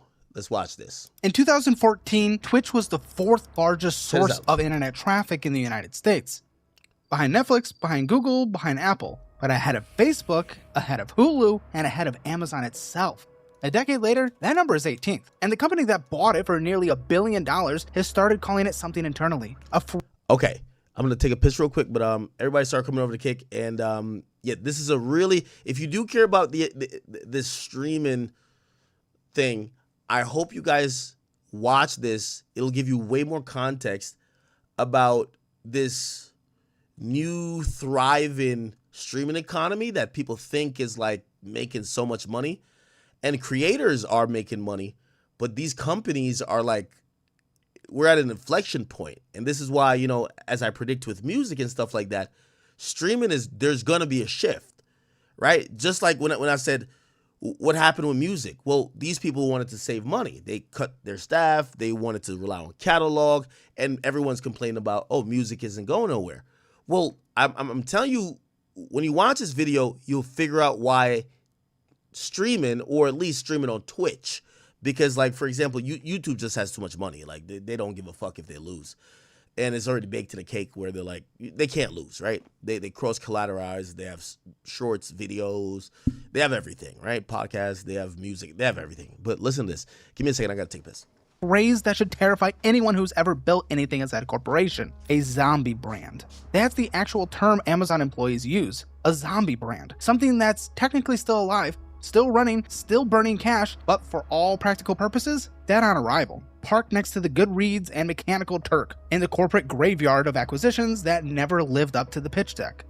Here are the numbers, and they're brutal. Average viewers on Twitch, down 21% from the peak. Revenue, down over $2 billion to an estimated $1.8 billion, and falling. Workforce, cut in half. Nearly 1,000 employees laid off in just over a year. The CEO went on record and said, quote, "We aren't profitable at this point." That's 10 years. 10 years under Amazon, a company that made $68 billion in operating income last year, and Twitch still can't turn a profit. Meanwhile, YouTube Live now commands over 45% of all live streaming hours watched on the planet. A startup called Kick, backed by a crypto casino billionaire, grew 131% in a single year. And TikTok Live quietly passed Twitch to become the #2 live streaming platform in total hours. Twitch didn't just lose its crown, it lost the plot. This is the story of how the platform that invented modern live streaming, the place that gave us Twitch Plays Pokemon, that launched thousands of careers, that turned playing video games into a billion-dollar industry, managed to drive away its creators, alienate its viewers, and burn... Now, again, I'm also trying to save you a little bit of time. It seems like it's like a 20-minute video. I don't want to bore you with all 20 minutes. It's not boring. It's pretty entertaining. There's a website you could calculate it. How much does... So, Twitch, even Kick, they run on... Remember, I've been telling you about these, like, you know, data centers for, like, AI. Well, the most popular data centers were owned by Amazon. It's called AWS, Amazon Web Services. Now we're having OpenAI and, well, Oracle that's, you know, doing OpenAI because they're a little bit more complicated and whatever. But just to let you know, the web servers that host live streams, they're actually under, for the most part, AWS, with the exception of Rumble. Rumble has their own, right? That's the biggest cost of live streaming. So remember, Twitch started out as something called Justin TV. And essentially, the idea is to have people tune into somebody like vlogging or something. Now, the reason why you might be like, okay, how could Kai have 1 million subs, right? Everybody wants to stream and it's still unprofitable. Because it costs so much to host a stream that is able to send out bandwidth and broadcast to so many people. There's actually a website that monitors it, which, by the way, here's the thing. This is why Amazon doesn't give two fucks or care too much about, like, you know, they're not like threatened by Kick, because Kick and Twitch are both using Amazon Web Services. So anyway, so it says how much, you guys can look up the site yourself. How much does it cost for a live stream? The fuck? Oh, Twitch. There's like a calculator. I don't know if I can find it. It says it's like Twitch cost. There's like a calculator. Let me just look up Twitch streaming cost calculator. Yes. And I just want to just use this for a little bit, that you guys could kind of like, you know, maybe this is it right here. Okay. So just to put in perspective, right? So it says, what's the average concurrent viewers? So I've told you how much people make with money with like streaming, but let's say you're a small streamer. You do 250 viewers concurrent, which is actually pretty good, on Twitch, and you stream for 7 hours every couple days. Okay? But let's say this is one of your days. You average 250 viewers for 7 hours. Okay? Let's calculate how much you cost the company. Now, you've cost the company $400. Now, remember, you as a creator, you want to get paid. So you cost the company $300. If you want to get, like, how much you think would be fair for you to get paid for, let's use 1,000. Let's use 1,000. And this is going to show why streaming is just highly unprofitable. There's a path to profitability, as I've said. But let's say 1,000. If someone does 1,000 viewers and they stream for 7 hours a day, you would probably think, bro, let's say 5 hours, right? 5 hours, right? How much money do you think they should make? You think, like, I don't know. How about $100 an hour? Do you think that's fine? If they have 1,000 viewers and they stream for 5 hours a day, would you think that $100 per hour would be good for them? Let's just go with that number. So let's say you would think that they should get paid $500, right? Let's do the calculation. Well, their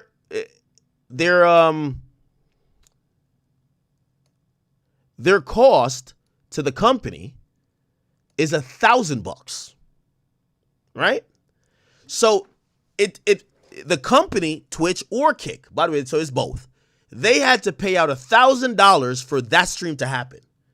Who are they paying? They're paying Amazon Web Services or whoever is the data center / cloud thing that is hosting the stream, broadcasting the stream, and yeah. So they spent $1,000 on it. Well, you feel like you should get, right? You feel like you should get $500, right? So cool. We're gonna ignore this ad revenue thing here because obviously, you could just pump ads. So what does Twitch do? Well, Twitch is gonna try to fit as many ads in 5 hours, right? Let's do 180 ads, 180 ads, 180 ads. CPM for this, CPM for 1,000 viewers. Twitch usually have good CPM. Let's say it's even 20, right? Which means cost per million, which means when you run like a full ad, it will be $20, right? For them to get the money they spent on the stream, 1,000, and still pay you 500 and make a profit, they probably need to make around $2,000. Right? Does that make sense? They spent 1,000 on the stream. You want to get paid 500. Well, they want to make money too. So let's say they make 500. So they spend 1,000, you make 500, they make 500. That's $2,000. That becomes the problem. For smaller streamers, it's almost like impossible. Let's use Castanet for an example now. 400,000, and this is actual cost. Like they got to pay for Castanet stream too. You get what I'm saying? So 400,000 streams, and matter of fact, 400,000 average. Let's say two. What do you average during his subathon or mafiathon? Let's say 150,000. He averaged 150,000 viewers, right? So for one day, 24 hours. One day, 24 hours, let's see how much money Twitch had to spend to host Kaizenat stream.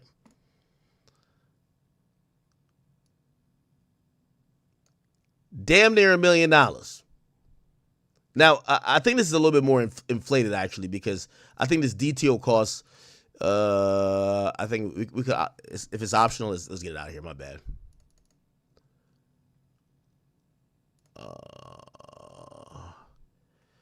Let me use this other site because it's using this other thing for VODs. Like when you stream, you're watching it real time here, but there's a VOD. So you have to pay for both of them. Let me see if I can find the other thing.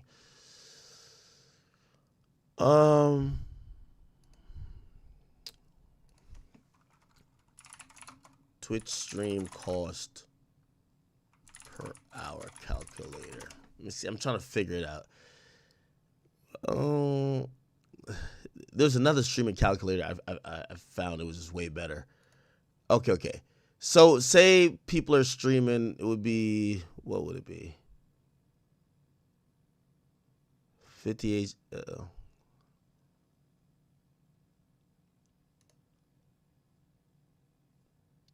Okay, they're doing too much.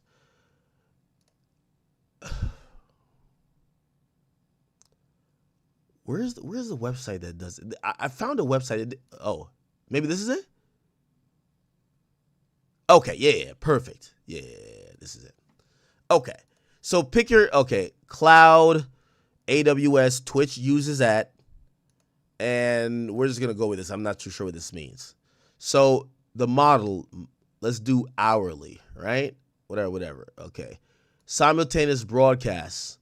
Let's just say 1, right? And let's say how many viewers? 100,000, right? So 100,000 viewers, and let's say the broadcast number out. So we're just acting as if this is Kai Cenat, right? Oh, it's gonna go into bit rate, is it? Concurrent broadcasting hours 24. Oh, hours. Oh, this is per month. No, we don't need that.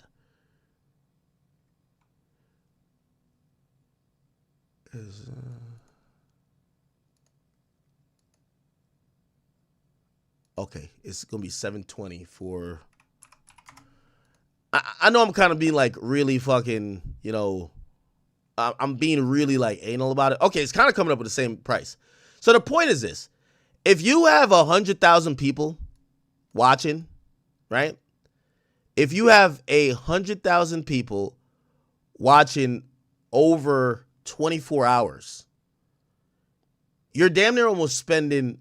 We could go back to the other calculator. It was a little bit less, so we want to get the least amount. We're spending damn near almost. We're spending almost $800,000, right? So we had 150K right here. Stream hours, 24. This is the idea. So Kai Cenat having a Mafia-thon cost the company $800,000 a day, right? Because he's pulling over 100,000 or 150,000 concurrent viewers, and to keep all of them on through that data center, right? And I'm pretty sure, Twitch is owned by Amazon. Maybe they get a discount. So this is just like a stock type of thing. But regardless, it's a lot of fucking money. And if you're asking, well, why isn't this thing not profitable? Because now when you have 150,000 people for 24 hours, you need to run ads to get to $800,000. You need to add up your subscriptions to get to $800,000 to break even with Kai Cenat. So essentially, if you just think about streaming, it's so hard to become profitable. Now, granted, over time, streams like Kai Cenat, they do become profitable, right? Or big streamers like that. However, they're losing a shit ton of money on smaller streamers who might have some viewers, but no subs. Anyway, I'll earned through nearly $1 billion of Amazon's money with nothing to show for it. And it all starts with a webcam strapped to a baseball cap. Okay. On March 19th. All right, I'm going to skip past how it started, and I'm just going to kind of they're going to bring 2011, the gaming category was so massive that the team spun it off into its own category. They named it after the split-second reactions that defined competitive gaming, Twitch gameplay. Twitch.tv launched on June 6, 2011, with Emmett Shear as CEO. The growth was absurd. 3.2 million monthly users in 2011, 20 million by 2012, 45 million unique viewers by 2013, and by February 2024, Twitch was the 4th largest source of peak internet traffic in the United States, ahead of Facebook. Google saw what was happening and moved first. They reached a preliminary deal to buy Twitch for about $1 billion. But here's where the story gets interesting. Antitrust concerns killed. All right, chat. Everybody move over to Kick. I'm cutting it off in literally about 2 minutes. We have this topic, and then I have about like 4 or 5 more topics before we're out of here, right? That deal. Google already owned YouTube. Regulators would have looked very hard at one company owning both YouTube and the dominant gaming live stream platform. By the way, just to let you know, this is equivalent to like Netflix thing, right? So Netflix owns live stream, or not live stream, they own movie streaming. They were also going to buy a movie company, and that's why people are saying, well, regulators shouldn't let that happen. The same thing happened when YouTube tried to buy Twitch, and it didn't get to regulators. They just couldn't agree on a breakup fee, so YouTube just moved on. The two sides couldn't agree on a breakup fee if regulators blocked it, so the deal collapsed, and Amazon swooped in. On August 25th, 2014, Jeff Bezos announced the acquisition, $970 million, all cash. It was the largest acquisition in Amazon's 21-year history. The logic on paper? Twitch gave Amazon the world's largest community of online gamers, a platform for advertising, a vehicle for promoting Amazon's own game titles, and, this part often gets overlooked, a fire hose of user data. Every Twitch user was a potential Amazon Prime customer. Every streamer was a potential product evangelist. And for a while, it looked like genius. In February 2014, something happened on Twitch that had never happened anywhere else on the internet. An anonymous Australian programmer set up a stream of Pokemon Red and connected it to the chat. Viewers could type commands up, down, left, right. Okay, we don't care about the history as much. We kind of care about why, the idea of how, it's so hard to make money. Viewers are loyal to the platform, not the... Okay. During the second quarter of 2020, Twitch viewership surged over 70%. Average concurrent viewers spiked from 1.26 million to 2.75 million by 2021. Hours watched hit an all-time record of 24.3 billion that year. Twitch's employee count ballooned to around 1,800. Celebrities were streaming, politicians were streaming, everyone was streaming. But here's the thing about sugar highs. They end, and what comes after is the crash. The world reopened, people left their houses, and the metrics started sliding. Average concurrent viewers, 2.75 million in 2021. Okay. 2.65 watch time. Again, I'm not trying to bore you with the details you might not care about. I'm trying to just show you how streaming is like a really difficult business. So here we go. Unlike YouTube, which mostly serves pre-recorded video that can be cached and distributed efficiently, Twitch has to push millions of simultaneous, low-latency, high-definition streams in real time across the internet. Google's custom transcoding chips process video at roughly 40 times lower cost than the standard CPUs Twitch relies on. Okay, so already, because Google doesn't work off AWS, Google has their own proprietary things, their own data centers. They're saying that Google is able to give YouTube live streams at 40 times more of an efficient rate, and I would imagine cost per dollar, than Twitch or anyone who uses AWS. Now, maybe that has caught up because I guess, we're in a live streaming era right now, but historically that's what it is, which means Twitch would pay pretty much 40 times more for the same product or the same viewership as Google. Gap isn't a minor competitive disadvantage, it's a chasm. And Twitch's advertising infrastructure is primitive by comparison. YouTube's ad platform is self-service. Anyone can run ads for a few dollars. Twitch's requires direct sales engagement with budgets starting at tens of thousands. One streamer ran the numbers publicly. He earned $30.58 in ad revenue from an entire month of streaming on Twitch, 100 unskippable ads across 90 hours. Meanwhile, a single 8-hour YouTube stream earned him almost $90, 3 times as much. About 90% of Twitch creator revenue comes from fan funding, subscriptions, donations, bits, not ads. That means Twitch is fundamentally reliant on its most dedicated fans opening their wallets. And those fans, they're spending less than they used to.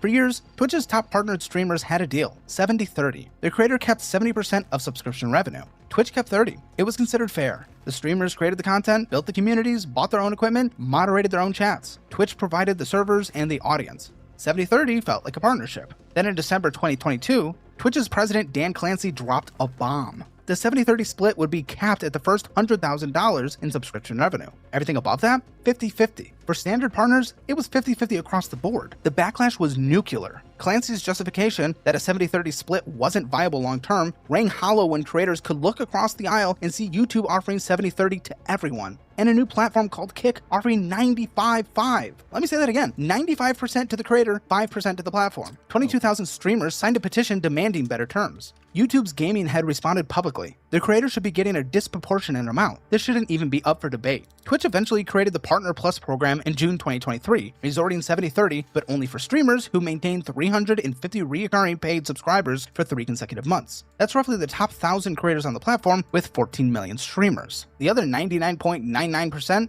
50-50, take it or leave it.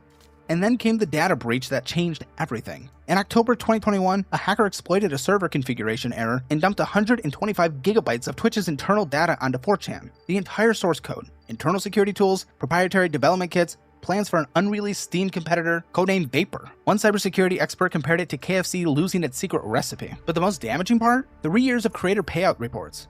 Every streamer's earnings from 2019 to 2021, published for the world to see. Critical Role, 9.6 million. XQC, 8.4 million. Summit 1G, 5.8 million. Those numbers sound great, but here's what the leak really exposed. The streaming economy was an incredibly steep pyramid. 72.6% of Twitch streamers made $0. Another 15% earned between $1 and $25 a month. The top 1% captured almost all the revenue. The rest provided free content that kept the platform alive. Twitch couldn't protect the financial privacy of its own creators, and it couldn't explain why the deal kept getting worse. But okay, so that's interesting to note.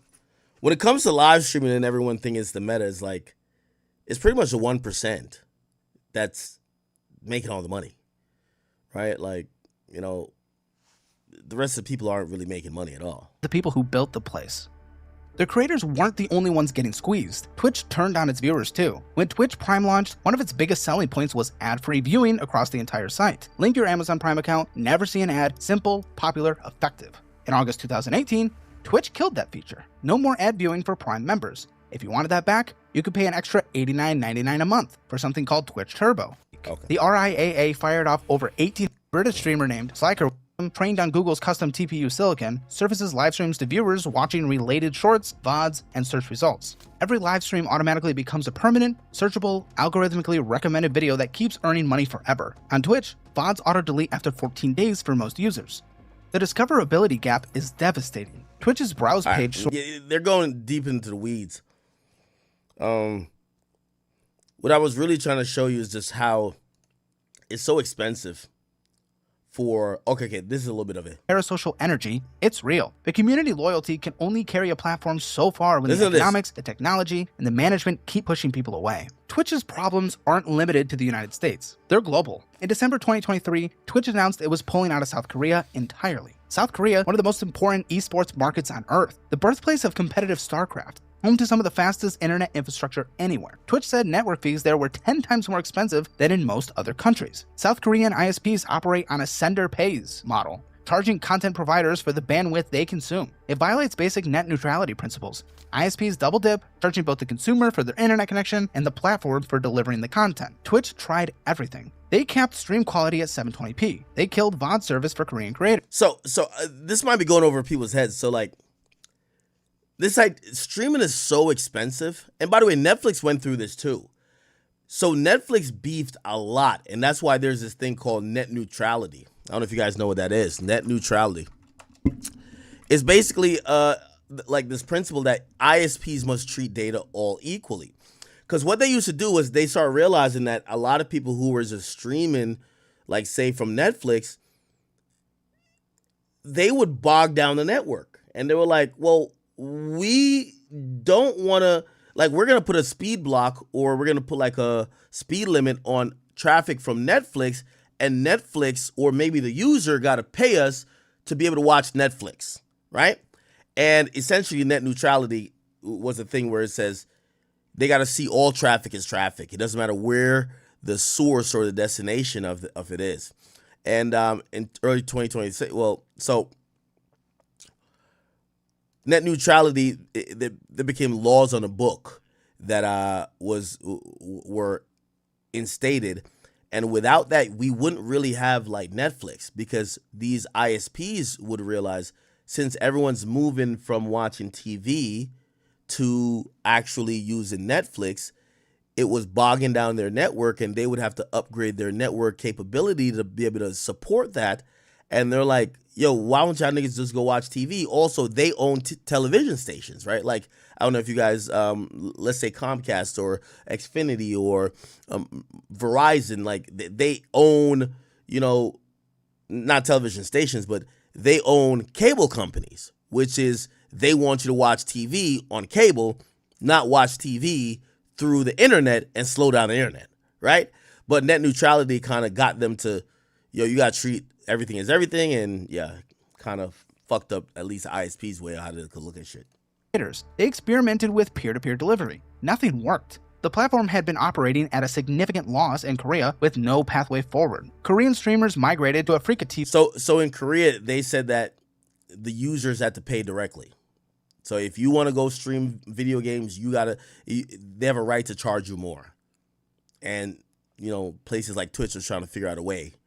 Like if you want to stream Netflix, you want to stream Twitch, you got to pay more. And they couldn't get around the government. TV and YouTube. In China, Twitch has been blocked since 2018. In Russia, the platform has faced fines and legal conflicts tied to content regulations and sanctions. In Turkey, a money laundering scheme exploited Twitch's bits currency. Stolen credits were used to buy bits and funnel money through streamers. Turkish police detained dozens of people. These aren't isolated incidents. They're symptoms of a fundamental challenge. Live streaming is a high bandwidth, policy-sensitive service. A few bad geographies, high network fees, censorship blocks, sanctions exposure, payment fraud can distort cost and reputation fast. As if the financial, technical, and competitive problems weren't enough, Twitch became a political battleground. The Platform Safety Advisory Council, launched in 2020 to improve moderation, became a firestorm almost overnight. One council member, a trans streamer and deer enthusiast who had self-identified as a deer on stream, sparked massive backlash for suggesting voice chat. Okay. All right, so again, if you guys want to watch the full video, you guys could go watch it, but I think that kind of gives like an overview of, I showed you the calculator up front. Essentially, these companies are still saying that they're unprofitable, and there's really only one solution. Remember I said 70% of their audience make no money. They have to restrict who's allowed to stream. But then will people still go there if they don't feel like the only thing separating them from, like, say, Kai Cenat is just getting a camera, right? If they have to, I don't know, say they put something where, you need 5,000 Twitter followers, you need 3,000 Instagram followers before you could go live. And they could be doing that out of trying to get to a place where profitability it's just not going to be appealing. So that's the thing. Anyway, chat, please come on over to Kick. Come on over to Kick. Come on over to Kick, please. I'll tell you what we're about to. I'm going to give you guys a minute. I'll tell you what we're about to get into. There's a few updates that's lingering that we haven't touched on, and a few things we didn't even react to either. But please, kick.com/academics. I'm getting more information about this whole Dak Prescott thing.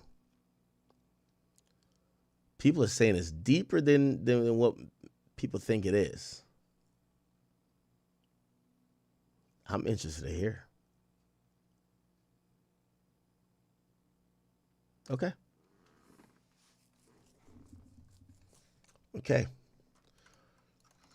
Keke Palmer supposedly got, I didn't even know South by Southwest was still going on, but Keke Palmer shows up to South by Southwest. And a random fan proposes to her. I'm still kind of like shocked, like, where's security at?